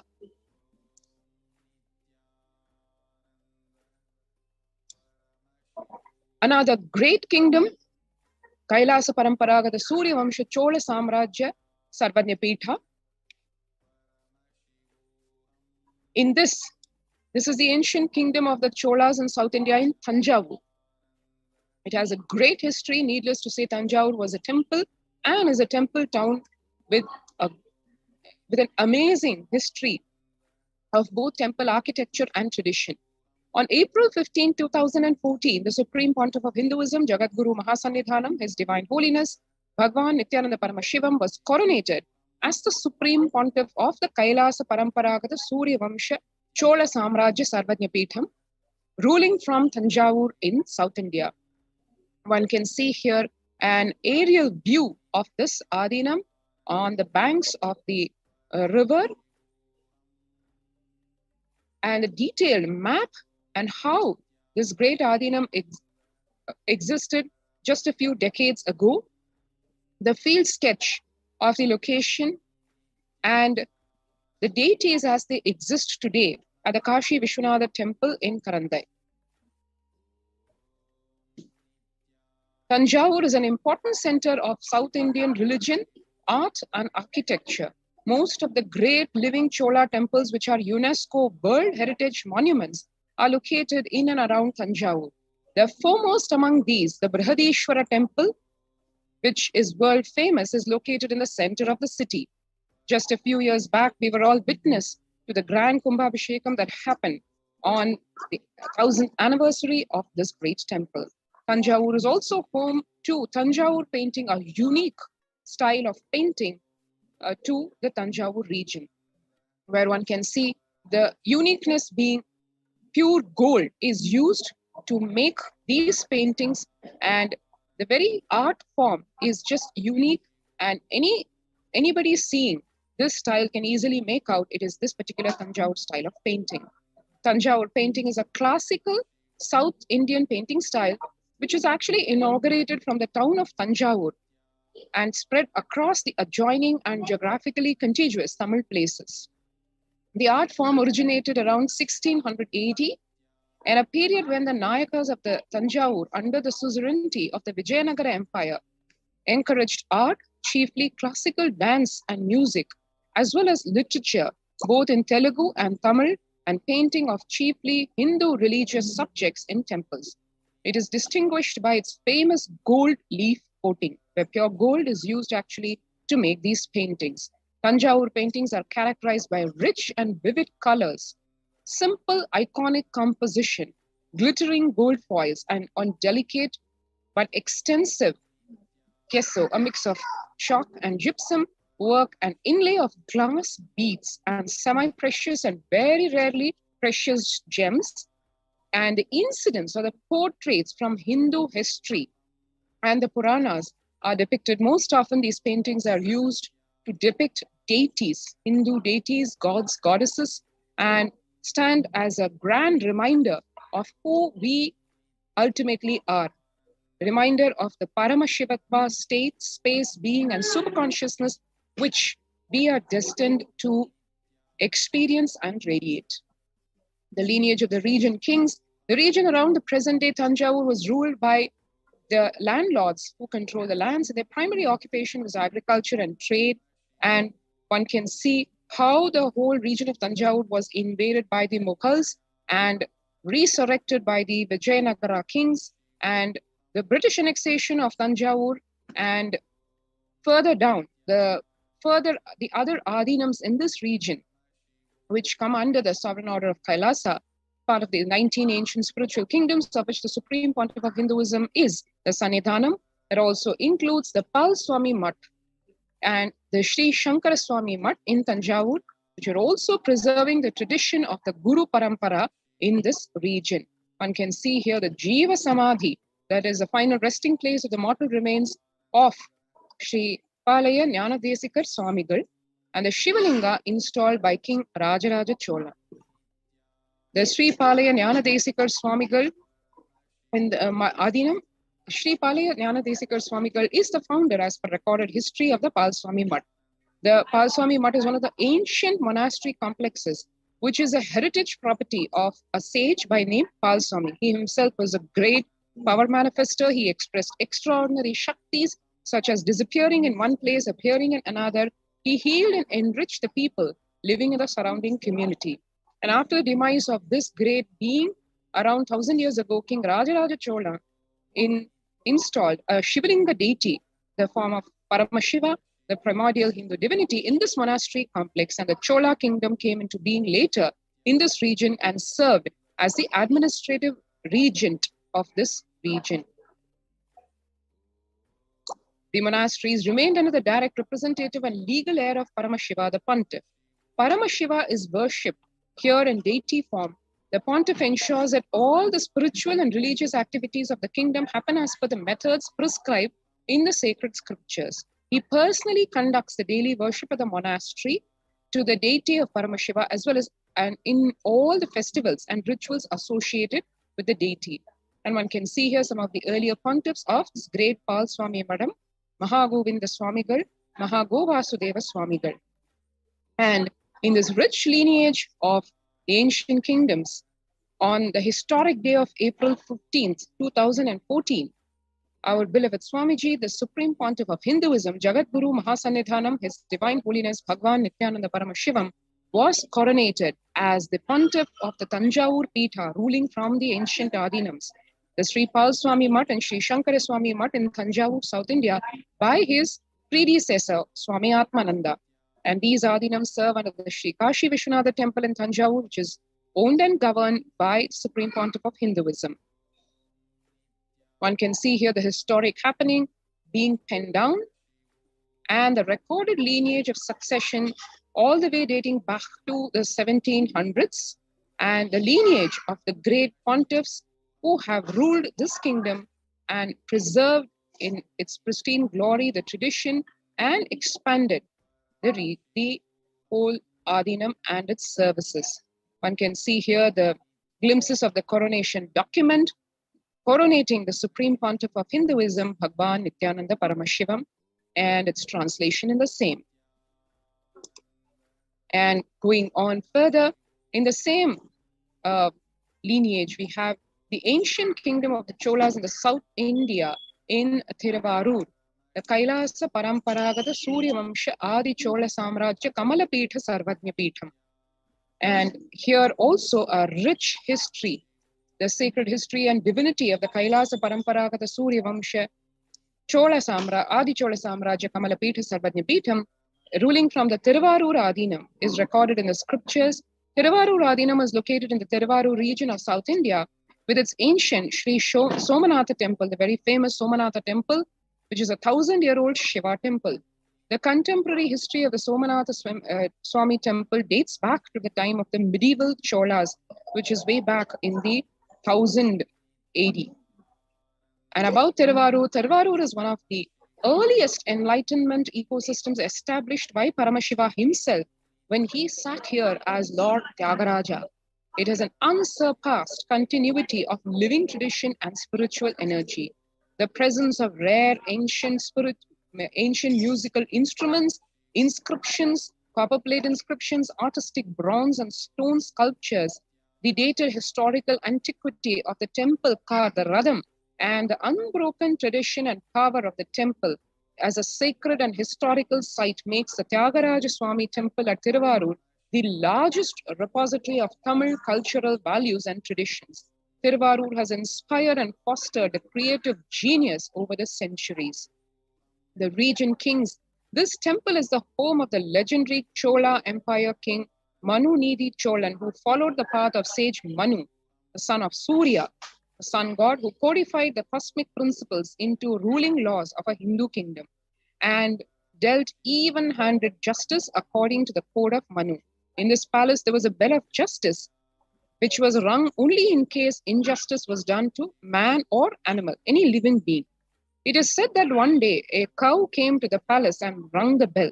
On inquiry, the king learned that his own son had trampled and killed that cow's calf under his chariot wheels. Immediately, the king himself drove his chariot over his son and crushed him to death at the very spot where the calf was killed. At once, Lord Paramashiva appeared before him and bestowed his grace on all of them. This incident is recorded in a stone inscription on the north wall of the second circumambulation path of this great temple.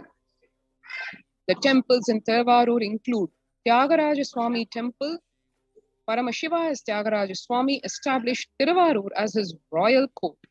Three of the shrines at the Thiruvarur temple complex are of great significance. They are the Vanmiganadar and Tyagarajar, both being forms of Paramashiva shrines, and the Kamalamba shrine. The Vanmiganadar shrine, the primary and the most ancient of the shrines at Thiruvarur temple complex, is that of Vanmiganadar, a form of Paramashiva.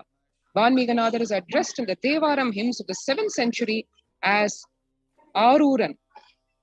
Today, the Tyagaraja deity is more prominent than Vanmiganadar, and he is represented as the Prithvi Lingam, or Prithvi meaning the earth element, meaning the dome-shaped representation of Paramashiva. So one can see here a grand history of the various temples and deities in this great kingdom. The shrine and the deities and the lotus tank, all of these standing testimony to the great temple tradition that was engendered, fostered, cherished, nourished, protected by the ancient kings.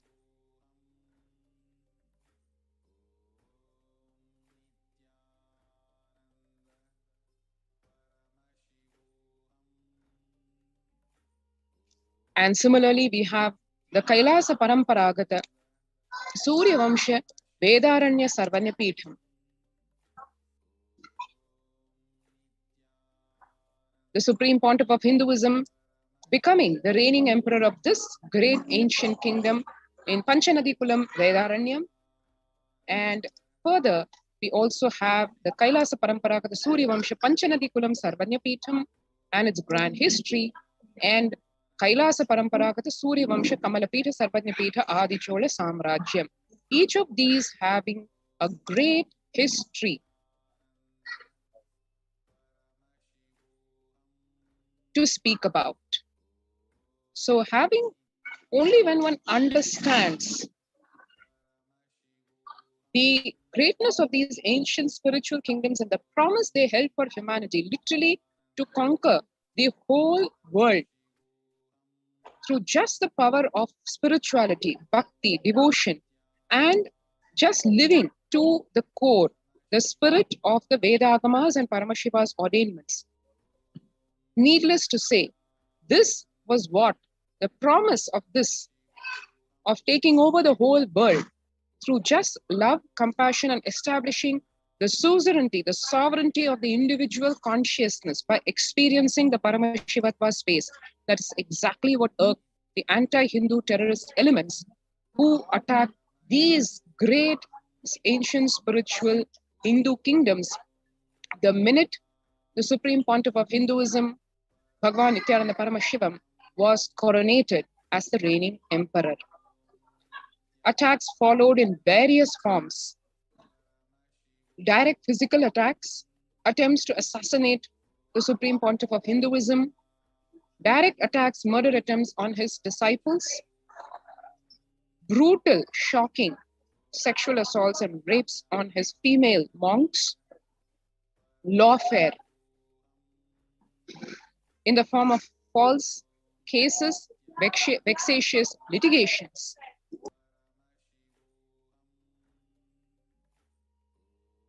The vexatious litigations and what followed,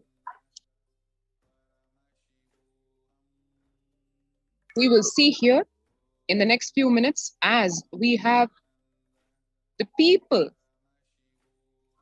the victims who experienced and went through these gory attacks share their personal experiences.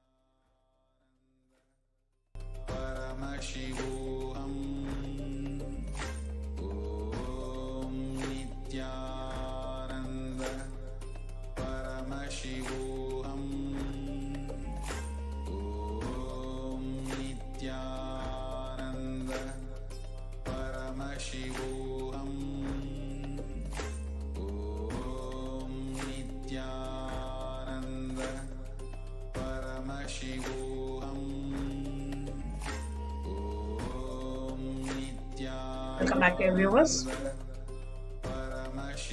As we are observing,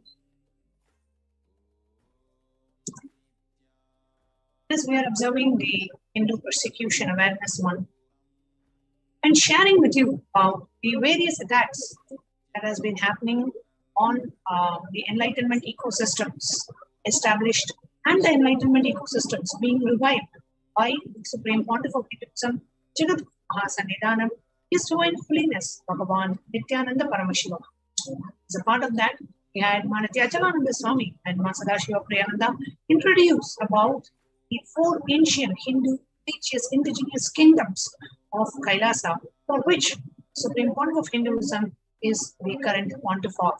And there has been relentless persecution and attack by the anti-Hindu elements and the neo-Hindutva militants on the Supreme Pontiff of Hinduism and on the disciples, the monastic disciples of the Supreme Pontiff of Hinduism.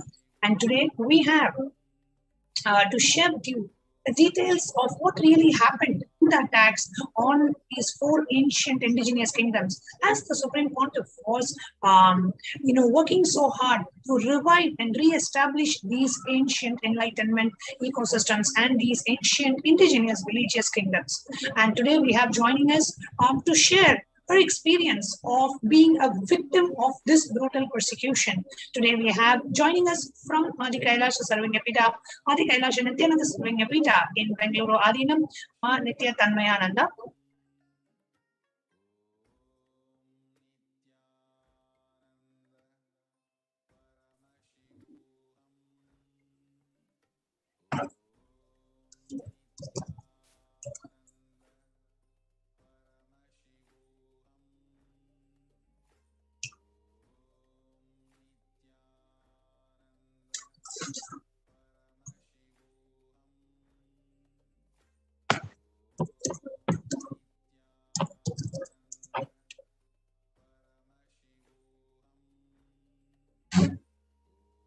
Yes, Nithyananda.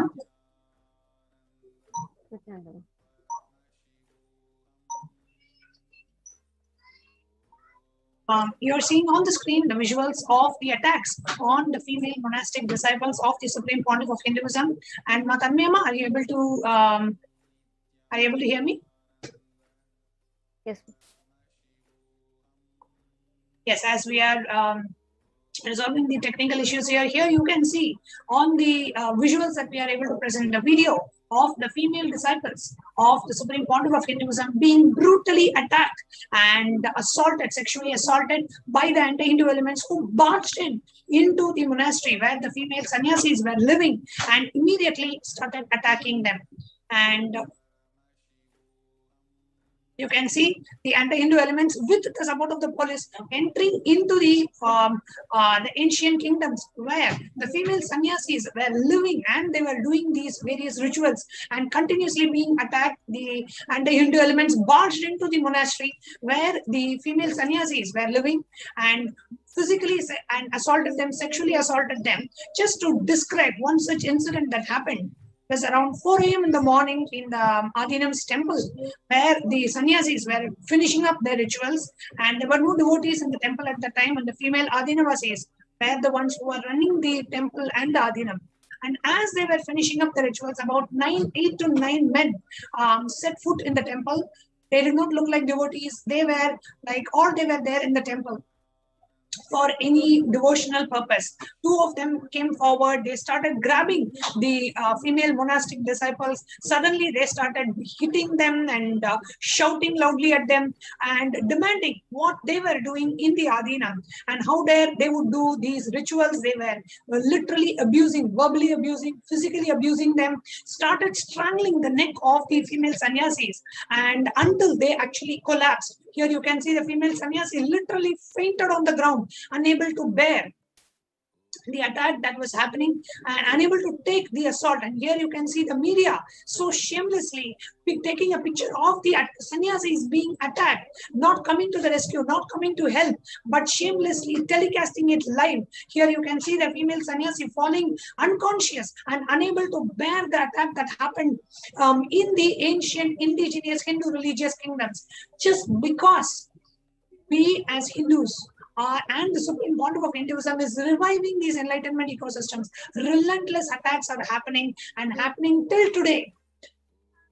And the anti-Hindu elements, the neo-Hindutva militants ganging up along with the support of the state elements, the police, the law enforcement authorities, everybody, the whole ecosystem, including the media, being an anti-Hindu, continuously attacking, even though all the paperwork is, we have the legal paperwork, the Supreme Pontiff of Hinduism is the legal heir and the current pontiff, and the court itself has given the legal possession of the property, but we were not able to peacefully continue the spiritual activities, the enriching activities, the rituals, the pujas. As you can see,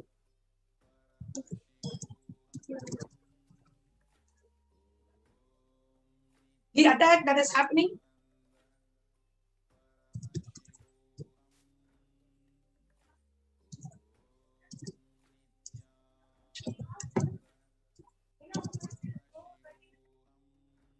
And whether it was in each of these 4 ancient indigenous kingdoms, Swamiji continuously was reviving those enlightenment ecosystems, continuing to do the rituals, continuing to do the practices, continuing to do these spiritual activities and healing and annadan And wherever the disciples went there, the anti-Hindu elements who had illegally possessing that property and wanting to use it for their own vested interest, did not want the revival of the ancient science of enlightenment, did not want the revival of Kailasas and these in Hindu enlightenment ecosystems, and brutally beaten up the female monks and the male monastic members and the Kailaya-vasis, people who were living and taking care of those monasteries, taking care of those ancient kingdoms which the Supreme Pontiff of Hinduism was reviving. We were brutally assaulted and spit on the face and punched in the eye. Here you are actually seeing the video of one of the Kailaya-vasis living there in the monastery,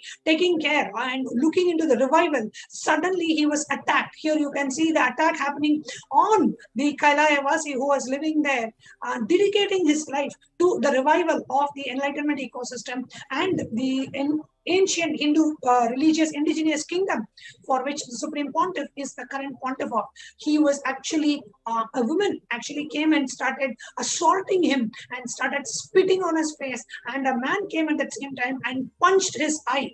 Literally his eyeballs came off the socket. Here you can see a blood-stained clothing. His right eye, the eyeballs came out of the eye socket and his entire right eye got damaged. Here you can see a woman literally spitting on the face just because we are traditional, authentic Hindu revival is happening with the blessings of the Supreme Pontiff of Hinduism, which was completely against the vested interest of the anti-Hindu elements and the neo-Hindutva militants. And continuously we were attacked in spite of having all the legal paperwork and everything legal and legally owning and legally having the legal ownership of the property and continuing the Hindu ancient rituals as per the Vedas and the Agamas, and giving free medical camp and free Annadan. And here you can see the sannyasis of the Sovereign Order of Kailasa, the sannyasis of the Sovereign Order of Kailasa being assaulted and being dragged onto the road. They were not allowed to perform the rituals.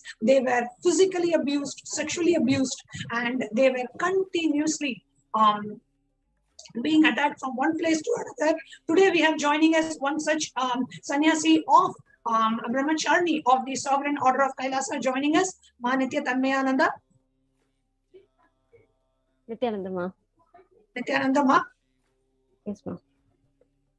I know you were one of the brahmacharis who was living in and taking care of the revival of these four ancient indigenous kingdoms. Can you share the attack that you experienced and how you were a victim of this assault that happened during the revival of the four ancient indigenous kingdoms by the Supreme Pontiff of Hinduism? What really was your experience? Yes, ma'am. So actually, this incident happened in 2015 in Somanatha Swami Temple, which is located near in Tiruvallur district, the state of Tamil Nadu. Actually, the group of sannyasis, we went to perform a seva to that temple.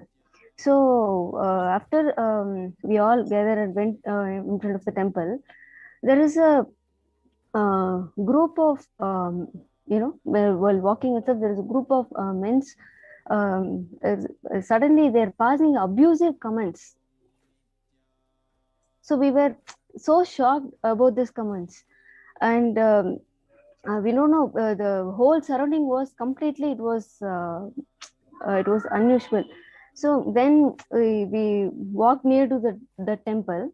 So there is a group of anti-Hindu element people. They completely blocked us. They never let us go inside the temple. They was creating so much of problems. And it was completely different situations we never expected in that time. And we were waited for a few hours. We thought we'll be going inside.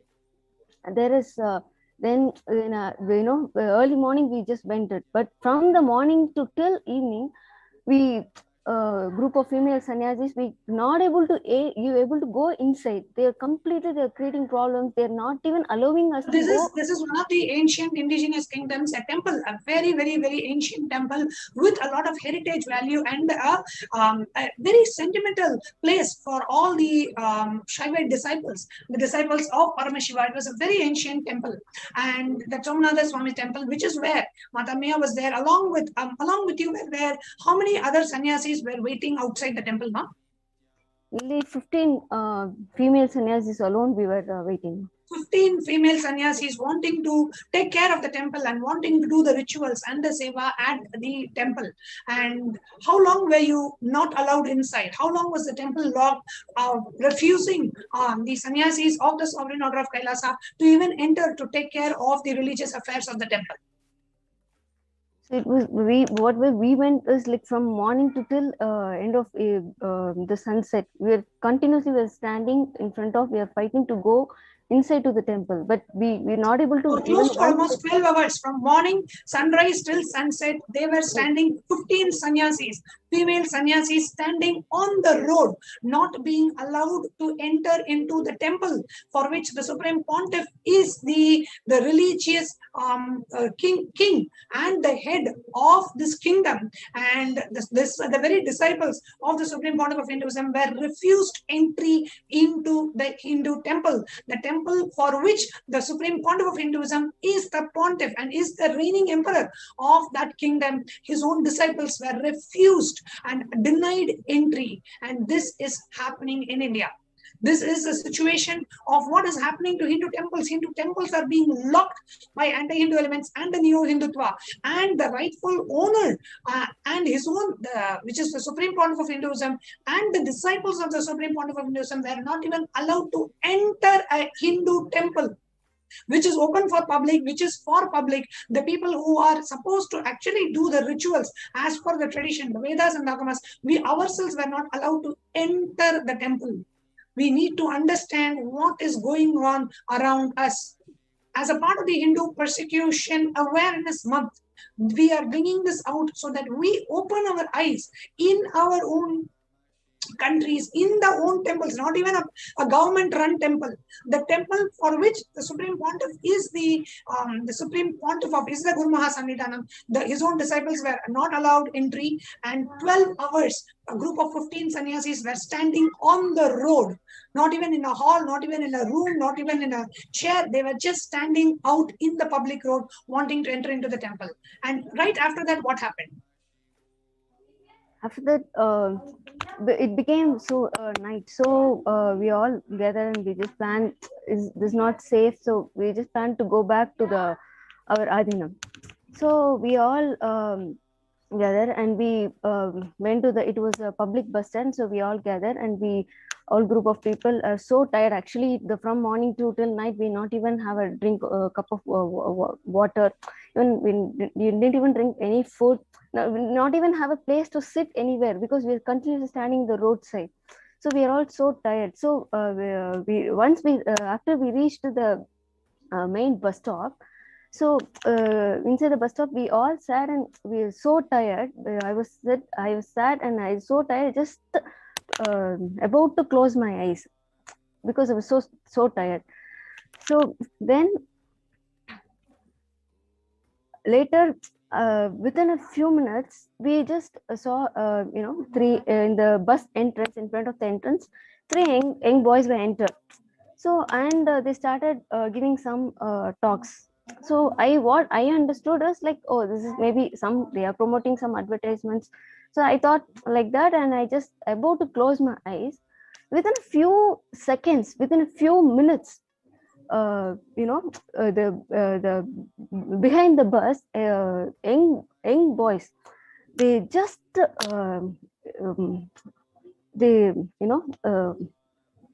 ran and came behind. Suddenly we heard the different voices.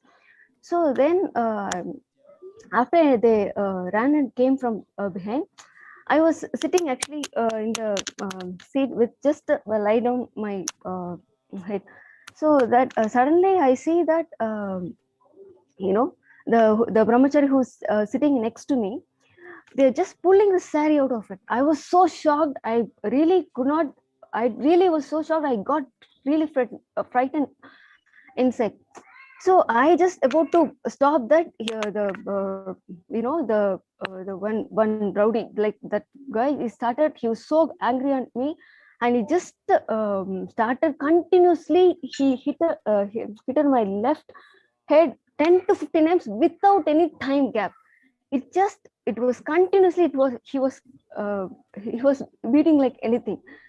So with that incident, not only that, I'm not able to open my eyes. This left eyes became, the muscles and all, if you see, the whole my eye became reddish, and I thought my eyesight itself gone. I'm not able to see at all. So I really, it was really shaken. Even when I remember that incident itself, it was whole thing. I don't know. I'm not able to explain what happened. And not only that, even so many of our sannyasis trying to protect our people. One rowdies are just like that. They are removing the bus seats, and they just hitting on one of my sister's head.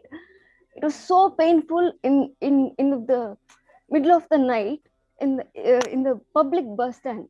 All of the female bodies are there. So they just like that. They're just like that. Nobody is there to ask. They just like that coming and beating. So many people are just standing and watching this. There is no, what I felt is there's no support, and it was so. I felt so alone. There is no support from anybody. We just gone through each and everybody that night. It was really. How old were you, Tanvima? How old were you at that time? Sorry, ma. How old were you at that time when this incident happened? How old were you? What was your age? I was like 24. You were 24 years. And when did you join the Adinam? 2013. And how old were you at that time? Like 22 is my age. 22. So you joined the Adinam when you were 22 years of age. 2 years in your life in the Adinam, living the lifestyle of Krama Brahmacharya, wanting to live this lifestyle. You dedicated your life for this lifestyle. And 2 years down the lane, you are a victim of this brutal persecution, a physical and a sexual assault in a public bus stand in India, where people could see 15 female sannyasis getting brutally, physically, sexually abused, and violence against the female sannyasis, the female monks, happening in abroad. It was evening time. It was not even late night, early morning. It was an evening time around, maybe can I say it was around 7 o'clock in the evening? It's like around 7 to 8, like that kind. Around 7 to 8. Around 7 to 8 p.m. in the evening, where there is enough public that's out there in the road, and 15 to 20 female sannyasis, and somebody as young as just 24 years of age, small girl, wanting to live this lifestyle. The only thing we want to be a part of the revival of the enlightenment ecosystem that the Supreme Pontiff is relentlessly working to revive. Just because of that, we are victims of this persecution. And there is absolutely no public support, and the sannyasis are feeling alone. The public is not coming to support. You see 15 women, forget about being Hindu monks, 15 women being attacked in a public road. Won't anybody have that sympathy to go and stop, go and even ask why they're being hit with the chairs and rods, and being hit by these rowdies and the gundas and these men in public, in broad daylight, in a public bus? Humiliated, being treated cheaply, and every footage that we are showing is a footage from the national television channel in India. So there was a media which is able to showcase very proudly the attack and the assaults on the Hindu monks and the Hindu sannyasis who are striving to become a part of this whole, revive this whole enlightenment ecosystem. Yet there is no public support. Even the people who walk the path are terribly discouraged, like Nithyananda, who's just 24 years of age and wanting to live this lifestyle as a brahmachari, is being discouraged. You know, attacks are being done. So people are continuously being told this is not a safe life. Do not take up the lifestyle of a Hindu monk, and constantly projecting Hindu monks being beaten. on the visual, on the national television channel. So nobody becomes and wants to become a part of this movement because they are afraid for their life. If you are a Hindu monk, this is how you'll be treated. Looking at the gundas and is this what Bharata Desha is for? Is this what we want? That destruction of the enlightenment ecosystem happening right in front of our eyes. And today, the country has lost the 1008 incarnation of Paramashiva. Brutal attacks, continuous, relentless attacks on the Supreme Pontiff of Hinduism, on Kailasa, on the disciples of the Supreme Pontiff of Hinduism. Just because we followed absolutely legal steps, Supreme Pontiff of Hinduism is the legal pontiff, the Supreme Pontiff, the Guru Mahasannidhanam of these ancient indigenous kingdoms. He is the reigning emperor of these kingdoms, wants to revive authentically the ancient Hindu practices and sciences, inspiring hundreds of thousands around the world to walk this path, to be a part of this huge revival, inspiring thousands of sannyasis to give up their life for this revival. And we are being attacked. We are being attacked in public, in front of the public eyes. Was there any support? Did anybody feel any support? Tanmaya, how did you feel at that time? You came in with a lot of wanting to live this lifestyle, wanting to be a sannyasi of the Supreme Pontiff of Hinduism. And when you are attacked in public and somebody is pulling your sari and hitting you on the head in public, and when you did not have any support, how did you feel? I was thinking really, I could not able to digest. See, even not even one person come and ask what happened, how can I support? Not even a single person has, not a single person came and asked. It was so shocking how, even if their daughters or if they are, in their family members, if any of the female brothers is standing in front of the public, if anybody hits them or anybody is getting beaten from the public, will they keep quiet? No, even from the conductor, even from everybody, they just pushed out from the bus. We were so fear, and we could not able to get out of the bus. We are very clearly saying, no, we will not able to get on from the bus. We will not know who is coming. The rowdies who are in different dresses. We could not able to find. We need to protect ourselves. Nobody listens to them. We clearly saying this is happening. So nobody is like. No, if they come, they each one of what I felt is this, that time each people have thought, oh, if I have to go to reach my home. If I went into the bus, these people come in, I cannot go to properly with my life. So they thought about their life. But we took sannyas for the people to serve the society and to reach out to the Swamiji's teaching to each and every one of us to evolve, to get the enlightenment to each one of them. But it was completely different. That is the first thing in my life. I never expect this happened in my life. That is the first time it happened. It was so shocking, and I could not able to verbalize how the situation is so worse. See, Mother, because the entire ecosystem is anti-Hindu. It is not just the media, or it is not just the police, or it's not just the government, it's not these individual elements. Because the entire system is anti-Hindu, the public, the people are in a general fear to even stand up and raise their voices, let alone some insecurity in their life. How will they be attacked? Will they be safe if they stand up and support? So there is absolutely no support for Hindu gurus, Hindu organizations, Hindu sannyasis. The whole ecosystem is collectively completely against. That is why even in the last Satsang, Swamiji spoke about the conscious sovereignty. And it is with the conscious sovereignty only, along with the political legitimacy and the spiritual legitimacy, the Hinduism has to be revived. That is why Kailasa is the only solution for the revival of Sanatana Hindu Dharma and for the revival of the enlightenment ecosystem. It cannot be just that, because anybody can come and attack at any time and steal our conscious sovereignty and make us their pawns. and assimilate us into their way of life or assimilate us into their vested interest and their agenda. Hindu temples are being overtaken. Hindu sannyasis are being beaten. The supreme pontiff of Hinduism, hundreds of assassination attempts and hate speech, continuously propagating hate speech and continuously relaying that sannyasis' lives are dangerous. Do not take up this lifestyle. Look at how a sannyasi is being treated like a terrorist and like a criminal. And that is how the most non-violent lifestyle is being projected in the eyes of public by the anti-Hindu media, by the anti-Hindu ecosystem. The only solution we have, dear viewers, is Kailasa.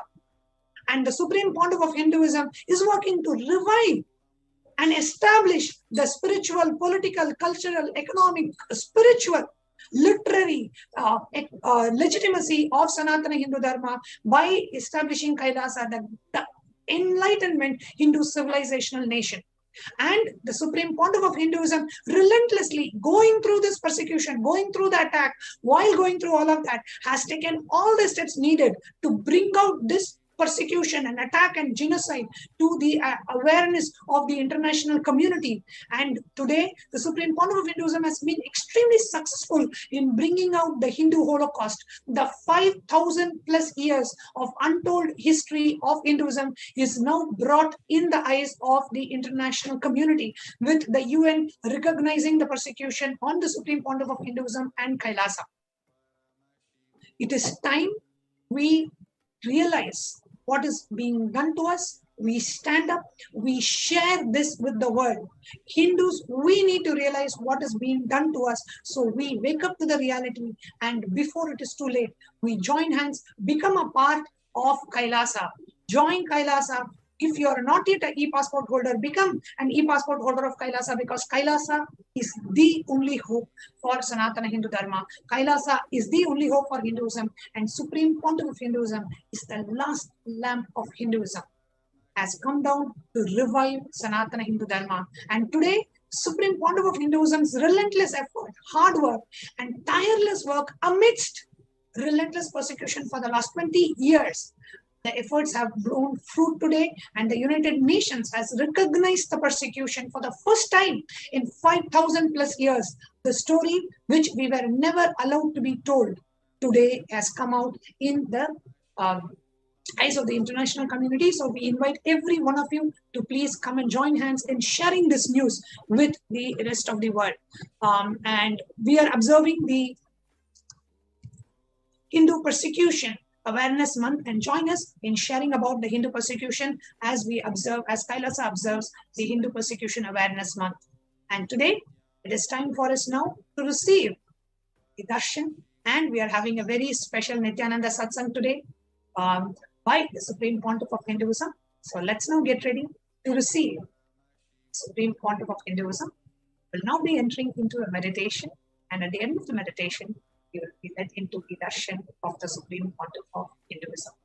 So please sit straight and close your eyes. Inhale and exhale as slowly as possible and as deep as possible.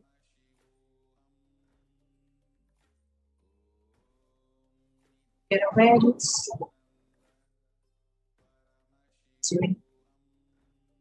So,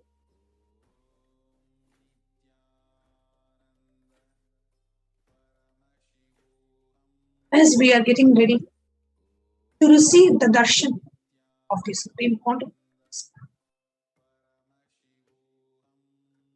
let us all decide to take responsibility, collective responsibility and collective integrity.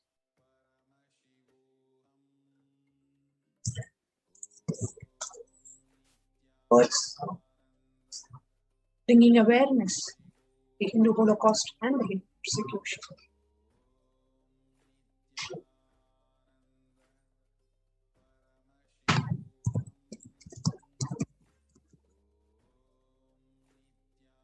Intensely chant the Mahavakya. Nithyananda Paramashila. As we get ready, see the darshan, Supreme. Intensely chant the Mahavakya. Paramashiva.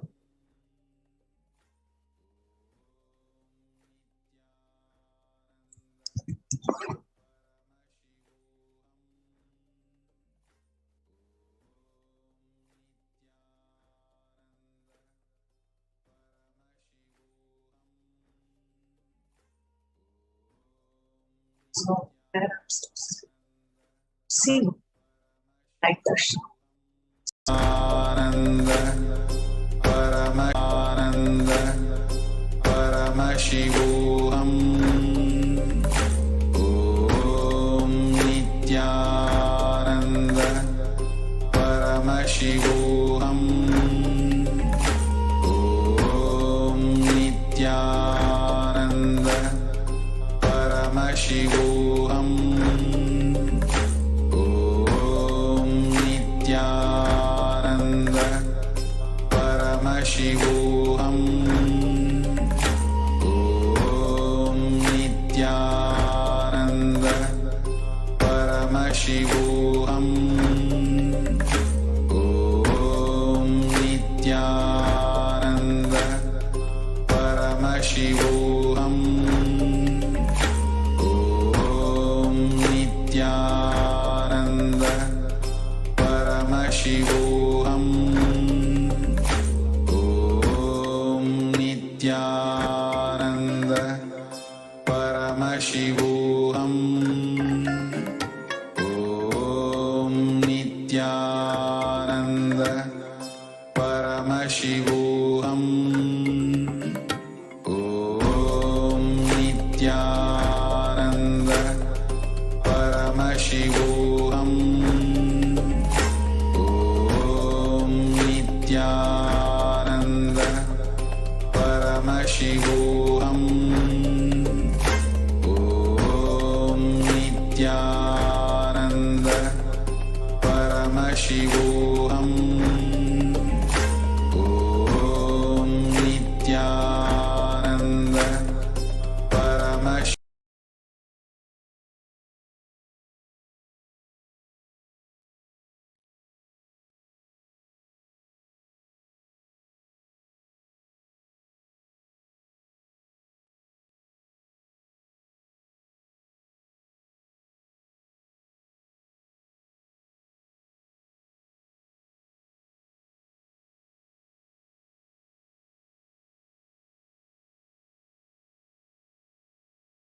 Connecting with the divine with your eyes closed is meditation.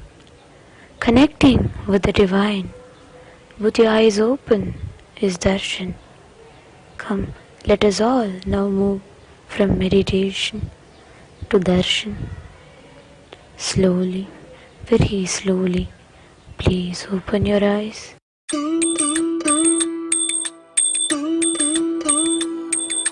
Ayya Siva Siva Siva Siva Ragara Ragara Siva Siva Siva Siva Ragara Ragara Ayya Siva Siva Siva Siva Ragara Ragara Siva Siva Siva Siva Ragara Ragara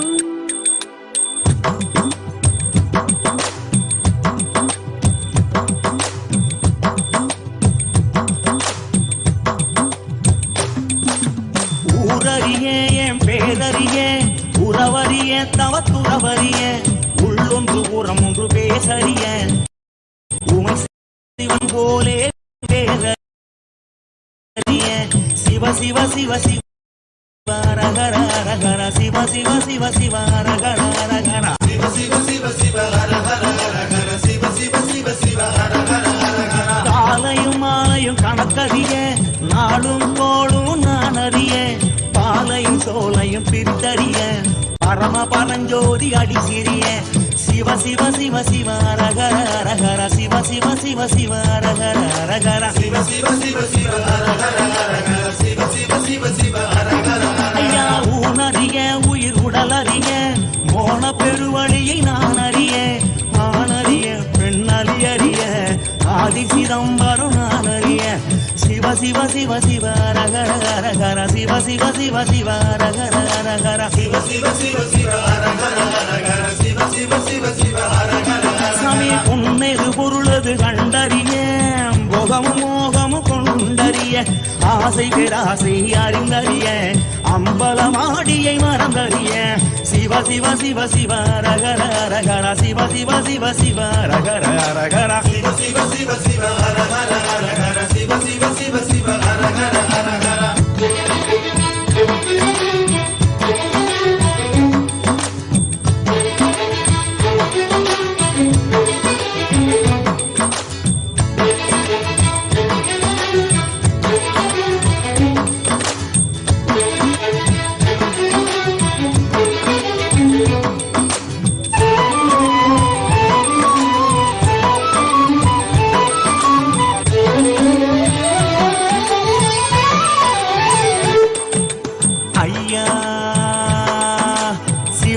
Shiva Shiva ரகர ரகர Shiva Shiva Shiva Shiva ரகர ரகர ஐயா சிவ சிவ சிவ சிவ ரகர ரகர சிவ சிவ சிவ சிவ ரகர ரகர. ஆகம வேதங்கள் படித்தறிய 6 குளங்களில் குடித்தறிய யாகமும் யோகமும் செய்தறிய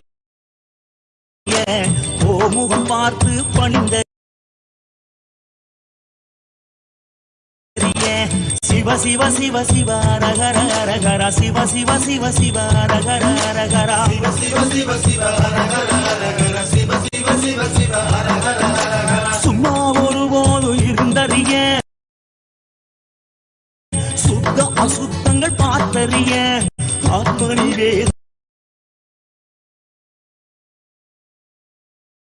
செய்தறிய அர்த்தநாரீசன் அடி சிறிய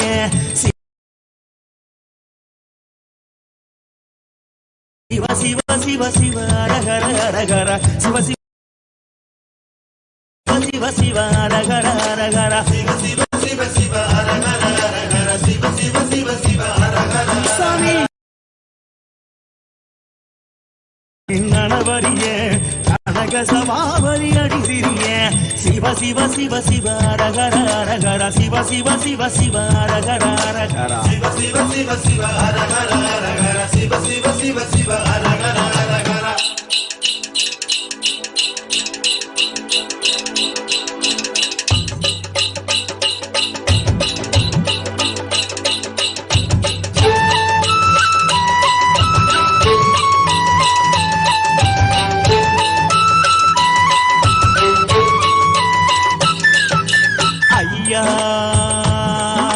சிவ சிவ சிவ ரகர ரகர சிவ சிவ சிவ சிவ ரகர ரகர ஐயா சிவ சிவ சிவ சிவ ரகர ரகர சிவ சிவ சிவ சிவ ரகர ரகர. இரவறிய ஒரு பகலறிய இறப்பும் பிறப்பு நான் அறிய வரவறிய கை செலவறிய பரசிவ திருவடி மறந்தறிய சிவ சிவ சிவ சிவ ரகர ரகர சிவ சிவ சிவ சிவ ரகர ரகர சிவ சிவ சிவ சிவ ரகர ரகர சிவ சிவ சிவ சிவ ரகர. சாமி சூதறிய கொடுவாதறிய சூத்திரம் சாத்திரம் நான் அறிய தீதறிய நன்மை சிறிதறிய திகம்பர தேசிக அடி சிறிய சிவ சிவ சிவ சிவ ரகர ரகர சிவ சிவ சிவ சிவ ரகர ரகர சிவ சிவ சிவ சிவ ரகர ரகர சிவ சிவ சிவ சிவ ரகர. சாமி வழியறிய கொண்ட வழியறிய பாவ புண்ணியம் நான் அறிய குலமறியேன் பிறர் நலமறிய இத கண்டன மறந்தறிய சிவ சிவ சிவ சிவ ரகர ரகர சிவ சிவ சிவ சிவ அரகர அரகர சிவ சிவ சிவ சிவ அரகர ரகர சிவ சிவ சிவ சிவ அரகர அரகர. சுகமறிய துக்கமறிய சொந்தமும் பந்தமும் நான் அறிய அகமறிய சுத்த புறமறிய அரும்பெருங்கோதி அடி சிறிய சிவ சிவ சிவ சிவ ரகர ரகர சிவ சிவ சிவ சிவ ரகர ரகர சிவ சிவ சிவ சிவ ரகர ரகர சிவ சிவ சிவ சிவ ரகர ரகர. ஐயா சிவ சிவ சிவ சிவ ரகர ரகர சிவ சிவ சிவ ரகர சிவ சிவ சிவ சிவ ரகர ரகர சிவ சிவ சிவ சிவ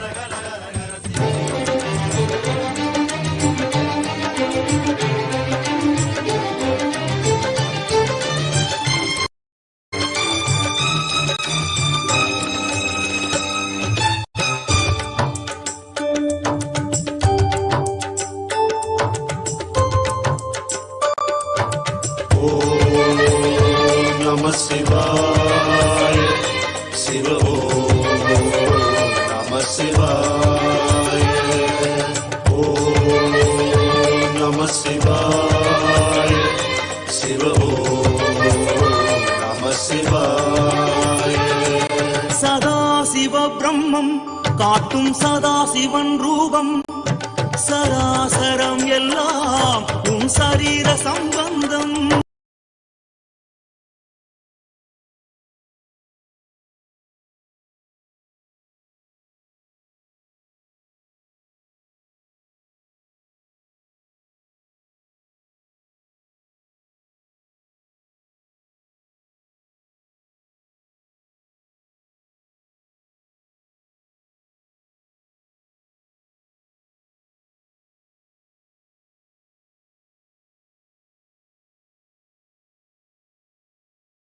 சதா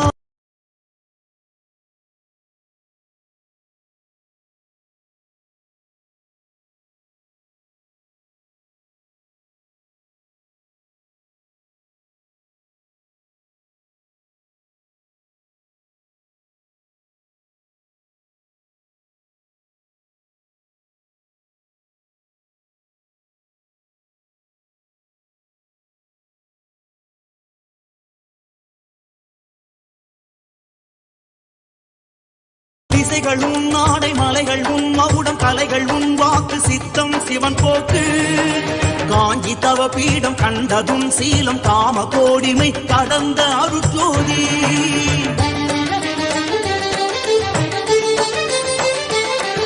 திசைகள் உன் நாடை மலைகள் உன் மகுடம் கலைகள் உன் வாக்கு சித்தம் சிவன் போக்கு காஞ்சி தவ பீடம் கண்டதும் சீலம் காம கோடிமை கடந்த அருட்ஜோதி.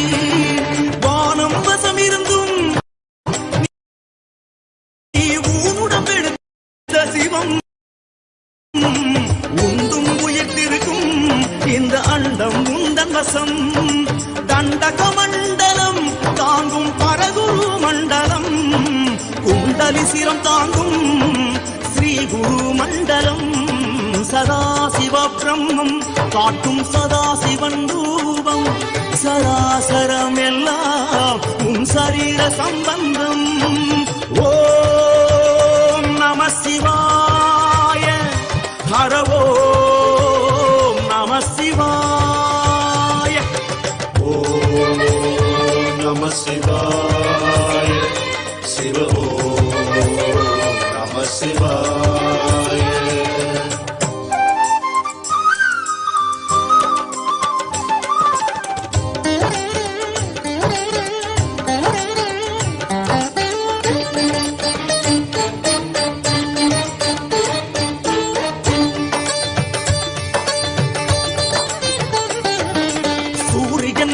சூற்றுமம் வழிகள் பரிமள செவிகள் அணிவது விண்மீன்கள் படைப்பில் வேதமயம் பார்வை சிவயோகம் நடையில் கம்பீரம் ராஜ நரசிம்மம்.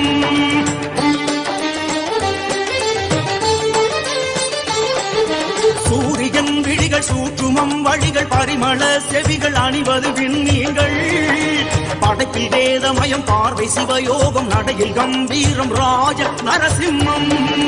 ஆள் காட்டி விரலோடு பெருவிரலை சேர்த்த விதம் கால் காட்டியமையாளும் ஸ்ரீருத்ர சதாசிவம். மனதில் எப்பொழுதும் குரு ஈசா உன் நாட்டி மறவாது கைதொழுவோம் தருவாயே அருளாசி.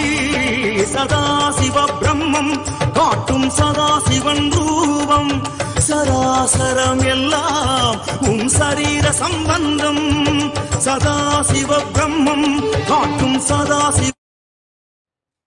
ஓம் நித்யானந்தேஸ்வர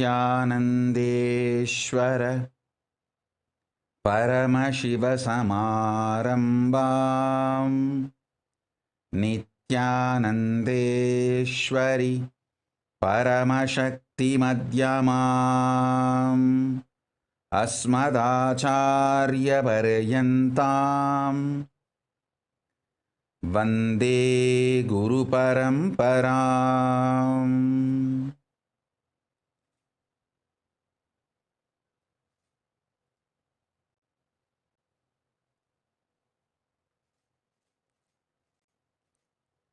I welcome you all with my love and respect.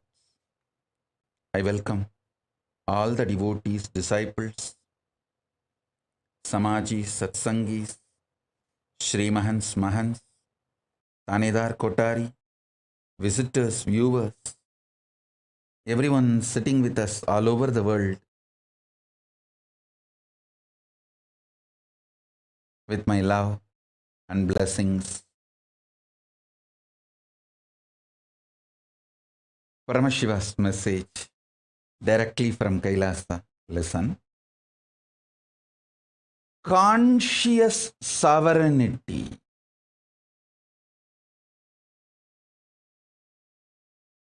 Consciousness is the ultimate for any being, not just human being. Consciousness is the ultimate for any being, not just human being.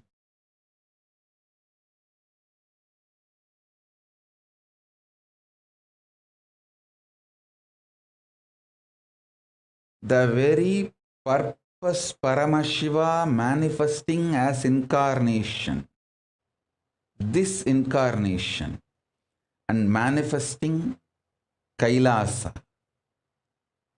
is to make every being realize the conscious sovereignty. Listen. It's for all of you, all beings, not just human beings, all beings, to realize conscious sovereignty.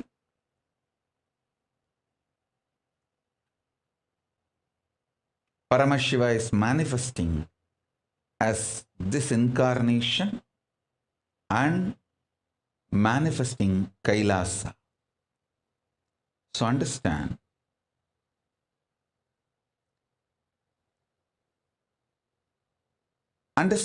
this conscious sovereignty more deeply, clearly. Even if you just understand what is conscious sovereignty, you will start manifesting it. Because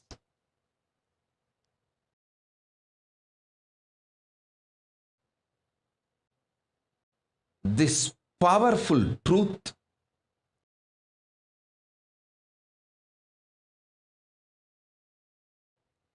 can manifest in you just by Shravana, listening. Conscious sovereignty means you are conscious being, realizing, understanding the truth. You are conscious being.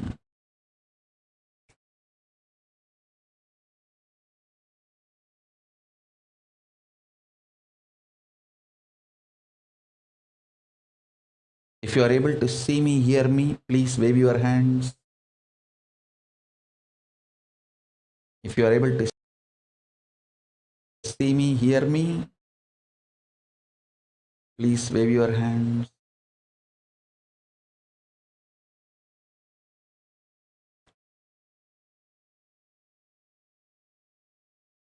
Because the truths I am revealing are very important. Too important?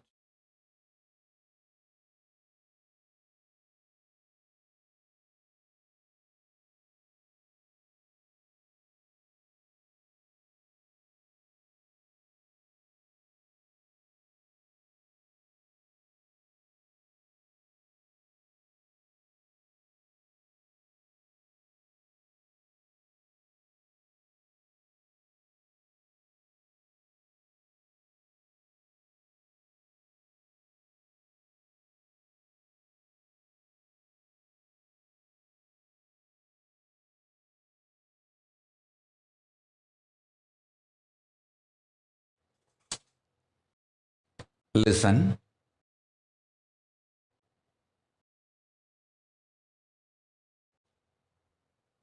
If you are able to see me, hear me, please wave your hands, because I am revealing some of the important truths, great truths, which you can't afford to miss. Shravana, listening, will make you enlightened. Just listening can make you enlightened.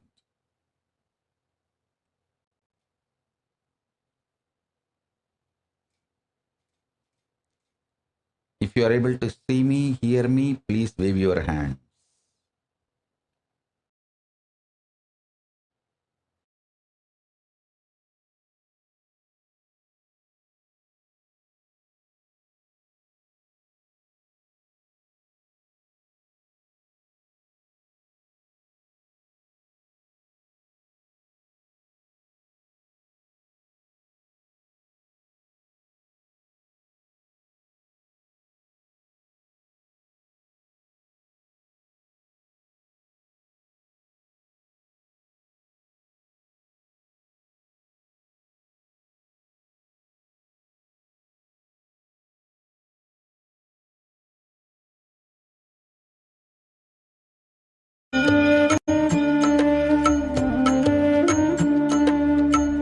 ஜன்மமாய் செய்த தவமோ உற்ற நண்பனாய் நித்யானந்தன் வந்து உதித்தான்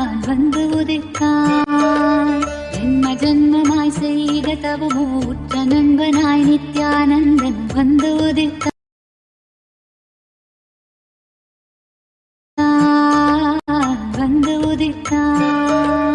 காக்கும் இறையே நட்பின் உருவாய்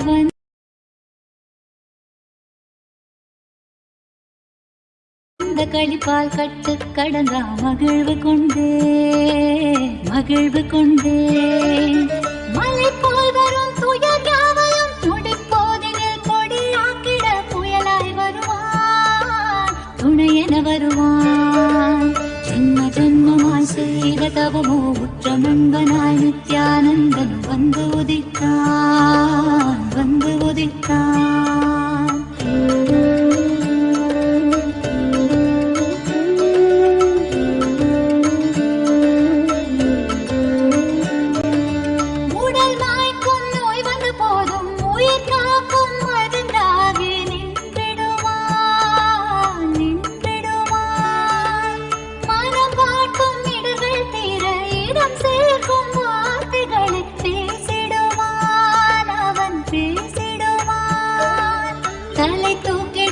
கருவங்களை தடம் மாற்றிட வெடிப்பான் தலை தூக்கிடும் கருவங்களை தடம் மாற்றிட வெடிப்பான் பின் கருணை மழையாய் பொழிவான் பின் கருணை மழையாய்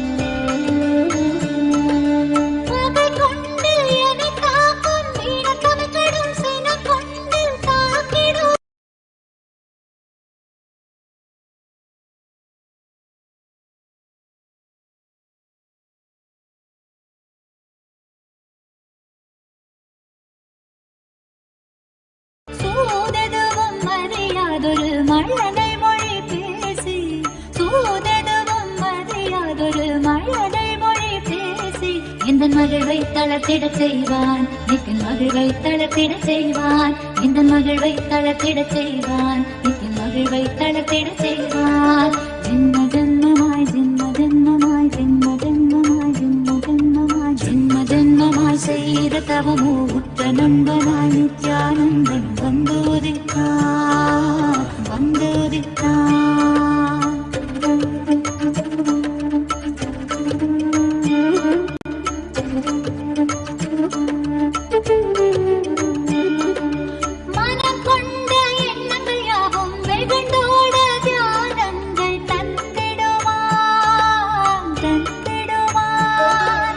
யுகம் காக்கும்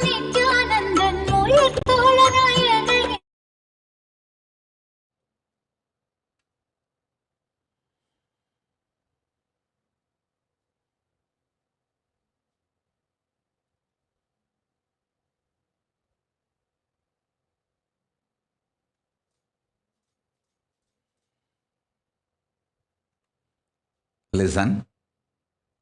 If you are able to see me and hear me, please wave your hands. If you are able to see me and hear me, please wave your hands.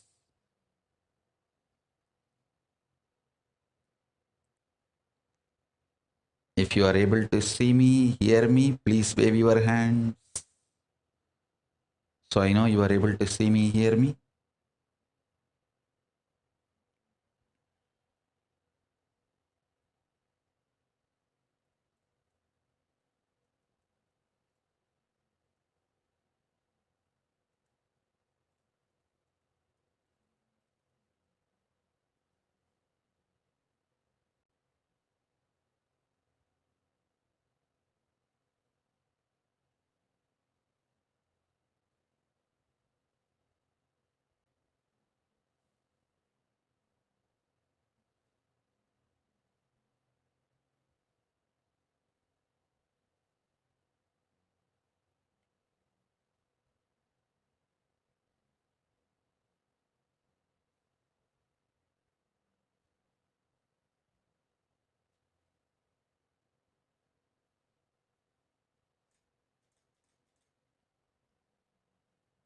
Yes. Listen.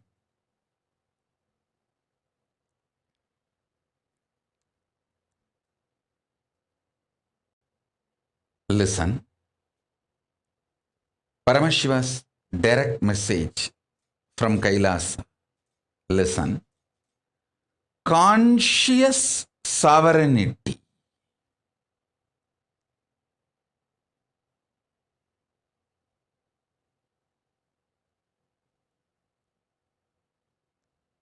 The very purpose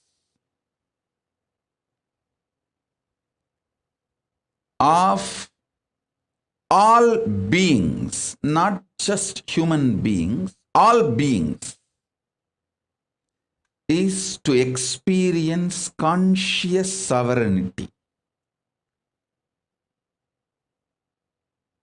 The very purpose why Paramashiva manifesting as this incarnation and manifesting, realizing and manifesting the truth. You are consciousness. You may have intelligence, mind, body, various layers. But you are consciousness. Your layers are not you. You are consciousness. The core substance out of which you are made, or the core existence of you, the core unit of you is consciousness. You may have mind, you may have body, you may have all the other things like a wealth, relationships, but you are consciousness.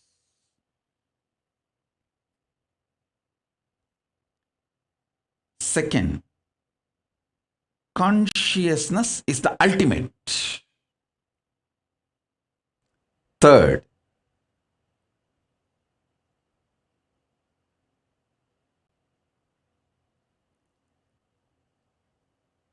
declaring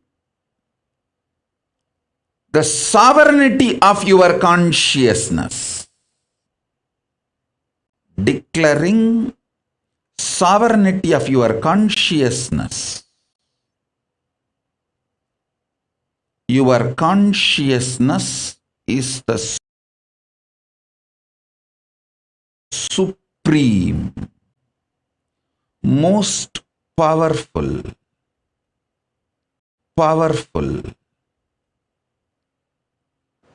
highest,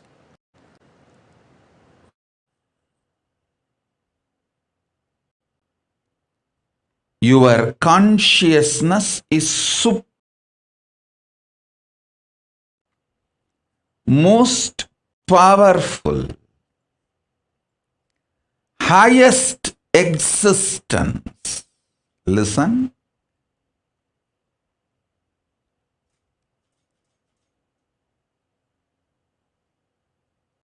Whether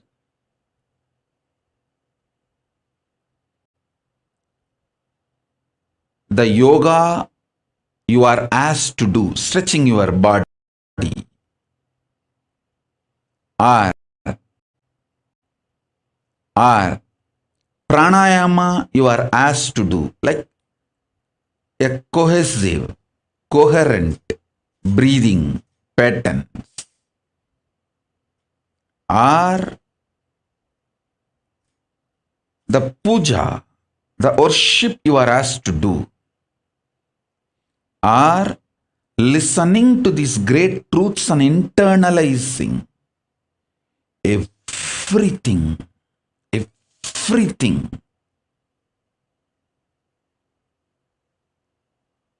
In Hinduism, everything is to make you conscious sovereignty.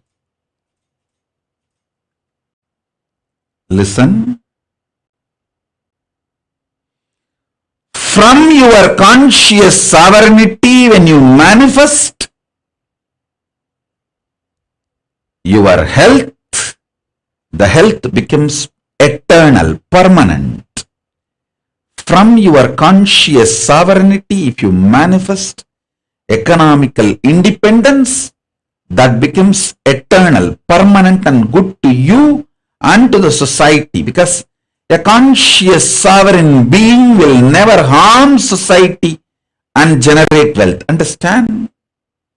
There are many people wealthy by grabbing, centralizing, redistributing, not by generating. The real wealth is always generation focused, generating focused, not just redistribution or grabbing. A conscious being will be wealthy by generating, not by grabbing or redistribution, being part of this redistribution loop. So understand, a conscious being, when he declares his conscious sovereignty and manifests health, it will be an absolute perfect health. He knows how long to live and he knows when to leave. I can give the example of Paramahamsa Yogananda. Even after leaving the body, his body did not go through any symptoms of death, deterioration of death. My own Guru, Isaki Swami, 3 days after death, his body was just fresh, alive. My Guru Kuppamal asked, Bhagavan, please do Bhatmasana, we have to keep you in Jiva Samadhi. His body just locked itself in Bhatmasana and we kept in Jiva Samadhi. Understand?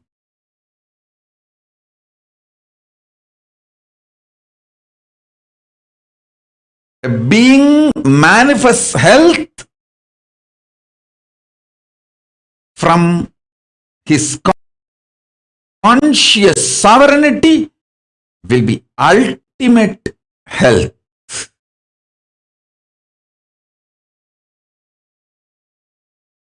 Being manifesting economical independence from his conscious sovereignty will be not only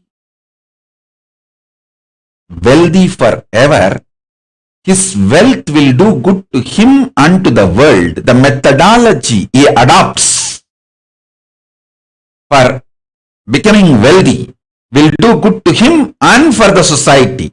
It will always be generating, creating, manifesting, not manipulating or grabbing, stealing, or being part of this redistribution loop.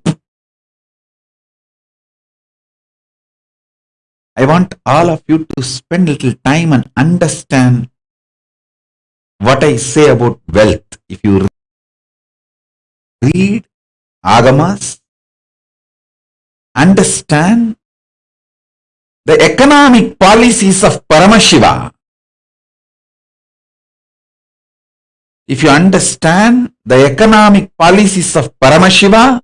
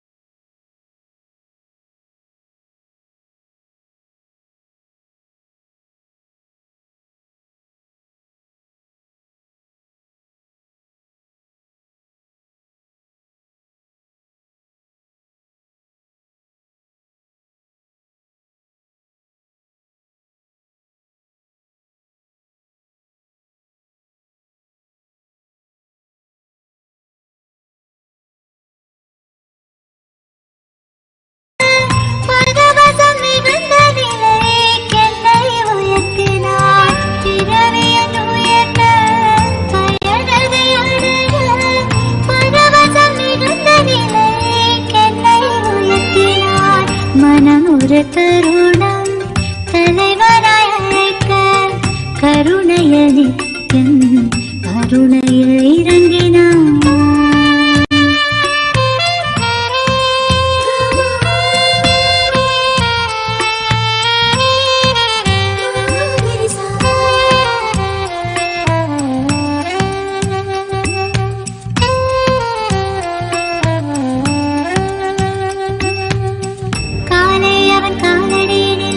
கருத்துடன் மெதுவாகவே அமர்ந்து கண் விழித்திட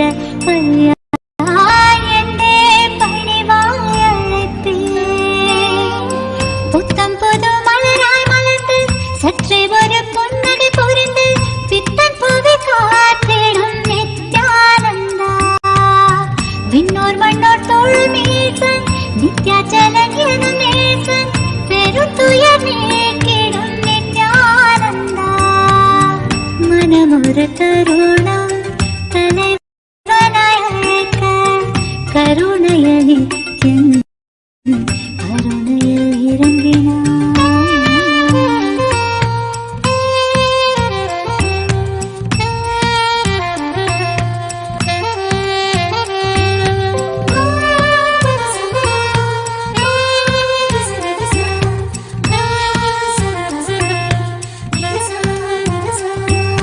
கங்கை நீர் கலந்தெந்த தலைவனை நீராடிட அழைத்தேன்.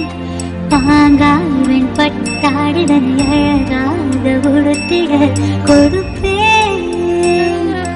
நித்தியம் பூசனை செய்ய ஆயத்தம் செய்து முடிப்பேன். மானுடனாய் பூமியை ஆளும் நித்யனை நாடும் துதிப்பேன். காத்திடுவான் காத்திடுவான் காத்திடுவான் காத்திடுவான் காத்திடுவான் என்று மனமொரு தருணம் தலைவனாய்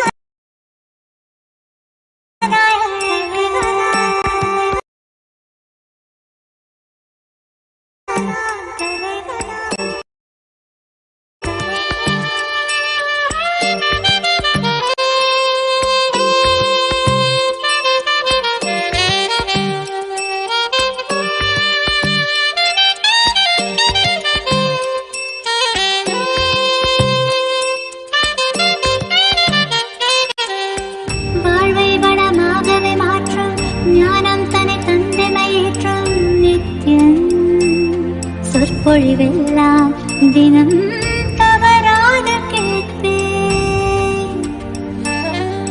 சித்தம் சுத்தம் செய்விக்கும் தெய்வ சொற்கள் எல்லாம்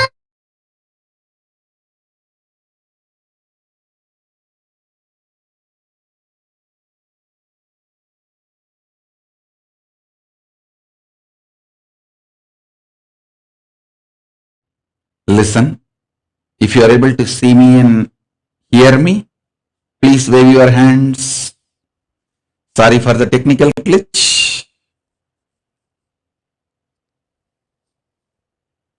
Please listen. If you are able to see me, hear me, please wave your hands.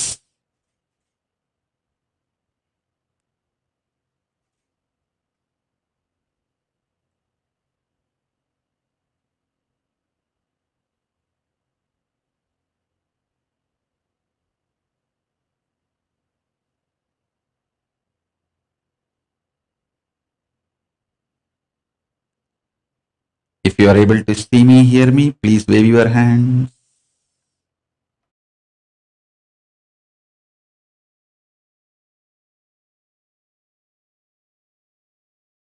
If you are able to see me, hear me, please wave your hands.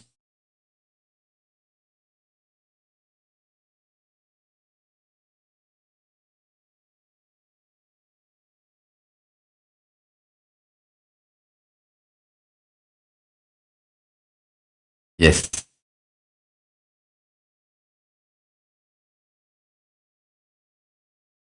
Shiva Yoga, I am seeing everything you guys are doing and enjoying.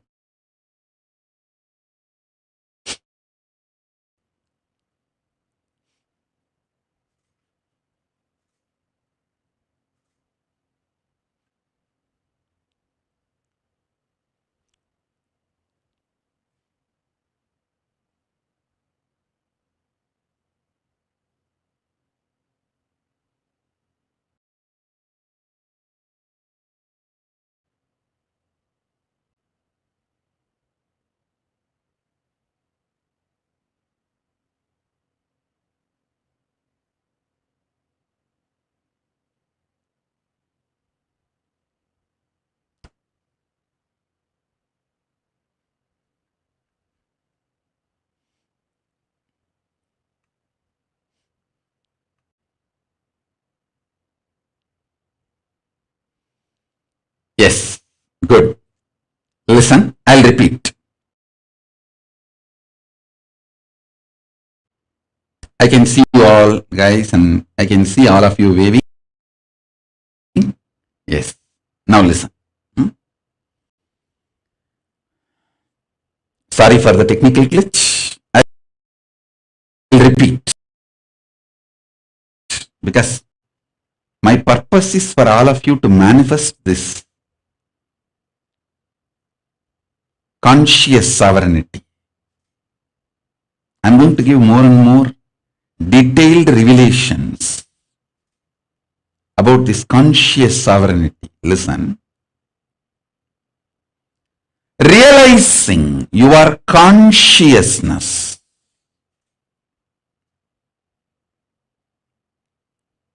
and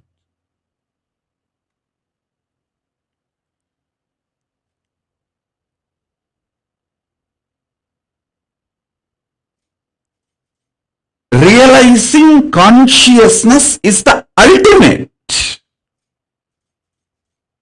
and declaring your conscious sovereignty and making your life manifesting conscious sovereignty in every level. Your health should be centered on conscious sovereignty. You should manifest physical health from the great realization of conscious sovereignty. You should manifest mental health from the great realization of conscious sovereignty. I tell you, 99% of your problems are mental health related. Only in this pralaya, I can see how people are creating real problems because of their imaginary, delusory mental problems. Listen. The imaginary, delusory mental problems, they are not able to handle and make decisions, create real problems, physical problems.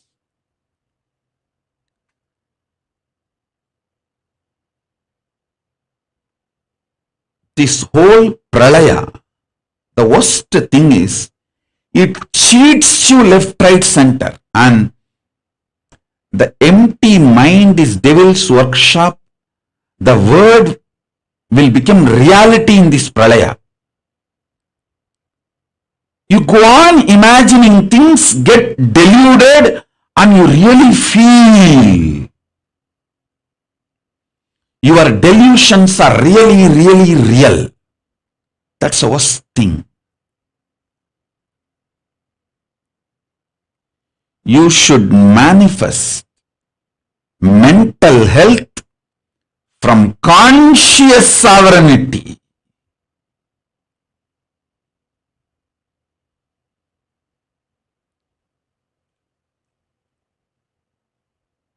You should manifest wealth from conscious sovereignty.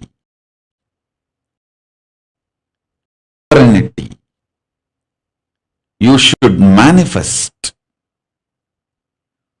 powers from conscious sovereignty. You should manifest enlightenment from conscious sovereignty. Conscious sovereignty should be the center, core truth. The career decision you make, the decisions you make in your life, where to live, how to live, the relationship decisions, health related decisions, wealth related decisions, the activities you are supposed to perform every day, the words you will be uttering every day, everything you should decide from conscious sovereignty. Do Vakyartha Satas and Jivartha Satas on this conscious sovereignty subject.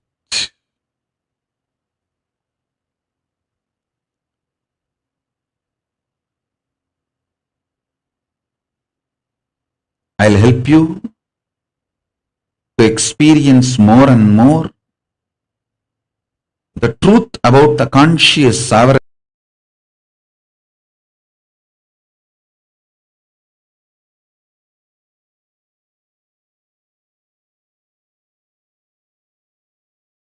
Then you will understand how to do.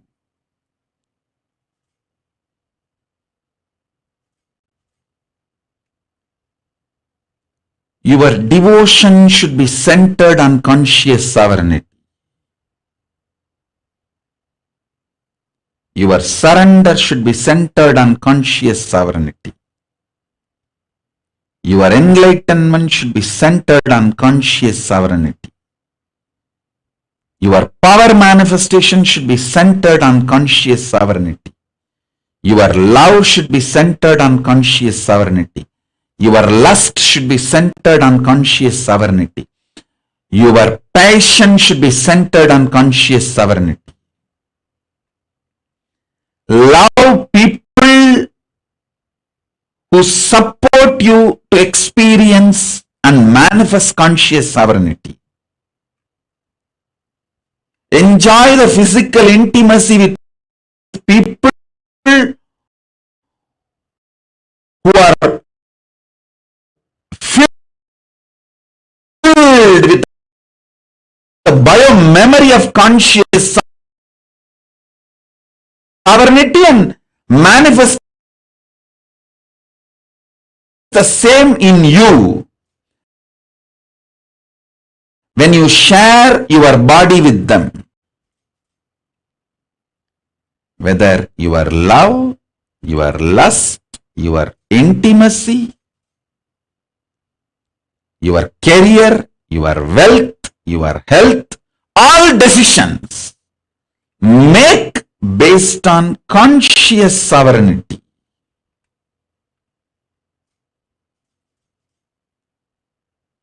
Kailasa is here to make all the beings experience conscious sovereignty. I am here to give you conscious sovereignty. Understand?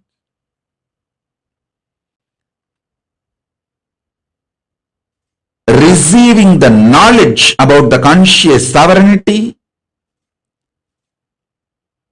freedom to live the lifestyle of conscious sovereignty,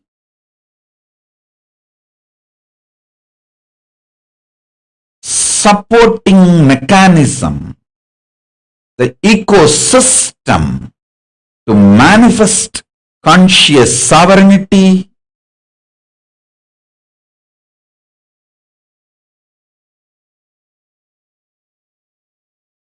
this should be the goal of every human being.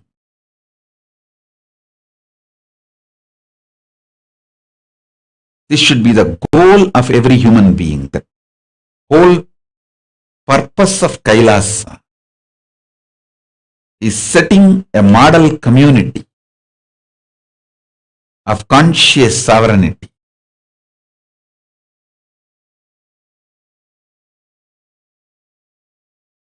Where your health, everything is centered on conscious sovereignty and you are supported intensely to manifest conscious sovereignty. And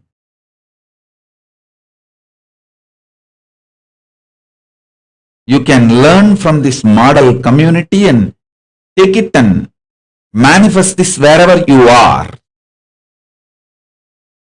That is the way I am manifesting this whole Kailasa. See, here I am manifesting. If you want to come and be part of this community, you are welcome. But if you want to come and learn and go back and manifest this same ecosystem wherever you are free to do. I support, encourage give you all the support system for you to manifest this conscious sovereignty centric ecosystem.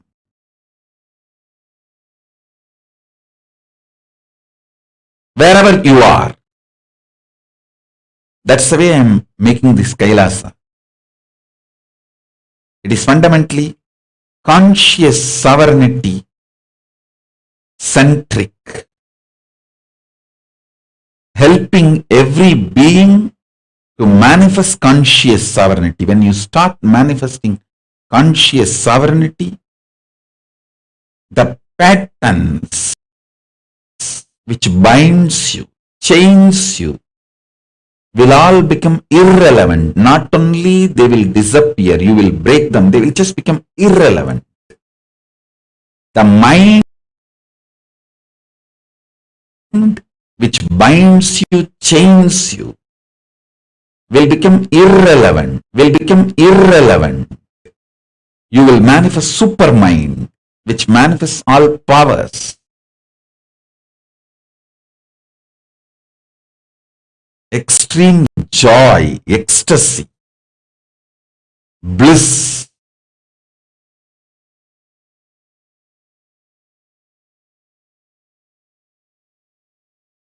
completion, powers.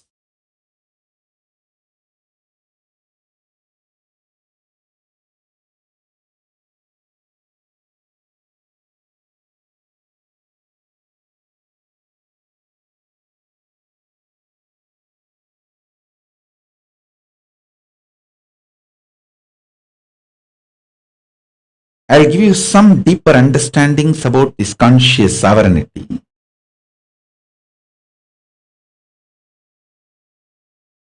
It is such highly matured, enlightening truth. Even if you understand, you will start manifesting. Say, declare you are Paramashiva, the ultimate conscious being. Even your self-doubt, self-hatred, self-denial, all these are part of your rejuvenation.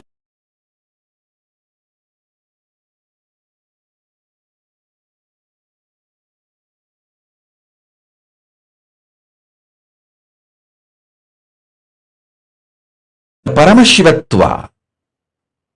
You don't need to be afraid of it.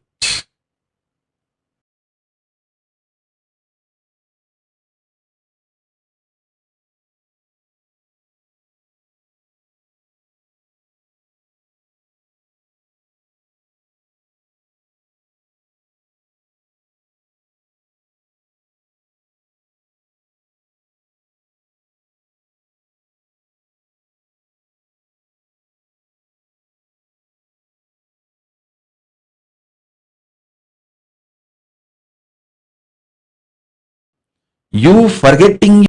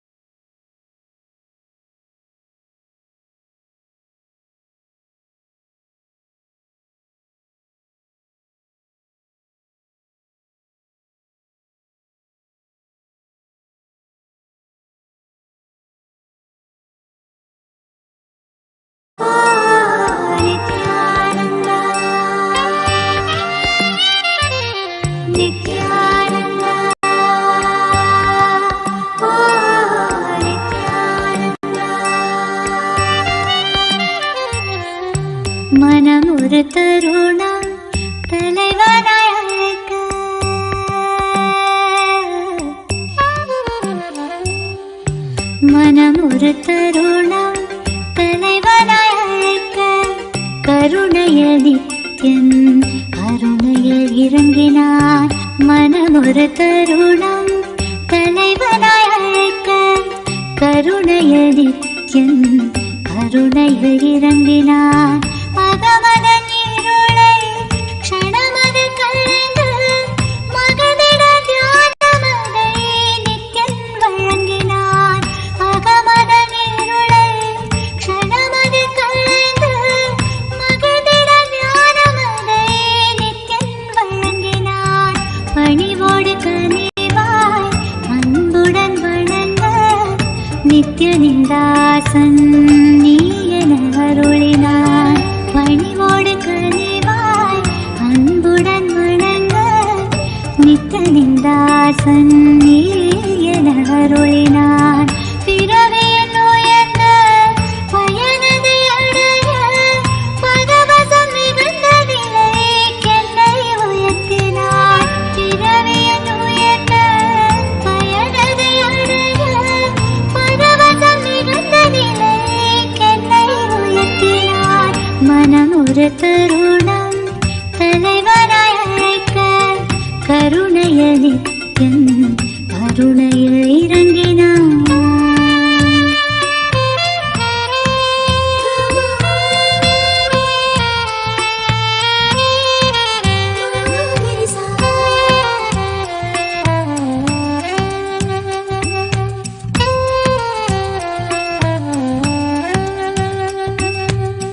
காலை அவன் காலடியினிலே கருத்துடன் மெதுவாகவே அமர்ந்து கண் விழித்திட ஐயா என்றே பணிவாய் அழைத்தேன்.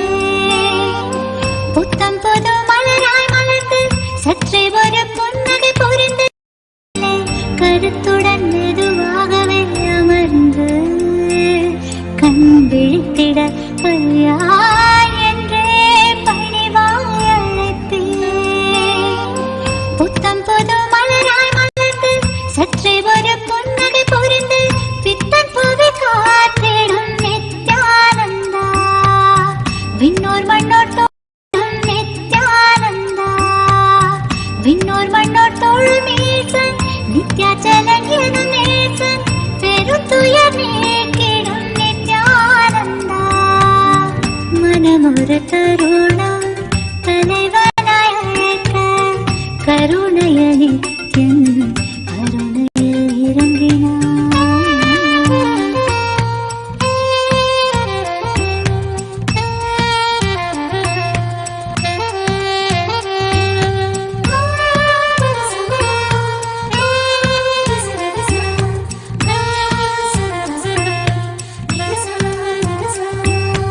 கங்கை நீர் கலந்தெந்த தலைவனை நீராடிட அழைப்பேன். பாங்காய் வெண்பட்டா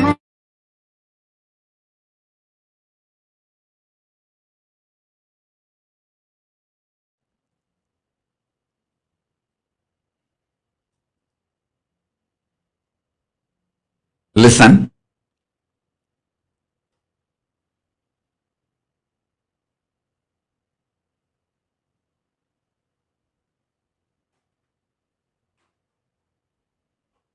Listen.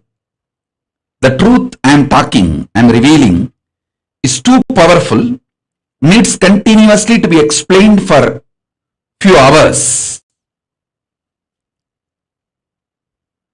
So I'll explain the physics of conscious sovereignty, chemistry of conscious sovereignty, biology of conscious sovereignty in further satsangs. Now understand the importance and introduction about conscious sovereignty. Do Vakyartha Sadas and Jivartha Sadas about this. I'll explain the further truths in the further satsang. With this, I bless you all. Let's all radiate with integrity, authenticity, responsibility, enriching, causing, living, collective integrity, Paramattvaitam, Shuddhatvaita Saivam, the state, space, powers, being, superconsciousness, and Kailas of Paramashiva. Paramashivoham Om Nithyananda Paramashivoham. The eternal bliss, Nithyananda. Thank you. Be blissful.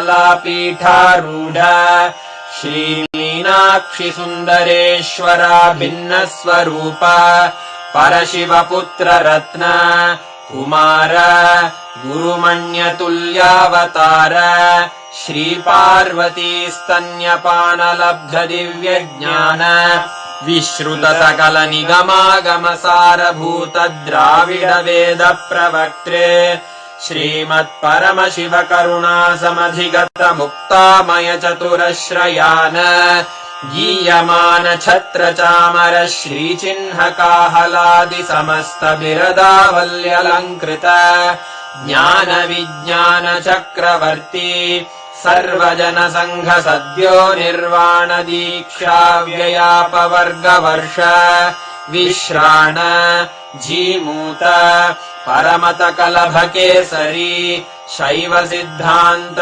स्थापनाचार्य श्रीराजाधिराज Pandya महाराज गुरु क्षपण शाक्यादि महान्धकार निवारण ज्ञान भानु वीक्षणानर्हार्हध्वजोच्छेदन पूर्वक श्रीमद्वृषभध्वज स्थापक शैव समय कर्त्रे सर्वज्ञ पीठारूढ श्रीजगद्गुरु श्रीज्ञान संबंध देशिक स्वामी वागीश सुंदर माणिक्य वाचक स्वामिनाम् अवतारभूत श्रीज्ञान संबंध स्वामी पुनरुद्धृत श्यामलापीठ सर्वज्ञ पीठ त्रिनवत्युत्तरद्विशततम गुरु महासन्निधान अरुणगिरि योगीश्वर परम्परागत अरुणाचल सर्वज्ञ पीठ गुरु महासन्निधान कैलास परम्परागत काञ्ची कैलास सर्वज्ञ पीठ त्रयस्त्रिंशदुत्तरद्विशततम गुरु महासन्निधान नित्योत्सव नित्यमङ्गल नित्य कल्याण नित्यरजित कैलास परम्परागत आदि कैलास नित्यानंद पीठ महासंस्थान महासिंहासन पीठ कर्तः साक्षात् श्री परमशिव समुद्भूत कैलास परम्परागत वैवस्वत मनु इक्ष्वाकु हरिश्चन्द्र भगीरथ श्रीरामचन्द्र शूरसेन इत्यादि अनवच्छिन्न सार्वभौम चक्रवर्ति परम्परागत चतुष्षष्टि योगिनी मंडित चतुष्षष्टि संप्रदाय प्रवर्तक मनुधर्म शासन सूर्यवंश प्राप्त सर्वज्ञ पीठ सुरांगी साम्राज्य मूर्धाभिषिक्त चूडामणे साक्षात् श्री परमशिव समुद्भूत कपिल महागुरु पुनरुद्धृत महानिर्वाणि पीठ अष्टोत्तर सहस्र श्री महामण्डलेश्वर साक्षात् श्री परमशिव सिंहासनाभिषिक्त समस्त गणनायक श्री महागणपति समारंभ अनवच्छिन्न पीठाधीश्वर गुरु परंपरा प्राप्त अटल पीठ अष्टोत्तर सहस्र श्री अटल पीठाधीश्वर धर्म मुक्ति स्वर्गपुर स्वर्ण पीठ त्रयोविंश गुरुमहासन्निधान कैलास परम्परागत आदिपीठ सर्वज्ञपीठ जगद्गुरो श्रीकैलास पुनरुद्धारक श्रीकैलास परमाचार्य श्रीमत्परमहंस परिव्राजकाचार्य वर्य सच्चिदानन्द प्रणव स्वरूप श्रोत्रिय ब्रह्मनिष्ठ श्रीमज्जगद्गुरु श्रील श्री भगवत् श्री नित्यानंद परमशिव श्री ज्ञान संबंध देशिक परमाचार्य स्वामिन् अत्रागत्य परिपाल्य च अस्मान् विज्ञान वितरणेन विजयी भव जय जय।